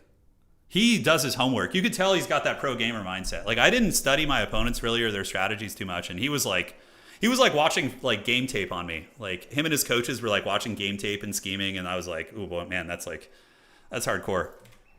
That's hardcore. But that's how you win, man. That's how you do it. All right, ladies and gentlemen, welcome to the semifinals of tonight's tournament. It is going to be Mr. Rizak, and he is going to be using a Forsaken and Marauder Bearman wall. Hellstriders in the wings, and Archeon the Everchosen going to be coming in with Burning Head and Spirit Leech. A good combo against Vampire Coast. Spirit Leech to snipe their lords, and Burning Head to cut through the chaff. Dreadmaw, Trouser Snake is here. You know, a disruptive unit, very good against Vampire Coast. It's annoying, it can dive enemy backfields. What's not to love? All right, guys. Now looking at the other side here, we do see it is going to be Johnny Cash. Great name. That's a Mortal Kombat, right? And he's got a bunch of Dickhand mobs backed up by a Carronade, which, look, Carronades can do well if the Dreadmaw doesn't get on it, and the Shade Wraith Gunners, which are also going to be in danger of facing the wrath of the Dreadmaw. But, oh wait, doesn't Luther Harkin have a silence? Hold up. Oh, dude, pro gamer plays if he's able to pull this off. So Luther Harkin has a silencing shot, so if he shoots the Dreadmaw, it won't be able to burrow back in the ground for a period of time. And if he can perpetually shoot it, he'll keep it from burrowing, and then he can kill it. Oh, dude. That's awesome. That's awesome. All right. We have the animated Hulks on the wings and a couple more Halberds. All right, ladies and gentlemen. Johnny Cage. Oh, yeah, Johnny Cash. I know who Johnny Cash is, of course. I don't know why my brain just went to Johnny Cage. Oh, he's just John Cash. Okay, yeah.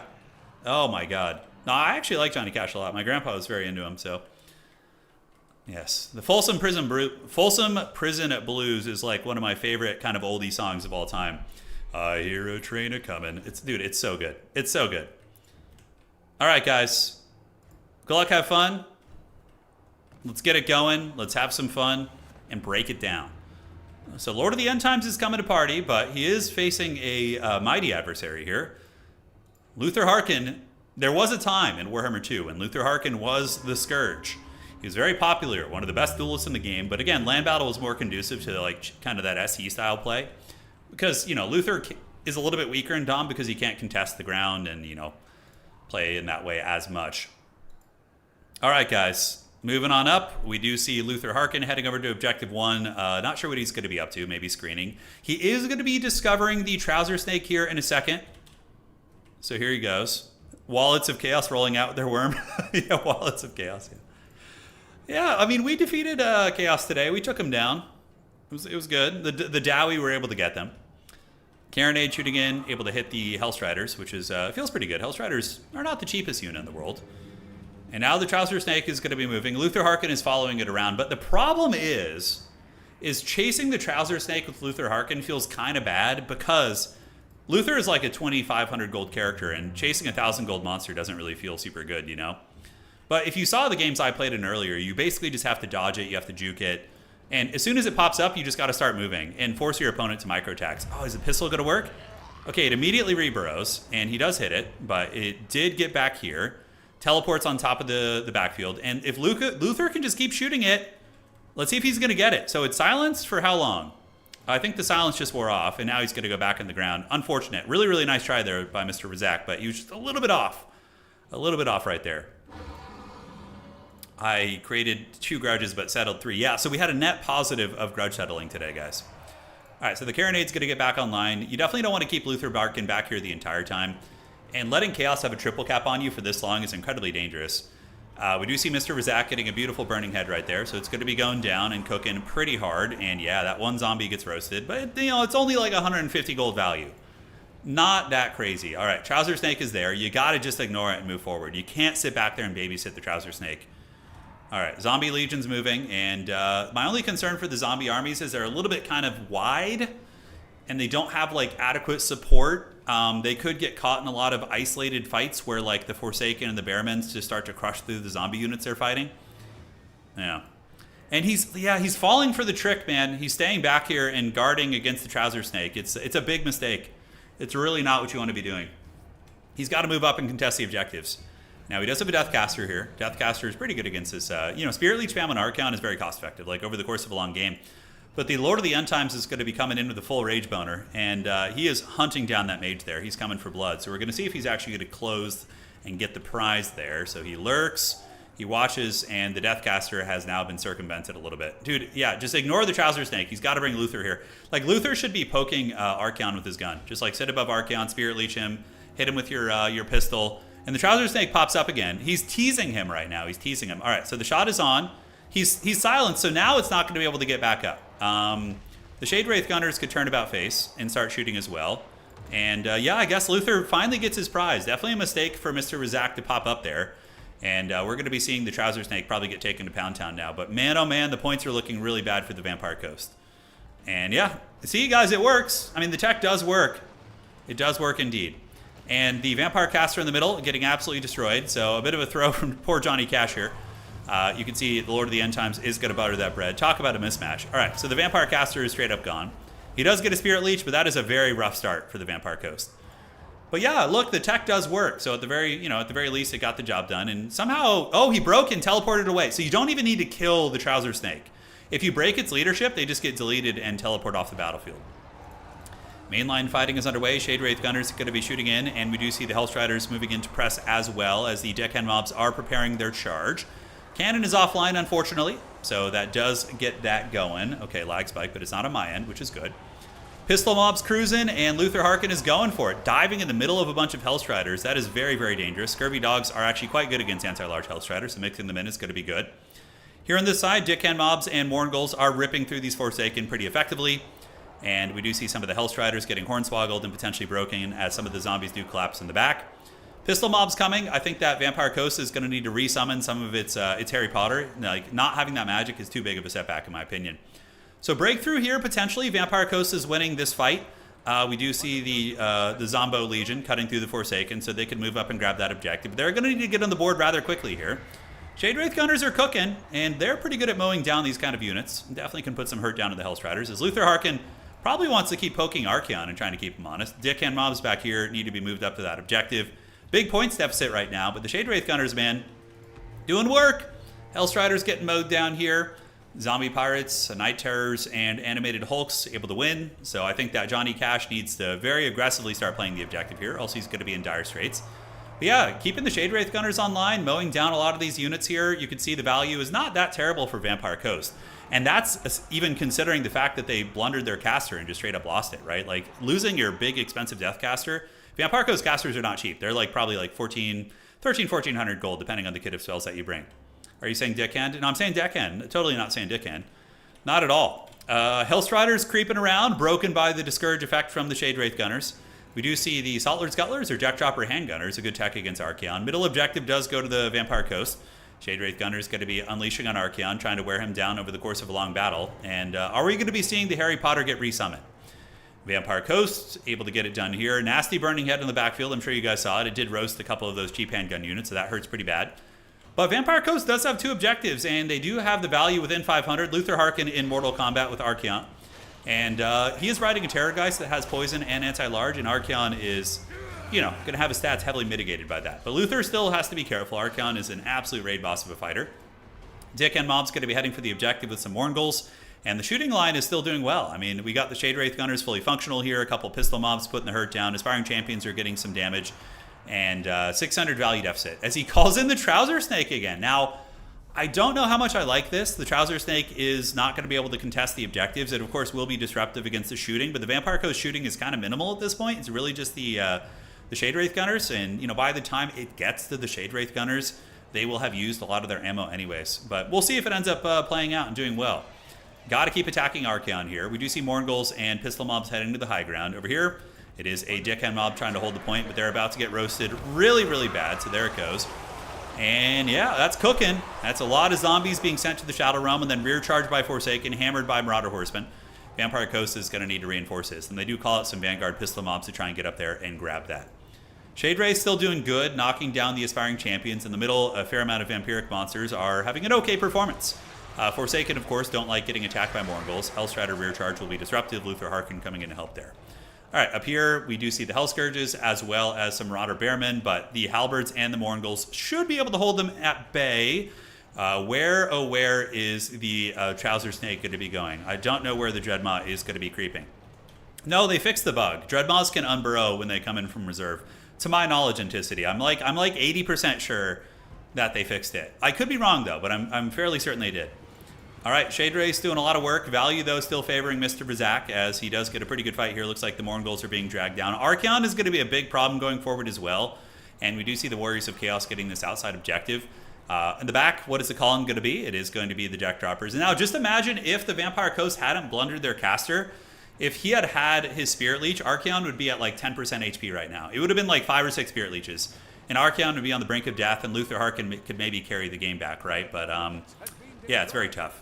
I'm fairly certain Bearmen are going to get removed from Warriors of Chaos. Yeah, they definitely shouldn't be on the roster. It's kind of silly. But Zombie Pirate, Halberds, holding, Burning Head, doing a lot of work. Morngulls cutting through Bearmen, cost effective. But the Lord of the End Times is going to be on his way over. He's got his big old horse Dorgar ready to party. And he is going to be elboinking those Morngulls.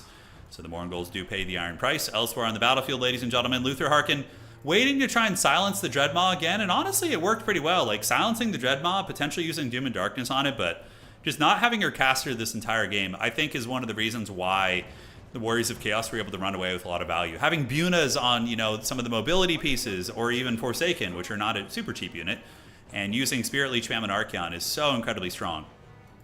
All right, guys. And moving in are the Zombie Pirate Gunnery mobs, but they're going to be outclassed by... Even the Marauder Horsemen could cut them down. This game is basically over at this point. I don't think there's too many avenues of a comeback for Johnny Cash, but he played a good game, honestly. I like some of his tactics. Obviously, AFKing the caster was just a mistake, a blunder. He didn't intend to do that. He just kind of moved it there and forgot. But at the back, we got Hulks coming in, but that ain't going to be it. Shadow Legion getting it done. Archaon working with Bellacor's homies, I guess. And Warriors of Chaos, bringing out the big guns. Bringing out the big guns. GG. So, ladies and gentlemen, value on Archaon. 2,500. Trouser Snake really didn't do very good this game. It got 200 value on 2 summons. Probably about 400 considering its explosion, which isn't tracked. But yeah, the rest of the army for Chaos, fairly meta stuff. And yeah, I liked the Luther Silence combo. I thought he babysat back there. Like Luther should, if Luther lives the whole game and only gets 700 value, something is very wrong. Something went wrong. Yeah, just needed that caster, man. That would have been very big. All right, so now we're going to host the grand finals, so we can just stay here with Mr. Vizak, which is fine. And we're going to see who ended up winning on the other side. Let's figure it out. And what is it going to be? Where are we?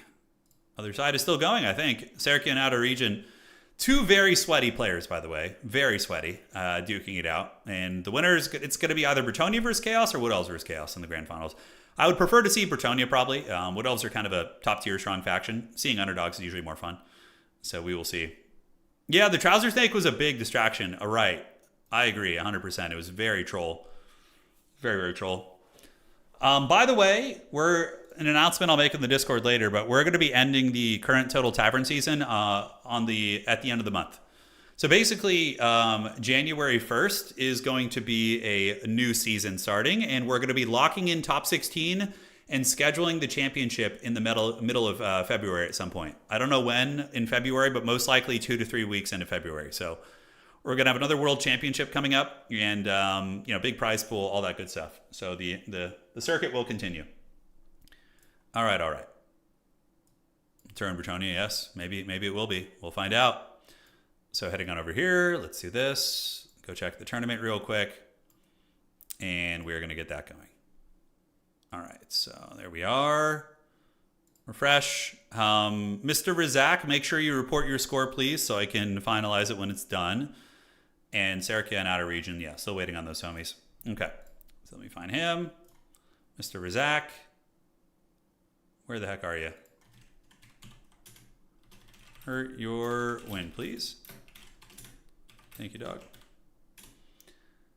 All right, so that is that.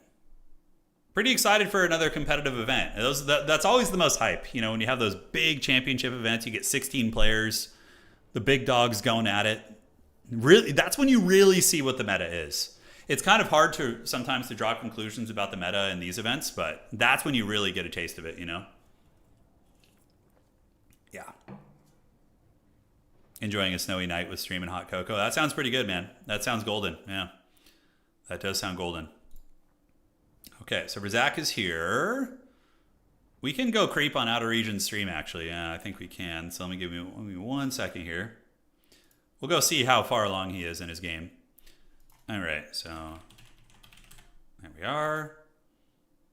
There he is. It looks like he just finished. He exited the game. That's not a good sign. He exited the game. Hey, Outer Region with a face cam. Nice. All right. That's cool. All right. Oh, man. Okay. So I think it's Serica in the grand finals. Wood Elves versus Walk. I mean, two very sweaty factions, but could have gone either way. I think Wood Elves have what it takes to beat Warriors of Chaos for sure. Finals. Yeah, I went to Outer Region stream, and I think he's playing a different game now. So, are you going to go do more Zomboid? I might go back and do more Zomboid stuff. Maybe. It doesn't seem like terribly popular here. But it's not to say we will never go back to it, Zomboid is great, though. It's so fun. I love Zomboid. You forgot Nurgle. I know. We tried with the Dwarves today. We had a good run. We beat some good players. Dwarves didn't feel too bad, honestly. I feel like if I had known builds better, we might have been able to do it. They felt pretty good. I love the Dwarven character squad. Thorgrim, the Felix, and the Runesmith was really fun. Just having those world beaters hanging out together. It's awesome. Awesome. Okay, so we got Serica versus Mr. Razak in the finals. So Rat Clan versus, I don't know what clan Rex is in, or if he's even in one. Yeah, I think I tried to get Pwn into Zomboid. I don't think it was his cup of tea. Yeah, I don't think he was digging it. Okay, guys. So it begins. Yeah, Skyhammer and Grimdelvers, I think, are the best units on the Dwarf roster. Grimdelvers are just brutal ambush units that just are super game-changing. And then the Skyhammer also feels like the other best unit. When the Skyhammer comes in, and if you nail that, you could just get so much value so quickly. You've been hooked on Zomboid for a while now. I'm 5 months into the run, and I'm making my way into Louisville. Nice. Yeah, it's fun. Yeah, it's a fun game. When I was playing Zomboid, I kind of got to a point where, you get to this point of stability where you can only... It becomes too... I mean, of course, you can ramp up the difficulty and add events and things like that, but... The multiplayer Zomboid was very fun, though. That Haggard PvP day we had, where it was just pure carnage, that was really wild. Miners and Blasting Charges are very good too, but I don't know. I feel like the Skyhammer is just insane. Most Dwarf games I've seen lately are often decided by a good Skyhammer call in and bombing run. Yeah, and Rex is XMT. Okay, so we got XMT versus Rat Clan here. He's too proud to wear his clan tag though. He's a man of his own spirits here. Hopefully one of these guys will change banners because they're very similar. Mr. Razak, if you're listening, I know Nerex always plays that banner, and you're just using the generic one, so we could switch it up. I've actually been getting the itch to go. Like, I used to love playing Minecraft back in the day. The Thaumcraft was like one of the coolest mods ever. Yeah, I'd be interested in trying that again. I played in a server where they have community events before the server wipes. They do last stands where they spawn hordes and wipe most people. Oh, that is fun. Yeah, that's fun. But I thought an Empire player would have to learn to respect the power. Oh, dude, yeah. Blasting charges are insanely good. They are. They are insanely good. Skyhammer is just such a terror. If you're not prepared for the Skyhammer and you see it come in and you just don't like, it just is such a feels bad moment when it just like kills 5 of your infantry units.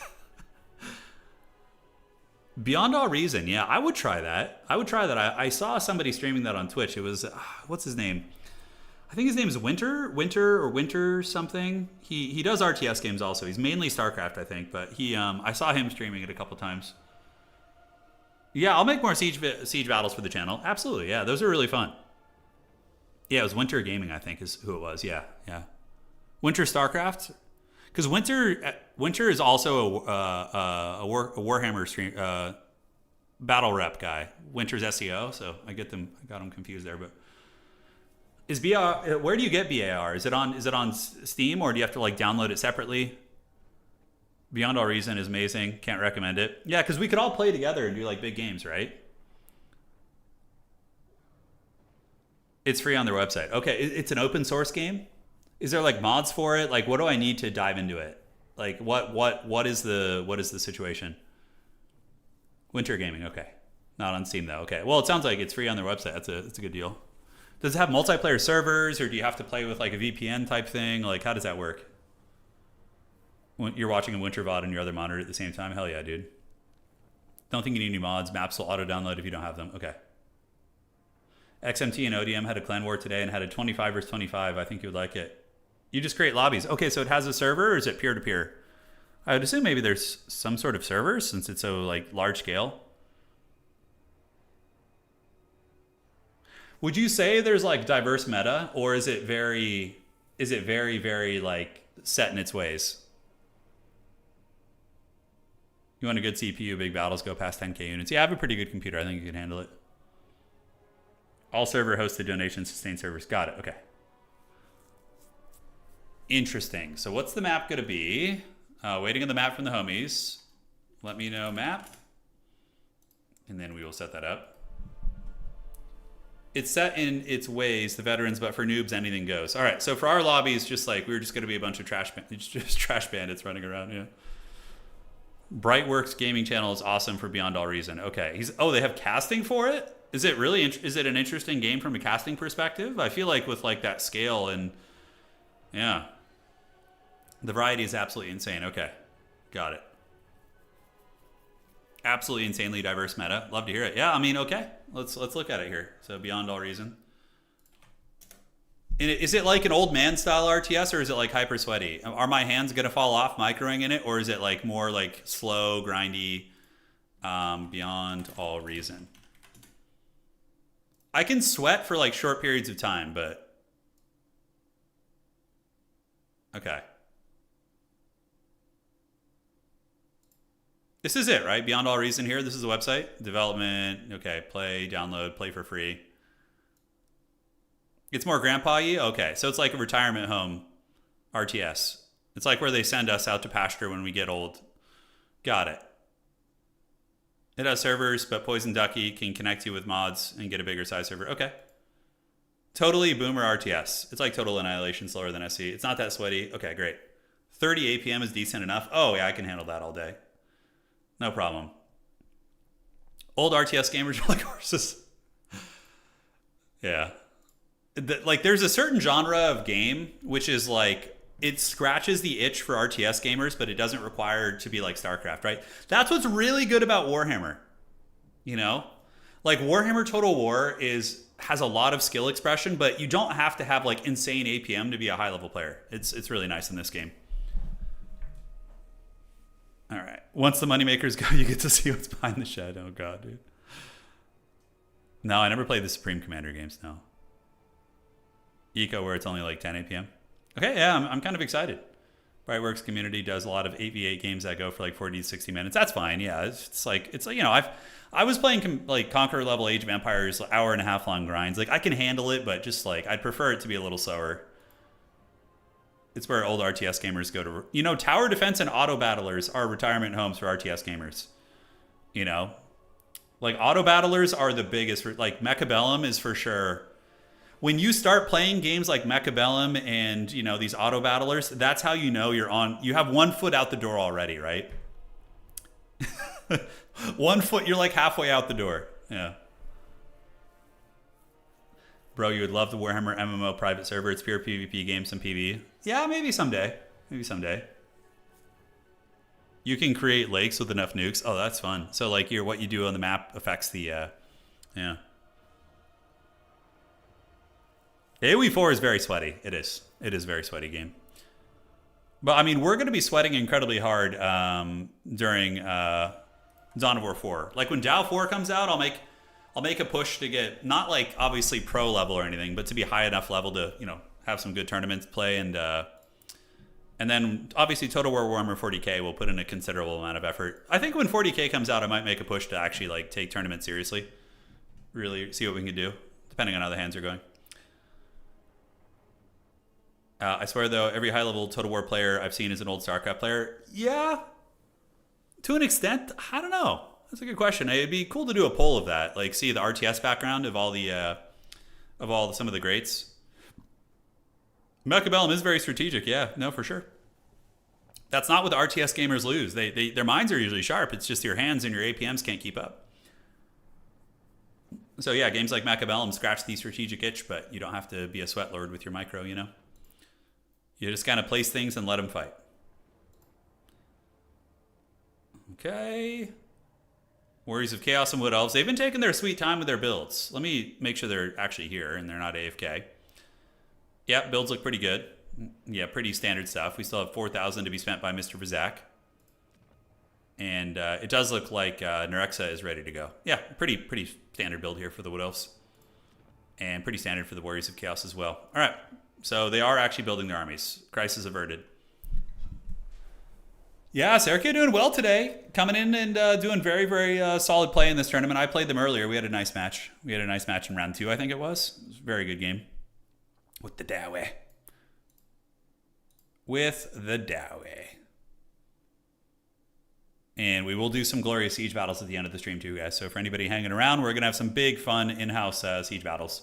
We're going to try, so the regular fund split for siege attacker and defender is the attackers get 5,000 more.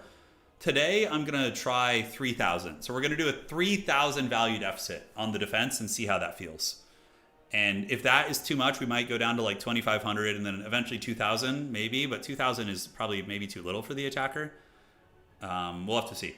We will have to see. The throngs were mustered. Yeah, we had some good games today, man. We had a Thunderbarge victory. We had a lot of Skyhammer action. Goblin Hewers, High King, Thorgrim, Grudgebearer came in.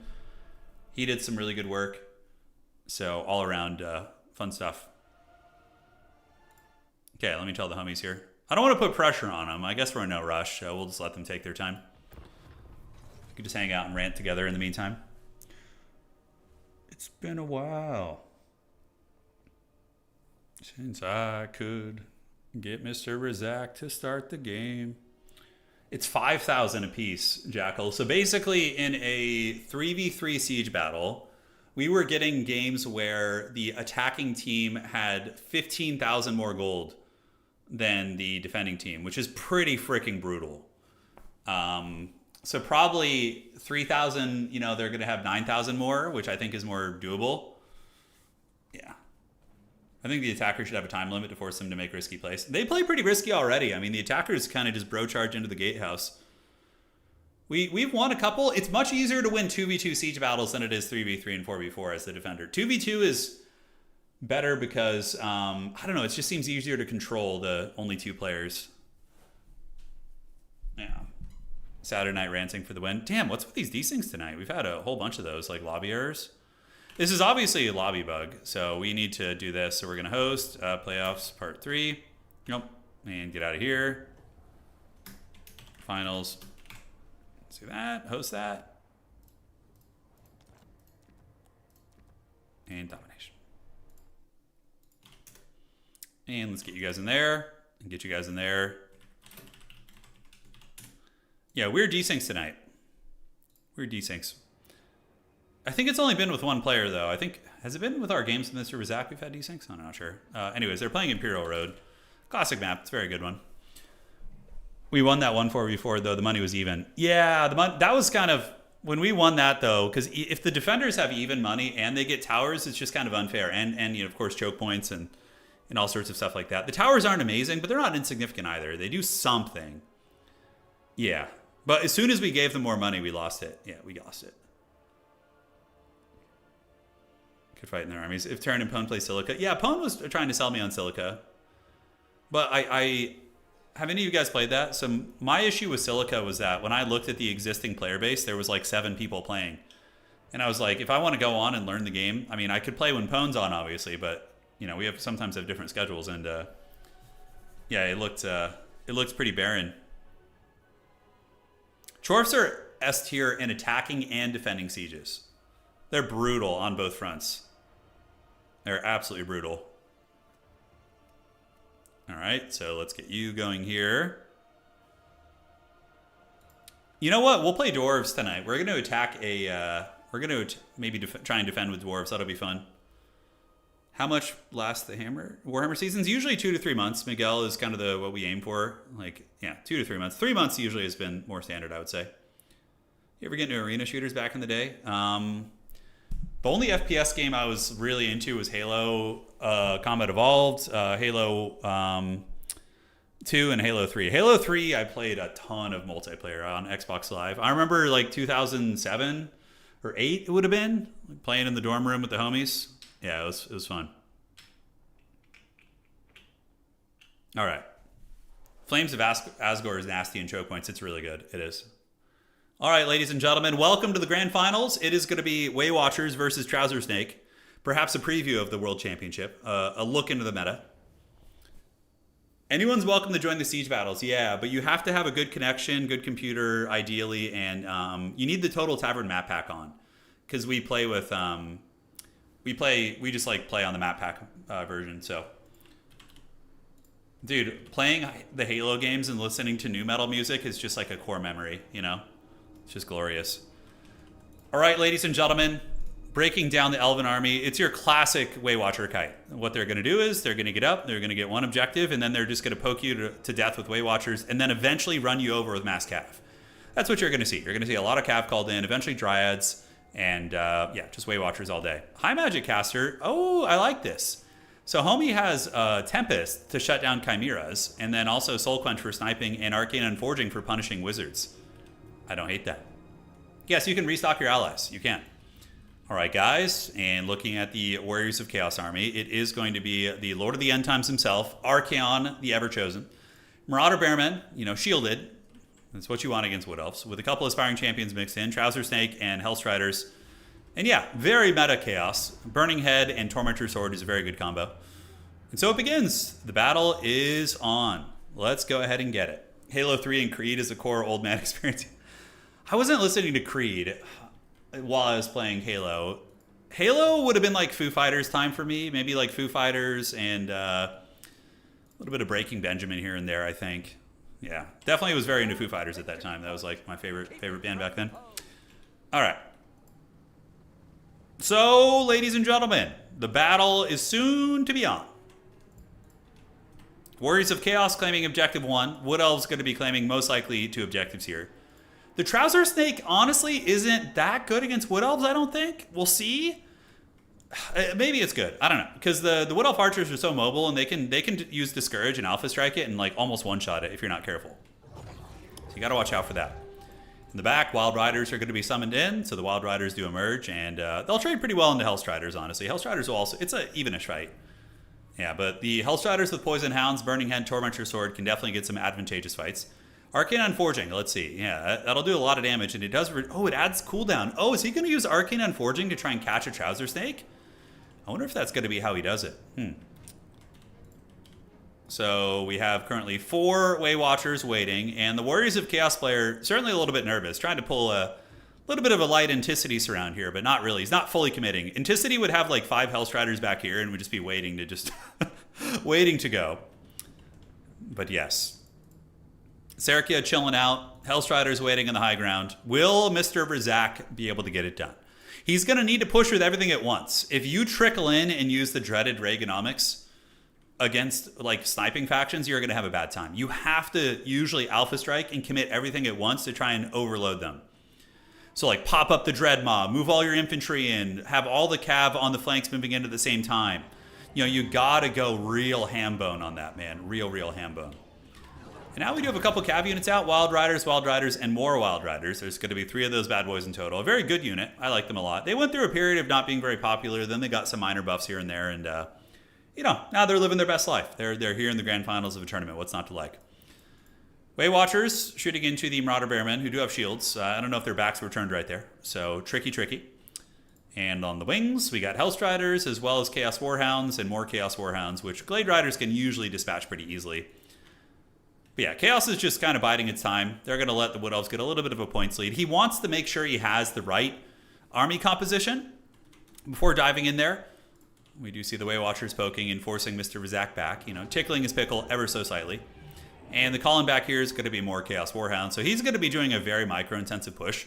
Yeah, this is like a little bit more what you would expect, like a big envelop like this. And honestly, he can move up, steal the objective, and then push too, potentially. The Firecaster's on the other side. He needs to be careful, though. But the one thing about the Wood Elf build, by the way, is that there is no Prey of Anathrema. There aren't no Prey of Anathrema here. Yes, so no snares, so that Firecaster with proper micro should be okay. And it looks like Nerexa just kind of chilling out, enjoying the comfort. Of course, these trolls had to pick the same banners, by the way. Trouser Snake lurking under the ground. I don't think the Trouser Snake is that problematic. Especially with just one, it doesn't seem too bad. There are some matchups where having 2 of them is pretty troll, like especially against the poor Dwarves. Dwarves have a horrible time versus Dreadmods typically if there's 2 of them. But with just one, I think it's kind of manageable here. All right. So shot through the heart and you're too late. Will they give love a bad name? Find out on today's episode as Mr. Rizak pulls the trigger. The forces of Chaos going to be trying to steal the back point, and the infantry corps is now advancing up, I think. Yeah, they're moving. They're moving fast. Burning Head comes in, does a little bit of damage. Nothing terribly meaningful there as the Chaos Sorcerer waits in the wings. And I don't think he's got every unit on the objective. There he does. All right, this is pretty good. Yeah, I like this Gremlin play for Mr. Rizak. Basically stacking 4, 8, 12, 16, 20 capture weight here against his opponent who only has 5, plus 4, 9. So that is a very, very good catch right there. And he's going to be stealing his opponent's back objective. This is good. I like this. This is very cheeky. Now, in response, the Wood Elf's going to be calling out some great Stag Knights to try and win that fight, and the Chaos Legions are now putting the squeeze on, and I think we're going to see the Trouser Snake emerging soon. Yeah, it's very micro-intensive. It's a micro-attacks for both the attacker and the defender here. As the back objective is being fought over. Hound's actually engaging versus Wild Riders. Interesting. But I guess the Hellstriders are nearby as well. Dryads here are going to be a problem. You don't want to move Hellstriders into Dryads. That's for damn sure. But they do get a partial engagement of the Great Stag Knights. And the Hounds and the Hellstriders are actually up trading because of probably the DPS of the Hound units, which actually do a surprising amount of DPS. Okay, Trouser Snake emerges. Immediately, Smoke Bomb is activated. And look at that, man. Trouser Snake almost breaking. If that thing got broken, that would be a disaster. All right, Burning Head activated. Oh, Arcane Unforging! Arcane Unforging adds to the burrow cooldown. Oh, so it can't burrow in the ground or use its deep burrowing, and the Trouser Snake is getting hammered. Punched right in the dick here. Man, oh man. And it's gone. It's gone. It's dead. When they lose their leadership, they just disappear. Really haggard there. The animation kind of bugged out. But what a brilliant play using Arcane Unforging, man. That was very, very good. All right, now back up on the high ground. Let's take a look at the fight. We do see the Wood Elves repelling Chaos here, although Chaos does get an advantageous fight, taking down one of the Wild Riders right there. But the Trouser Snake is dead and gone, and we do see Doom Knights coming ahead. So Doom Knights of Tzeentch diving on the Hawkeyes of Drakira will be disruptive. They're kind of like flying Chaos Knights, sort of.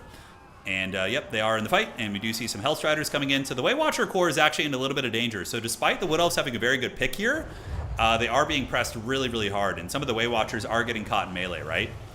So yeah, it literally had its source code deleted. Yeah, just gone. They went to Creative Assembly's office, they deleted its code, and they did a server update to push it through.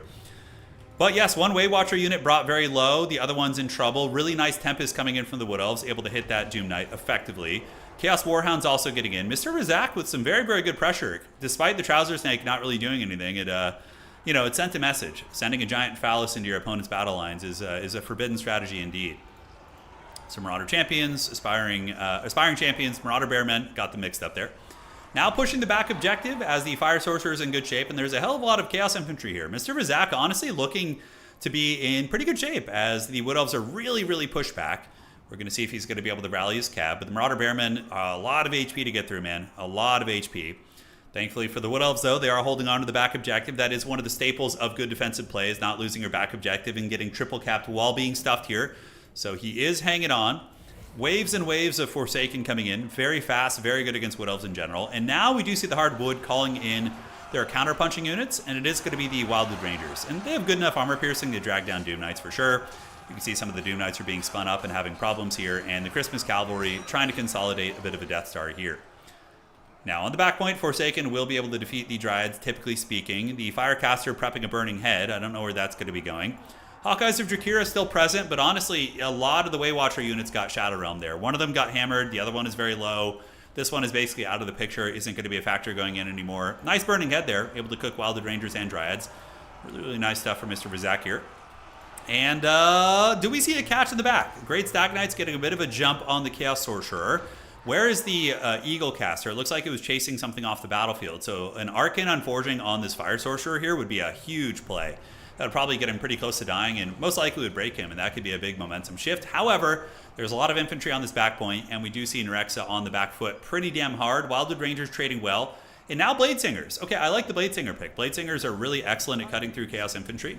They hit super hard, high melee attack, really good bonus versus infantry of 12. And Bread is going to be buttered here. And if he gets a Lord Snipe, that's certainly a step in the right direction. So Arcane Unforging activated, the Chaos Sorcerer Fire in the pits. We do see the Bladesingers coming in, and Bladesingers will be able to put big hurt down on the Aspiring Champions for sure. The Aspiring Champions will hold for a moment, just being very tanky as they are, but they will go eventually. All right, Arcane Unforging still active, 700 HP, and it looks like he is going to get a Soul Quench right now from the Bird. And, oh, Steel Chaired sniped right there. Very, very nice. Down goes the Lord of the Chaos Army. Now, will the Wood Elves be able to get back on the board? At this point, if you're the Chaos player, you're playing a stuffing strategy. Value is obviously important, but the most important thing is going to be holding the objectives for as long as humanly possible and just stuffing your opponent back.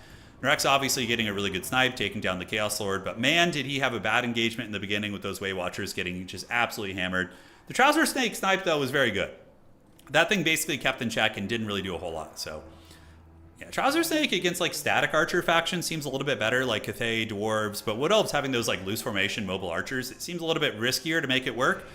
All right, Wild Hunter is getting Loix Blessing. I like this combo. He does this a lot. He gives a huge speed buff to his cav, and then they're able to run down enemy cav pretty effectively. And you can see they are going to catch. Some of the Marauders are going to get hammered. Hounds coming in, but the Hounds honestly will probably have a bad time too. Yeah, getting folded up by those Wild Hunters, man. Eagle character going to be descending in. Yeah, it's a free 400 gold right there. What's not to love? So the Hardwood is in the process of getting its objective back here. The Dryads getting up, and the Wild Riders. Bladesingers are also going to be a big momentum piece. And we do see the Warriors of Chaos getting a little bit flimsy on the battlefield now. With their Lord having died, we have a favorable fight here. I mean, Forsaken do well enough into Wildwood Rangers too, but they do well. Bladesingers, plenty of units of Wild Riders coming out. Warriors of Chaos do not have any magic left to help turn the tide of some of the fights. And a bit of a mistake here by Mr. Razak not keeping the fight on the objective to buy as much time as possible. Because that's still a lot of capture weight. That's like 7 capture weight right there. But the Wood Elves are going to get their home objective back. And it's basically going to be a race against the clock. The Wood Elves are really starting to pull ahead in some of the value trading here. Although these Wild Hunters do get overextended. And, you know, I wonder if we're going to see like a Chaos Knight call in the 4th quarter. Or is Homie going to be resummoning his Lord? I don't know. Welcome, Awesome. Welcome to the stream. Good morning to you. We are on the Grand Finals and then the Siege battles to come after this. Or Siege battle. Bladesinger is going to be hustling over to the middle objective. They will trade super well because they don't stand alone. The Bladesingers also have a Wildwood Ranger here, which are doing really good against the Bearmen. Their bonus versus infantry is quite massive. And Bladesingers, yeah, I mean, look, if they're not being run over by cav, targeted by magic, or shot with arrows, dude, they're going to feast. They're going to feast. And yeah, the Forsaken are being chased away. Bladesingers hot on their tail. Back objective does go to the hardwood. They are able to stabilize that, and I think should be fine, although there are some aspiring champions that could give them problems there. The Way Watchers are still helping. But the points are, the clock is against them, guys. It's going. It is going. We do see a 1,151 points for the Forces of Chaos, rapidly approaching. And Chaos just needs to play a capture weight game. Just be a goblin for as long as you can, hunker down to the back objective, probably resummon your Firecaster in the 4th quarter for the leadership, and then get the Burning Heads to push them off your back point. That's got to be the way that you do it. All right, guys, Blade Singers are going. We do see a Magic Missile right there. Soul Quench doing quite a bit of damage, actually, on those Forsaken. Not bad at all. Wood Elves do get the capture weight, though, but it's a very slow process, and I like the Gremlin play. Mr. Razak is not going to make this easy, guys. He's pulling his Hound units around the backside, heading to objective number 3, and is threatening capture weight. The Wood Elves don't really have a lot here. And that's because those aspiring Chads that were left alone over there are still very much alive. The elite infantry moved on before killing them, so aspiring champions basically annihilate Dryads. It's a brutal fight. Magic damage, high armor, it's not fun for them. Hellstriders and Hounds engaging versus the Wild Riders here with Spear support. Mr. Razak is abandoning his quest here, I think. Or maybe just running with the Hound units. Probably wants to loop those around and get them back to the point if he can. The Blade Singer is trying to clear everybody off in the middle, but it's not easy. And we do see the Wood Elves being forced to pull back here. Dryads being called in. If Chaos gets the home point of the hardwood again, that is going to be a freaking disaster and a half. So perhaps Nerexa moved off his back point too quickly with his good units. I'm not sure. The mobility play here, though, is very, very good. The aspiring Chad's quite strong. Oh, man, Wood Elves stabilize it at the last second. That I would have maybe even called like a GG there. Like, I don't think he can come back. But he manages to hold it, which is going to give him a lot more time. But that middle objective, this is great. Mr. Razak is basically running in circles with Forsaken, playing the Yakety Sax Benny Hill music, and forcing the Blade Singers to chase him. So that's maintaining capture weight, disengaging, and is very, very good. All right, Hellstrider's trying to get the capture weight, but Eternal Guard are in the mix. He's really running out of time, guys. Though the Wood Elves managed to hold this point, you can see he's in the process of flipping this middle point, but it's still quite a saga. The Wood Elf army, or the Chaos army, very, very mobile and is able to really put pressure on the points. And with that, Warriors of Chaos get the dub. GG, well played. Yeah, it just came down to the Way Watchers getting sniped in the beginning. Like, the entire build strategy of Nerexa was focused on Way Watchers just dunking on people, and they didn't get to dunk on people. They got dunked on. He just, most of them got caught and killed early on, and he paid the iron price. Now, maybe he needed more light cavalry. I think mixing in a couple Glade Riders would have been very useful for defending his backfield, because he only had elite expensive cav to defend his backfield, whereas like 2 or 3 Glade Riders could easily fend off those Hound units. Anyways, GG, well played. Chaos able to get it done. And ladies and gentlemen, we are going to move on here and yeah, have some siege battle action. All right, thanks for joining for the tournament section. Now it is time for the siege, Turin siege. All right, so let's get that. We're going to go ahead and get the siege battle going here. God damn it, Bobby. All right, let's go for the siege battle. All right, so let's do this and do this. So we're going to be on the defenders, defending with the dwarves. And let's do that and that. All right, so no computer for you. We got Maximilian on our team. So let's find a map. So we're going to go ahead and do the, I think Tor of Rest is one of the better siege maps. We're going to do that one fortified here. And okay, so attackers, you guys, let's see. So how much do you guys have on the attack? Let me see. So we have 15,400 and they have 22. So you guys should only have 3,000 more gold than us. So Boone, Hlidden, and Outer Region, make sure you only spend, yeah, you can only spend 18,400, okay? We're going to try a 3,000 value gap and see if that hits the sweet spot, all right? So 3,400 value. More than us. So you guys should basically have like, yeah, just over 18,000. So please make sure you do that correctly. I'm going to tag you guys in Discord and just to make sure in case they're not listening to the stream. All right, and that's going to be Boone, that's going to be Hlidden, and that's going to be Outer Region. Make sure you only have 3K more than us. The max spend is max than us, so max spend is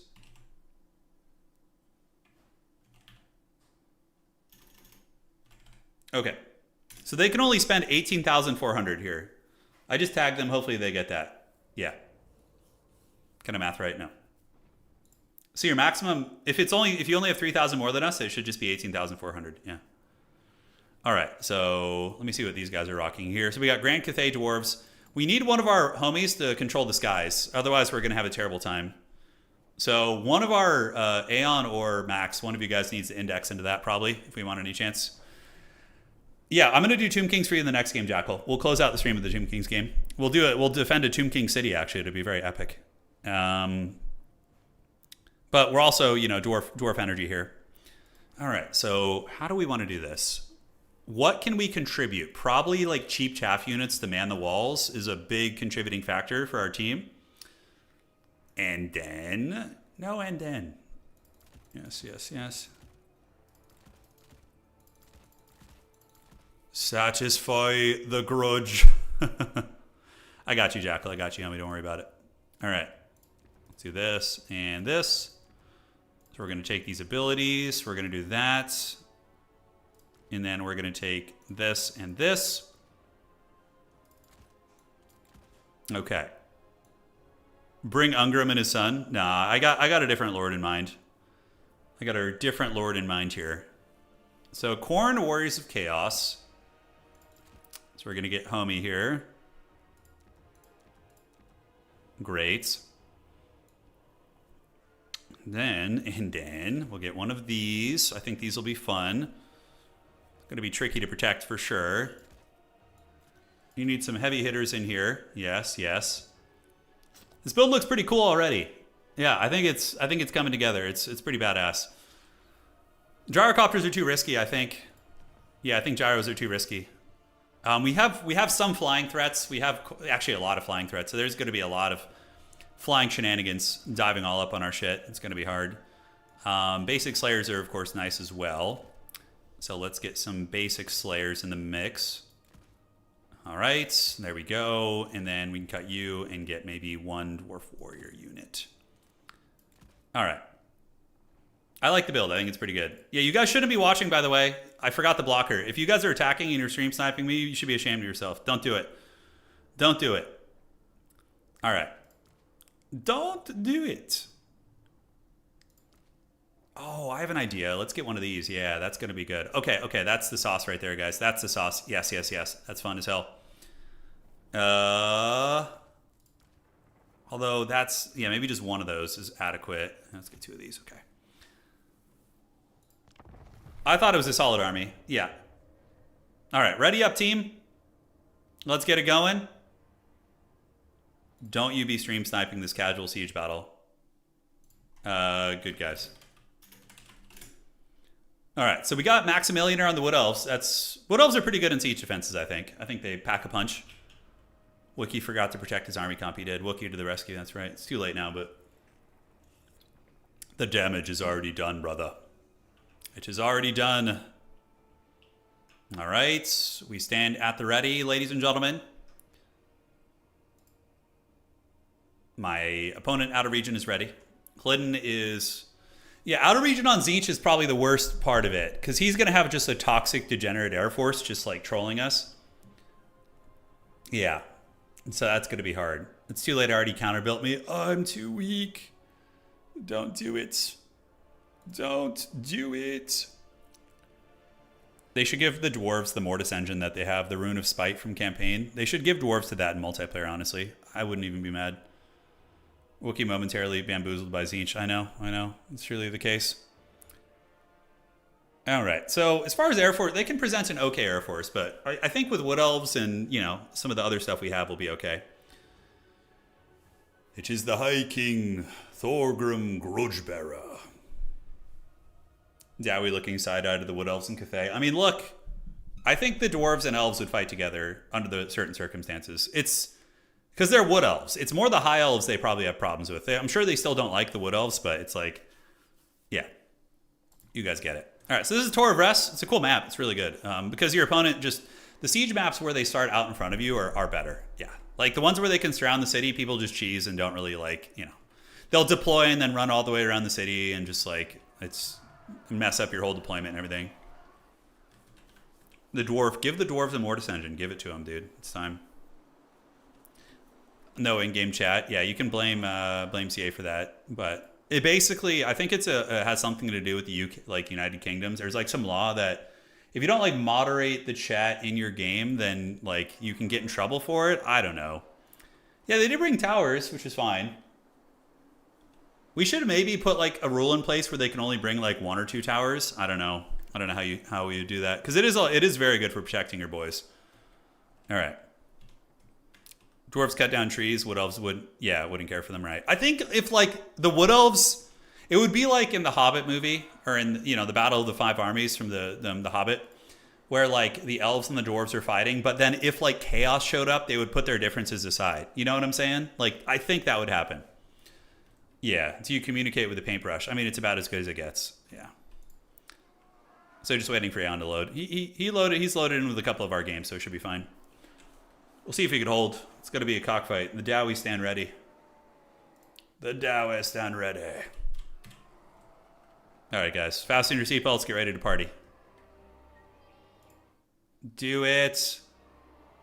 Do it. All right. So I like to deploy kind of in a corner to a large extent. So I'm going to go ahead and take this side. Yeah. So go ahead here. Let's do this. There we are. That'll be my area. So we're going to go ahead and equip the walls with chaff units, so the towers will at least shoot. Let the vengeance begin. All right. Flame cannon will have okay range, but it's not really going to even hit them until they get close to the walls. So let's get 1 flame cannon here, 1 flame cannon here. We need to keep them together so they're easier to protect. And we're going to put the Grimdelvers back here as like a protection piece. All right. So Thorgrim, Grudgebear, and the boys going to be leading the defense of the front. We need to get our Grimdelvers ready. So they're going to basically be like right here. These are our Grudge Rakers. So these are just like shotgun boys. Yeah, and we can also get the Goblin Hewer, which I have right there too. All right, so these guys are deployed. I'm just going to, everybody that's where they're supposed to be, I'm going to put in a control group for now. All right, so you're going to guard this. We're going to put a Doomseeker. The Brotherhood of Grimnir will be back here on defense. Thorgrim will have a Doomseeker with him up in the front. Okay, so the Engineers, we're going to put 1 out here. And we're going to put 1 kind of over here for the utility. Flame Cannons might just hit trees here, which is unfortunate. So I might need to reposition those to be like up on the high ground here, which is probably how it's going to have to be. So we'll get 1 Flame Cannon right here. And we're going to get 1 in the streets here, I think is going to be fine. All right. We'll see how they end up doing. We'll see how they end up doing. All right, so the Grimdelvers will be chilling. We're going to get the Doomseekers here.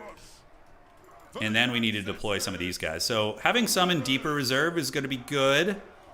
Yeah, for like cover fire and cover fire here. Okay, so we don't have too much left to deploy. We can get some chaff units to block up this street here, because eventually it's going to get breached. Put a Dwarf Warrior right there too. All right, so 2 and 3. Flame Cannon hopefully we'll be able to shoot here. We'll see. And there's got to be somebody deploying in front of me. Okay, good. A lot of Furies coming in, by the way. It's going to be a pain in the ass. The Doomseekers can start off back here, actually. Yeah, it's going to be fine. And let's get the Dwarf Warrior unit to deploy up here with Thorgrim. All right, I think we're ready. Good luck, have fun. We need to get an Engineer over here for the flash bombs and whatnot, and an Engineer over there. Great, so we're all set. So they only have 9,000 more gold than us, assuming they didn't cheat. Normally it's 15,000 more gold. So we're gonna see if this is more fair.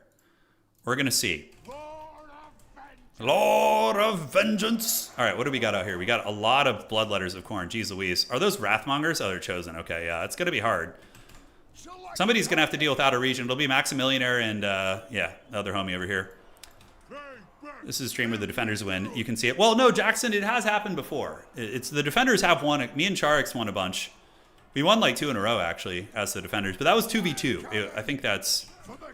And Charix and I had like an insanely fortunate opening there. All right, do we want to move this one? This one seems like it's going to have line of sight issues. We'll see. All right, somebody's not ready yet. I don't know who it is. We can't see. Yeah, we won once with Anticity and 2 times with Charix. Yeah, we're doing 3,000. They have 3,000 more than us this time. The defenders have been losing most games, but we're doing that right now. Take up your axes and seek glory in death. Oh, Chad Thorgrim, take up your axes and seek glory and death. Dude, it doesn't get any more dwarvish than that, bro. Hell yeah. Okay, Arball the Undefeated. We don't want to shoot the towers. You got to make sure you're shooting the actual like infantry out in the field. We could start working on Arball. What the hell is this? Maximillionaire with the Glade Rider out there? Is he just buying time for us here? Not sure what he's doing, but I'm grateful for it. Vengeance! Walls don't help enough. Yeah, and we've been playing a ton. Morgan. Milk and Cookies. We've been playing a shit ton of siege battles on stream, and we've been like really starting to figure out like the sweet spots, you know? Yeah, of like how much is 2 and then 3. What the hell is this? Oh, that's the hewer. Okay. So now they're going to be approaching the walls, and we can get the flame cannons to start shooting. Yeah, let's go, boy. Please be able to shoot and don't have line of sight issues. Okay. So now we're going to get a tower here. We're going to get a, we can get the tower that would kill infantry probably. We'll get an explosive tower. Oh, look at the Chadley flame cannons, dude. Let's go. They're going to be coming down here any second. Where we need to get you over here probably. Yeah, let's get you over there. But the flame cannons, hopefully we can just unleash on them and continue doing damage. We need to put them in guard mode too, so they don't like move. All right. So we're doing damage, nothing crazy, but when they get in is when it's going to be very dodgy. We got a nice little kill zone right here with the hewers as well, which are going to be hewing. Let's put the hewers over here, actually. That's nice. And we need to get the flash bombs there ready to go. Yeah, so they're at the walls. Flame cannons. We can just honestly just let the flame cannons shoot free fire. I think that's fine. Yeah, they're able to get over. Okay, we got some hits. When they get on the walls, it'll be much better. And I have restock, so I'm not too concerned about, yeah, much else here. The miners, we can retreat them. There's no sense in just letting them die on the walls. So we're going to retreat them back here and use them and get them off here. All right. So now Thorgrim and company stand to the ready. Boone's going to be coming in. Where's our other engineer? Okay, let's get him up here for the flash bomb. Do we have anything crazy going on? Okay, so flame cannons. Let's start shooting at these guys on the walls. Yeah, they're coming, man. They're coming. All right, so we got you guys here, and let's get ready to go. The gate is not really being protected. Yeah. Oh, look, they're using the. It might actually be better. Like, force them to extend a little bit deeper in, right? We're gonna see. All right. So we have the 2 grudge rakers. You guys are at the ready. Thorgrim stands firm, and our flame cannon is getting it. But we are getting a lot of damage on the units on the walls. Now we got Minotaurs coming in, so let's go ahead and flash bomb these guys. Let's get them with the flash bomb. Get them with this, and hopefully we're able to put some hurt down on them. And we're gonna call another grudge raker over here. Yeah, just park it like so. All right, so these guys are getting it. They are slowed. Yeah, we're not really protecting the gatehouse. Let's go ahead and get this platform up, and we're going to retreat behind it. And hopefully the guns are going to be able to do some big damage over there. We're going to see. All right, so are these guys shooting? They are, so let's get you in there. Thorgrim and company are going to pull back. We have a tower up. Hopefully, yeah, this is a bit of a sketchy spot because I'm about to get pushed by a lot of players here. So we might need to just get these Grim Delvers back here. No, retreating behind the platform. And over here, yeah, we do see the Wrathmongers actually losing a ton of HP here, which is good. And you guys shoot. Let's go ahead and do the flash bomb on you guys. Unleash on them. And yeah, let's just waste those guys. All right. So, ooh, man, we're actually in some danger, guys. Yeah, this positioning, I just assumed the gates would be covered somewhere, but yeah, this is actually incredibly sketchy. I think this is going to go bad. All right, let's get the big dog here. Thorgrim Grudge Bearer is going to help hold this. We're going to get you guys back around this way. Let's park you guys in the street here, and hopefully we can at least win one of these fights over here. Yeah, the Grudge Rakers are doing a lot of damage against those Chosen. We're doing a hell of a lot of damage, but gosh darn, am I getting swarmed here. Yeah, getting 2v1'd. Okay. So Thorgrim and company are fighting Chosen. We could use Oath of Vengeance on them. We're going to need to get the Grim Delvers back, for sure. We need to, like, reform the ranks and pull back into the streets and hope for the best. We do have some Doomseekers. Let's get them in to help the Chad Brotherhood of Grimnir fighting, and we're going to need to retreat with you. Okay, this was a disaster over here. Yeah. We are getting a lot of value. We have mowed down a couple units here, for sure. These Bloodletters are getting it, and the Hewer is online here. Yeah, so let's get you guys to mow down these guys.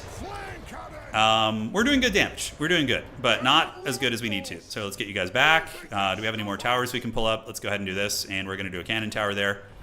And you chaff units can seal the breach here. Let's get you guns to come here.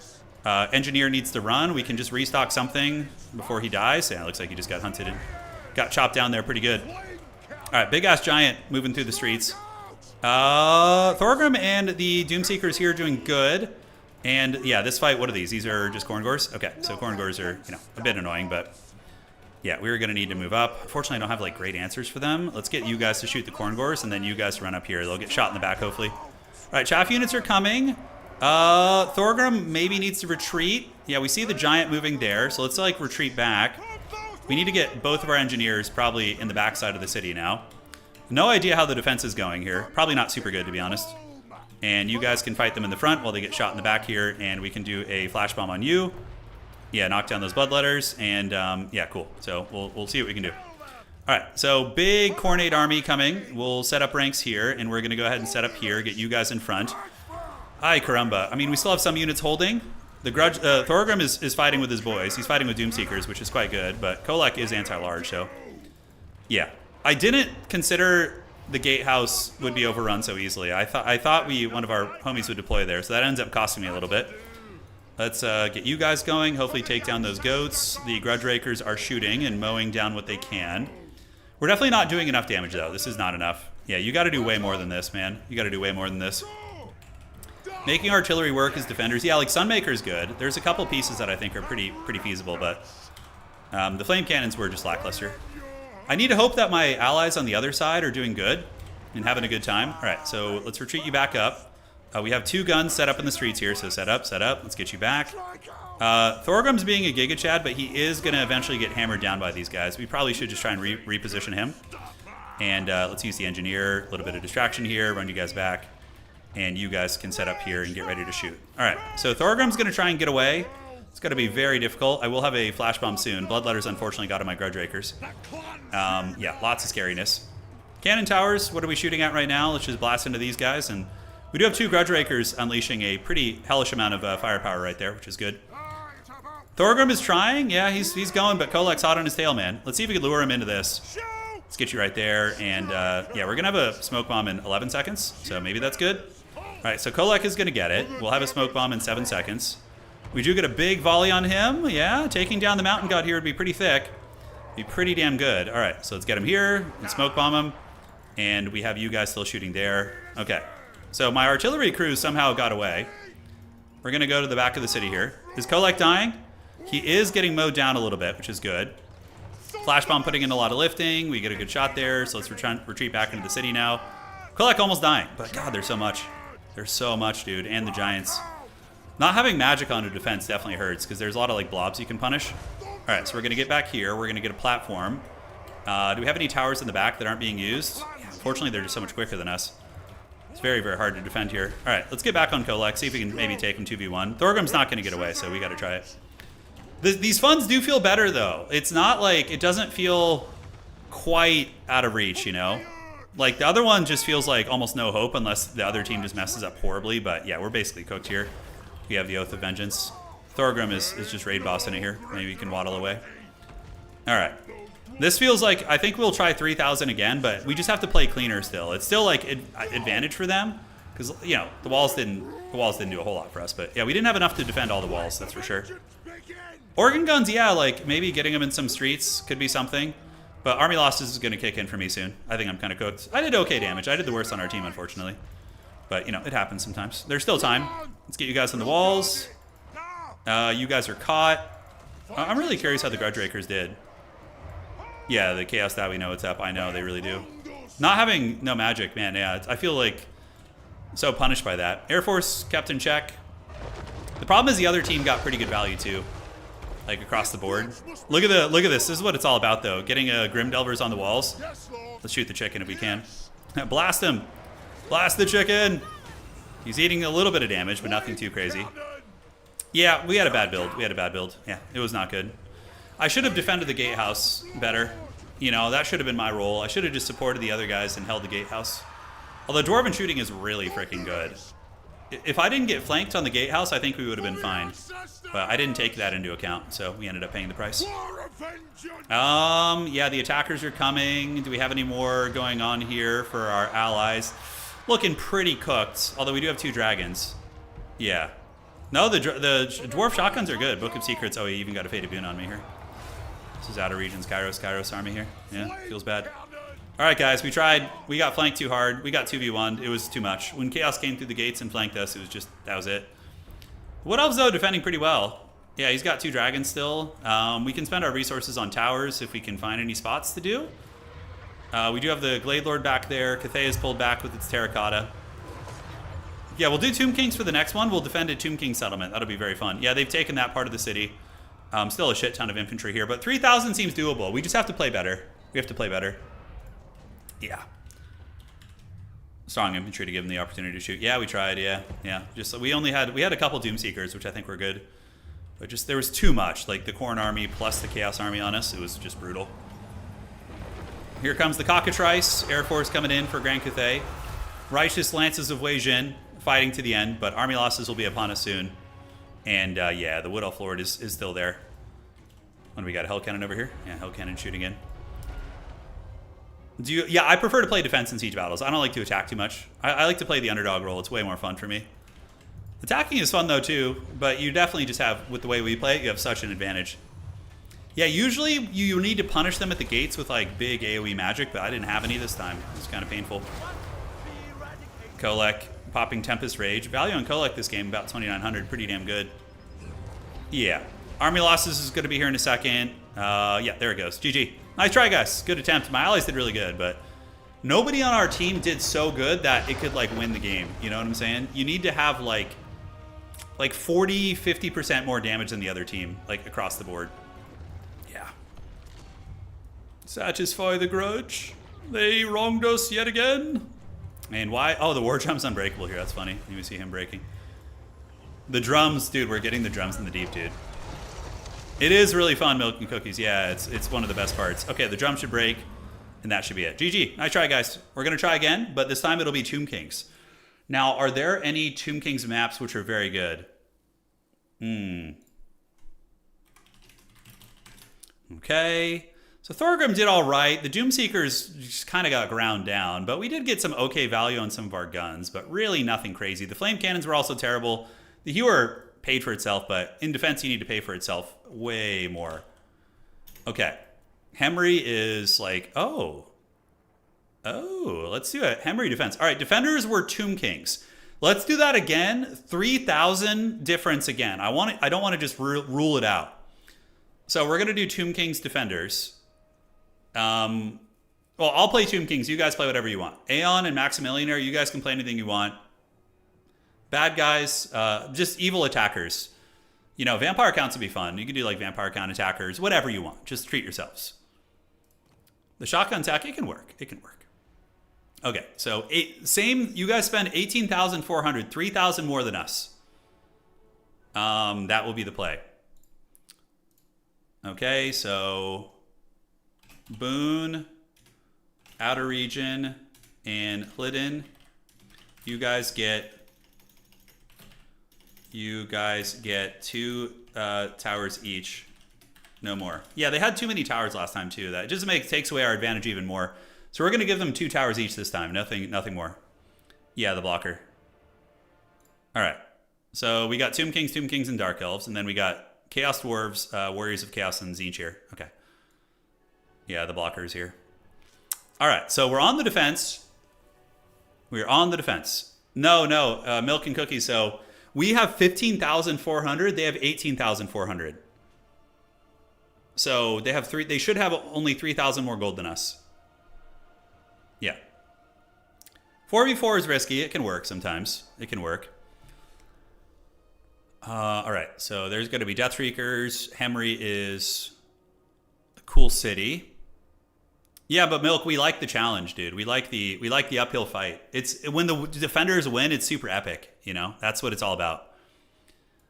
All right, so what are we dealing with here? We have Chaos Dwarves, Warriors of Chaos, and those guys. All right, so let's get 2 of you, I think. Yes, good, Anakin, good. It's obviously a huge downside, but it's fun. The Hairy Beast is back on the screen. That's right, rejoice, dude. He comes for you. Put some respect on the Hairy Beast. Okay. Alrighty, so Yeah, we've won a couple times, even with 5,000 more. A couple. It's not easy, but it has happened. Okay, so what do we want to get? Maybe just that in the back. And we're going to need to max out on you guys. Yeah, I think those will be... Man, it's like I'm going through this money so quick. Holy shit. Just a sugar life. Okay. Attackers can afford almost 2 extra Bellicors with that money. Yeah, that's true. It's a lot. It's a lot of Bellicors in the field, my friend. And I think we do want a second one of these guys. Yeah, so we'll just get you bare bones cheap. Okay. Yeah, you go through it quick. Oh, that's funny. That's so troll. Okay. So what lord do we want? Kotep with the Lich Staff could be very good. Arkan is obviously great. Setra is fun. Setra is more of like a combat beast, but, you know, a little bit vulnerable to being sniped by like some of these tools, I think. Kotep could be on his casket, his Roomba, which would be really funny, but then if he gets caught, he's just dead basically, so I don't know if I like that. Oh, we got a full undead defense. That's really funny. Yeah, the undead are teaming up to defend the city. I love it. That's great. You got to make sure to defend the gatehouse this time. That was so haggard. I just like, we looked and we're like, oh god, nobody's on the gate. What I would give for that. Yes. Can I use the extended roster and get some of those guys? Yeah, Kotep with Lich Staff is probably good. He's just like rolling around, casting spells. You know, just a menace. Just a menace, really. Darude Sandstorm, you know, what's not to love there? Okay. That has 0 AP on that? Man, oh man, okay. This is the Nagash special. Yeah, this is like a Nagash defense, right? Okay, so we got these guys and these guys. We got some big scaries in the mix. What about melee Shopti? Melee Shopti could be decent. We could also get the Kepra Guard, but man, I felt like we got overwhelmed so quickly there. Necropolis Knights with halberds, maybe like a decent city sweeper. You know, but I feel like we have plenty of anti-large. Probably need something that can actually clear out like good quality infantry. Yeah. Our build, like, it feels all right. It feels all right. I don't feel like I'm going to get like a ton of value, but... All right. Yeah. I mean, I like it. Vampires definitely got some Air Force action going. Vampire Force 1. And let's get you guys. All right. GLHF. Can't help but feel that the other Lord Magic would be a little bit better. Okay, let's do this and this, and then we're gonna cut that and cut that. Cut that. Okay, yeah, that'll do, Pig. That'll do. Good luck. Let's see if the team undead can hold, guys. Screaming Skull. I don't know. I feel like it's gonna be too hard to defend artillery here. To be honest, we have some, but yeah, not a ton. Yeah, Argyle knows. The siege defense, it begins. So if this is still like really brutal, despite us playing well, then maybe we'll go for like 2,000 more for each of them. I don't know. Because yeah, the walls don't help a ton, honestly. They don't help a ton. But to be fair, last game they also had like 100 siege towers, which just made them be able to instantly go up on the walls. Whereas normally they'd have to like ladder or do other things. Yeah. No Boner Giant. No Boner Giants. No. We've never defended Hemery before. Yeah, this will be fun. Looks like a good city. It looks like one that you can't fully envelop, so it's a little bit more focused. Our lore passes will heal us all. Yeah, that's true. I didn't quite bring that though. Arkan is here. He's a little more selfish. Since we're all undead, yeah. Okay, Hemery's a cool city actually. Oh wow, what an interesting choke point setup. Yeah, this is epic. This is a cool map. I've never played this one before. In the campaign, I think I auto-resolved it. Look at the Titans. Oh, I should have brought a Titan. You lost half of your army to Tzeentch army abilities last game? Yeah, it'll get you. Tzeentch is nasty. Tzeentch is nasty. We should have made them play Haggard factions. Like, they all have to play, like, a slow, waddling faction. Oh, I'm sorry. I got the screen blocker up. Yeah, so here's Hemery. You can see here. Glorious city. We got, like, the big pyramids. Is that actually part of the map? No, that's just like decorative down there. It's awesome, man. Awesome. When Aeon loads in, it is time to go. You guys want a radio cast? I could do that. I could do a radio cast for you guys. All right, so I think they have to, yeah, they can't attack here. I think they have to attack in the front, like parapets here. Yeah, city looks good, right? Yeah, and you got like big open spaces. The city is definitely a decent one to defend. All right, so I will deploy over here. So I'm going to move my whole army over here. Arkin the Black. Arkin the Black. All right, let's get you guys there. Get you guys here. Get you guys here. And we need to see where they're going to deploy. Ideally, they split up and like attack a couple fronts, you know, to keep it like actually engaging and not like just haggardly frickin' all in on one side. 2, and then we're going to get you guys in 3. So we actually will put some units in the gatehouses. Sure, they're not going to last long, but it's better than nothing. So we have Arkin. We have double Big Sphinx. Okay. We also have Sepulchral Stalkers who are going to be waiting in the wings to laser beam things. We'll get the Ushapti Greatbows up here on the cliff. 4, we have also another Sphinx here, and we have a Necrotect who's going to be rolling around, giving a little bit of healing. That's pretty much it. So is he? Oh, did I forget to put him on a chariot? Is he on foot? God damn it. Oh well. Gosh damn it, Baba. All right, Arkin's going to be here. So let's get all of you guys that are deployed. Group you in here in group 1, 2, 3, 4, and Sepulchral Stalkers can be in 5 and 6. All right, so let's see how they deploy. If they don't pressure the outside here, then we don't really need to defend it too heavily. We can kind of go more over here. This should be better now that they don't have like 5,000 siege ladders. Yeah, so Tzeentch is over there. We have the Chaos Dwarves, the Dawizar over here. He's there with a lot of his artillery. Yeah, the Sphinxes should be pretty mean on the gatehouse too. They should be pretty nasty. We'll see where they end up attacking. All right, let's get this going. This is pretty epic. Yeah, it's pretty epic. All right, so let's get you here. Necrotect. Probably keep him back. Just use him to do his thing there. And oh, we want to get this tower built right away, so we're going to build that magic missile tower. I have a full Tomb King's army in tabletop. They're so awesome, man. The Sphinx models look so good, even though they're very dated. They really age well. All right, so we're going to pull another skeleton over here. Yeah, we'll get you up on the wall. Here's fine. A couple Smeagol's outside the city. You guys noticing this? It's kind of cool. What do we have? Slaughter Brute, Harold the Hammer. Oh god, Harry the Hammer's here. He's going to need to get Spirit Leeched. A Cockatrice. Okay. The question is, do we have enough defenses over here against Tzeentch? It looks like it. Yeah, Vampire Air Force is decent. I might actually put one Sepulchral Stalker over here to help them out and make sure they can keep that Air Force in check. You know, I think that's good. Sally Forth? No, we don't want to do that. We definitely want to use our towers. Yeah, the towers aren't the best, but they do damage, you know. All right, so we're going to go here after the Chaos Warriors. We're going to get you to shoot at the cock. And, yeah, Arkin is here. Let's get the big Sphinxes lurking. And, yeah, we have the Ushapti Greatbows ready to help out as needed. And on the other side, we have the Sepulchral Stalkers here to support. Yeah, because that Tzeentch Air Force is very troll. Chaos Dwarves are attacking in the front. They're for sure going to get in. Wait, what the hell? Oh! Shit! They could just go through here? Dude! Oh, no! I don't know the maps! Oh no, my Sphinx has got to go back there. We can't just let them get in here. Oh, are you kidding me? What is this? Oh no, there's still a gatehouse there. Okay, they are moving through that way. Okay. So that means I have some time to get some troops over there. Okay, we're not completely cooked. So we're going to get a couple of you guys over there. And, all right, so it's on. We're defending.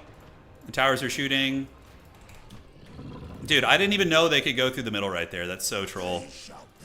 All right, so we got the cannon tower. We have you coming. And we're going to send our big guns back there and just use our smaller force to defend the walls here. Dude, I did not notice that. I did not notice that. Bamboozled. It's a choke point. Yeah, it is, but they're going to get in real quick, and we're going to need to be ready to defend there. So let's go. Is there any towers? It also is a very important area, so. Not a servant. Not a servant, he says. Oh, well, I'm not sure about that. Sepulchral Stalkers are here, so let's get them to start shooting at the cock up on the walls. The big Sphinxes are coming back here because we're going to have to defend this.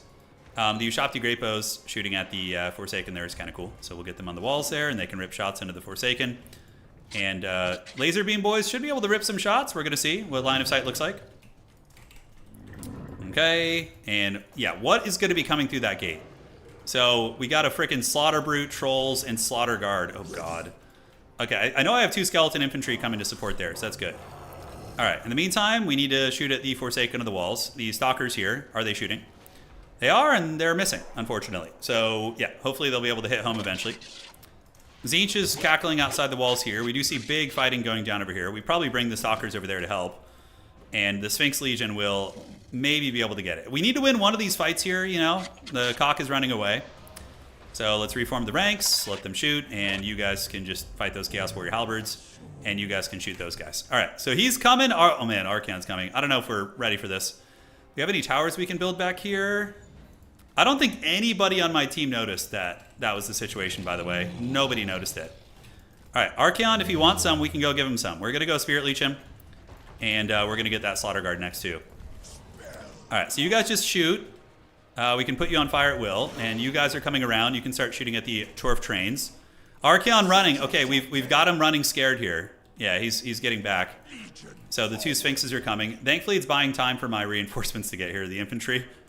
Oh, boy. All right, do we have any other towers we haven't built? There's got to be more tower slots in the city. Looking around, yes, we have a tower slot right here, so let's get this tower there. Great. Did that not build? I don't think it did. All right, yes. Great. So the tunnels are going to be very frightening. How are we looking over here? It's going. It's going. Let's get you Sepulchral Stalkers like so. And the Ushabti Grapos are nailing those halberds down. Archaon gathers in the tunnels. I'm obviously not doing a lot of damage because I'm not really fighting. But we will be able to as the battle does progress on. Cool. And the skeletons are about to arrive. We can go engage Archaon down in the tunnels a little bit. We can go skirmish with him. So I'm going to Buna those Slaughter Guard, see what sort of healing he has. Let's see what his army looks like in the tunnels here.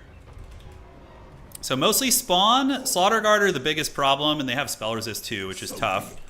Let's get you guys in, and the Khemrian War Sphinx can do this. We'll get you to attack the Slaughter Brute. And we're going to get you. We're going to fade a Buna the Slaughter Guard. So Archaon does get punched in the face. Yeah, pretty good.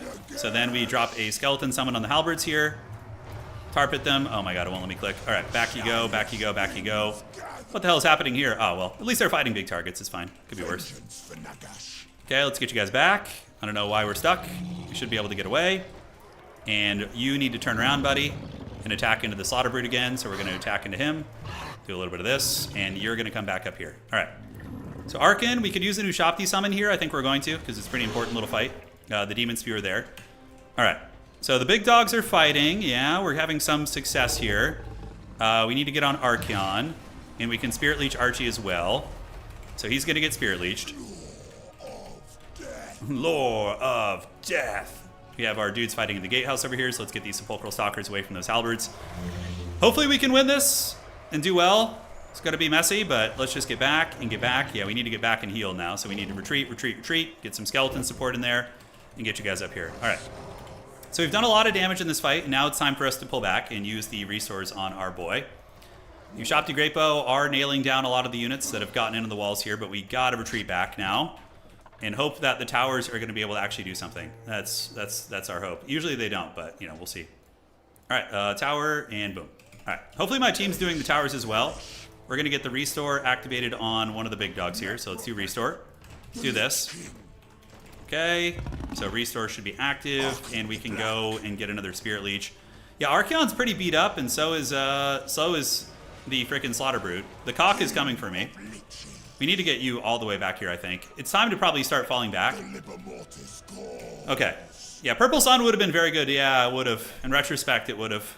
100%. Let's build the blockers here. We got to, like, just really, really slow their roll a little bit. All right, so we're going to pull our whole army back here.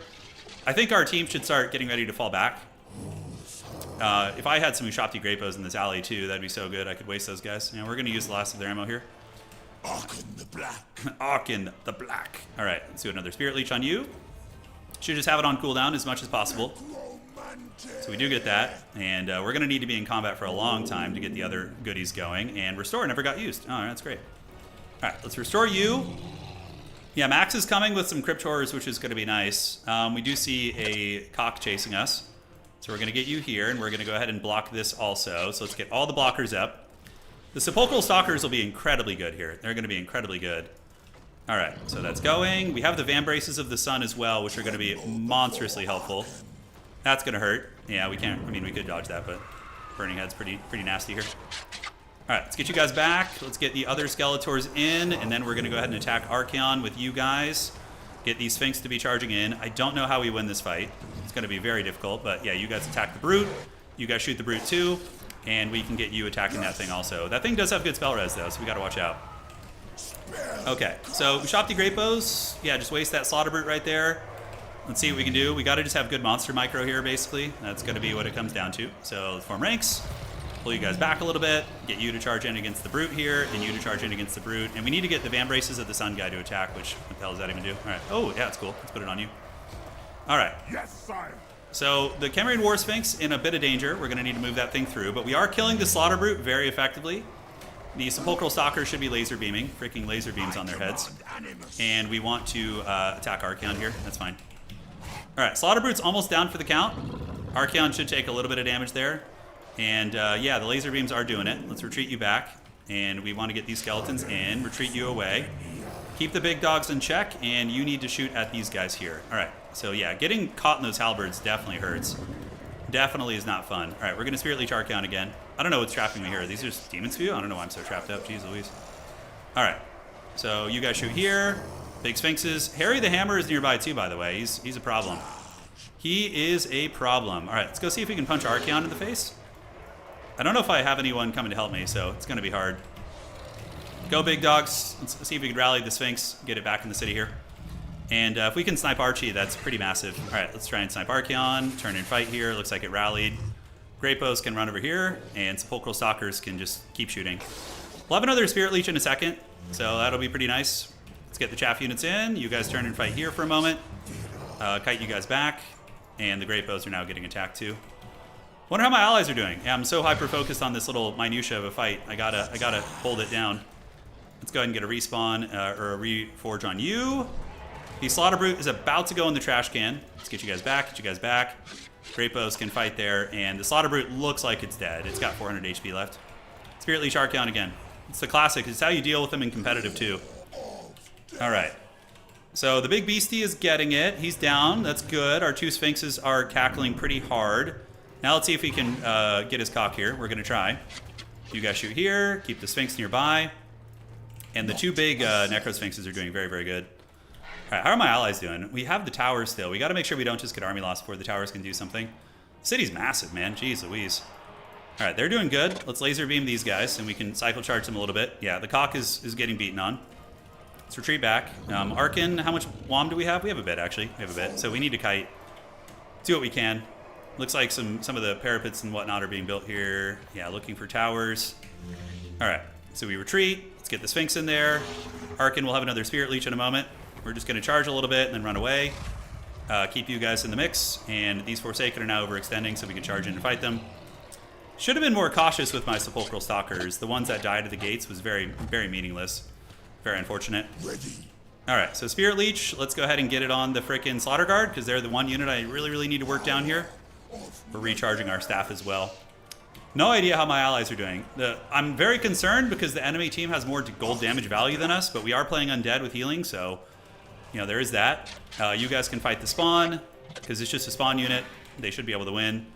And great. So those guys are in trouble. So let's kite back and kite back. We got to run here. Okay, now the towers are helping a little bit, which is good. So maybe we got to pull back and just like kind of draw kite here a little bit. Got to use some forbidden land battle tactics. Yeah, so let's get back. Any more towers we can build over here? Yes. Let's get a tower over there. Good. I love when the towers just randomly hit a pillar. It's my favorite. All right, so we have enough for more Spirit Leech is good, and the spawn are getting worn down. We kind of won our fight against Chaos a little bit, which is good. You know, this is solid. We need to get that summon active. So getting rid of the Forsaken. How many? Oh, it is the Demon's Spew too. They're probably worth a Spirit Leech. Probably worth a Spirit Leech. So let's get the Great Bows back and have both of you guys shoot here. Arkin, oh god, oh god, oh god. Gotta watch out. Herald the Hammer is there, and let's lure you guys here. If we can recapture this point, it's gonna be pretty clutch. Yeah, it's gonna be very clutch. So let's set you guys up. Recapture the point for our team. Guys, I think my team is completely dead. I don't think I have any allies left. We're still fighting, but hey, at least it went okay this time. We're gonna recapture this. And yeah, I mean, look how much value the other team had. Jeez Louise. It's not good. I mean, we kind of won our 1v1 though. It's looking good. But yeah, there's no way we're going to be able to fend off the rest of the players. Oh my god, no. Look at this. Oh no. Oh no.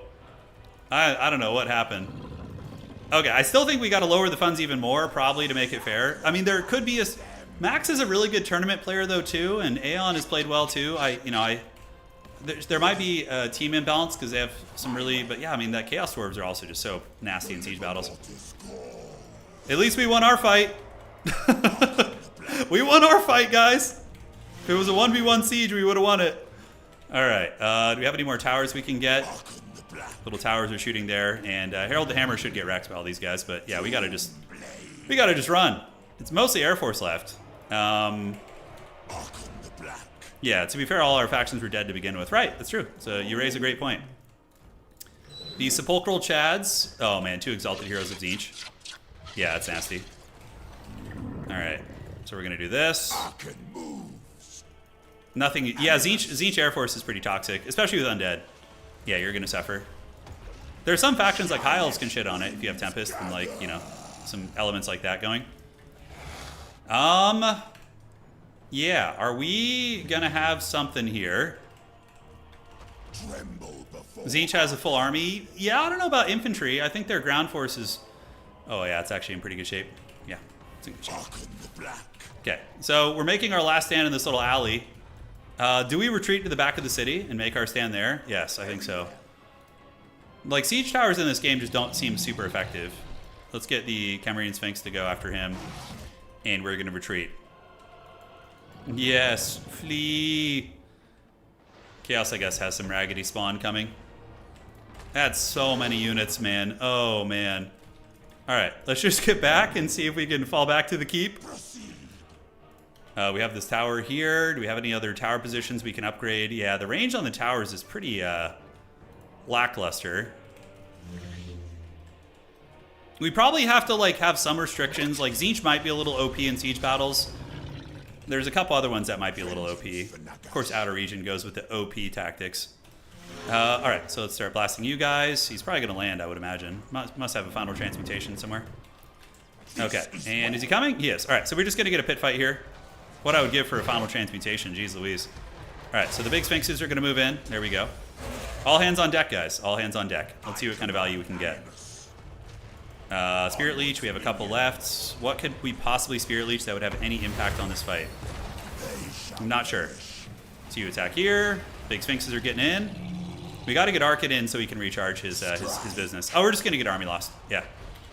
Yeah, not bad. Not bad. It's good. Not bad at all. This was a 3v3. Yes, correct. It was a 3v3. Okay, so I think the funds either need to be lowered more or it needs to be factions that aren't like disgusting in siege. Probably down to like they only get 2,000 more, or we could stay at 3,000, I think, and then make sure that you don't have like OP flying armies. Dwarfs are also incredibly devastating in attacks, but what he actually did is damage. Wow, look at that. 5,000 on the Kadai Destroyer, man. Jeez Louise. What else did really good for him? Archeon got 2,000. And this army was fun. This is like a good flavor army from Lydon. Yeah, 3,000, 2,400, 2,500. Yeah, so Tzeentch basically carried for them. It looks like Tzeentch did the most. Just went apeshit with its hero core. 2,500 here. The Sphinxes did really good. 3,000 on that one. The other one got 1,700. Sepulchral Stalkers did okay. Shopty Great Bows also held. Yeah. Air forces are pretty brutal. I mean, because they take away most of your advantages, especially in a big city. If siege towers, defensive towers were good at killing Air Force, then I think it would be more fair. But the problem is like the defensive towers are so bad. They just like don't even really do a lot, you know. Yeah, I didn't know the map, but it wouldn't have changed anything. We would have lost regardless, even if I deployed. Because it ended up being okay for us. Like, we fended Chaos out of the tunnel and survived and had a lot of our stuff. Yeah. Defenders also need to bring good defensive factions. Yeah, it's true. Like, I don't think Vampire Coast and Counts are very good on the defense. Especially against Tzeentch. Like, Tzeentch Air Force shits on Vampire Air Force, right? So, yeah, you're going to pay the price. All right, guys. GG, well played. I hope you guys had fun with the stream. We'll be back streaming in the next few days, either tomorrow or the day after. And we'll continue fine-tuning our siege business. We'll figure it out. We will indeed. We could do like a siege event where we have we do preset alliances, like where if you have a really strong faction, the other one has to be really haggard to offset. I don't know. We'll see, guys. We'll see. Take care of yourselves, ladies and gentlemen. Thank you for joining. It was a really fun stream today. And we'll be back in the next few days. It was awesome using Big Man Thorgrim earlier, too. He was super fun in the tourneys. All right, guys. GG, well played. We'll see you on the other side. Take care of yourselves. I'm going to go hang out with my smoking hot wife. You guys do your thing. Pet your pets. Hang out with your loved ones. Tell them you love them. Life's short, All right. See you guys around. Adios. Thank you so much for joining. And that's it for tonight.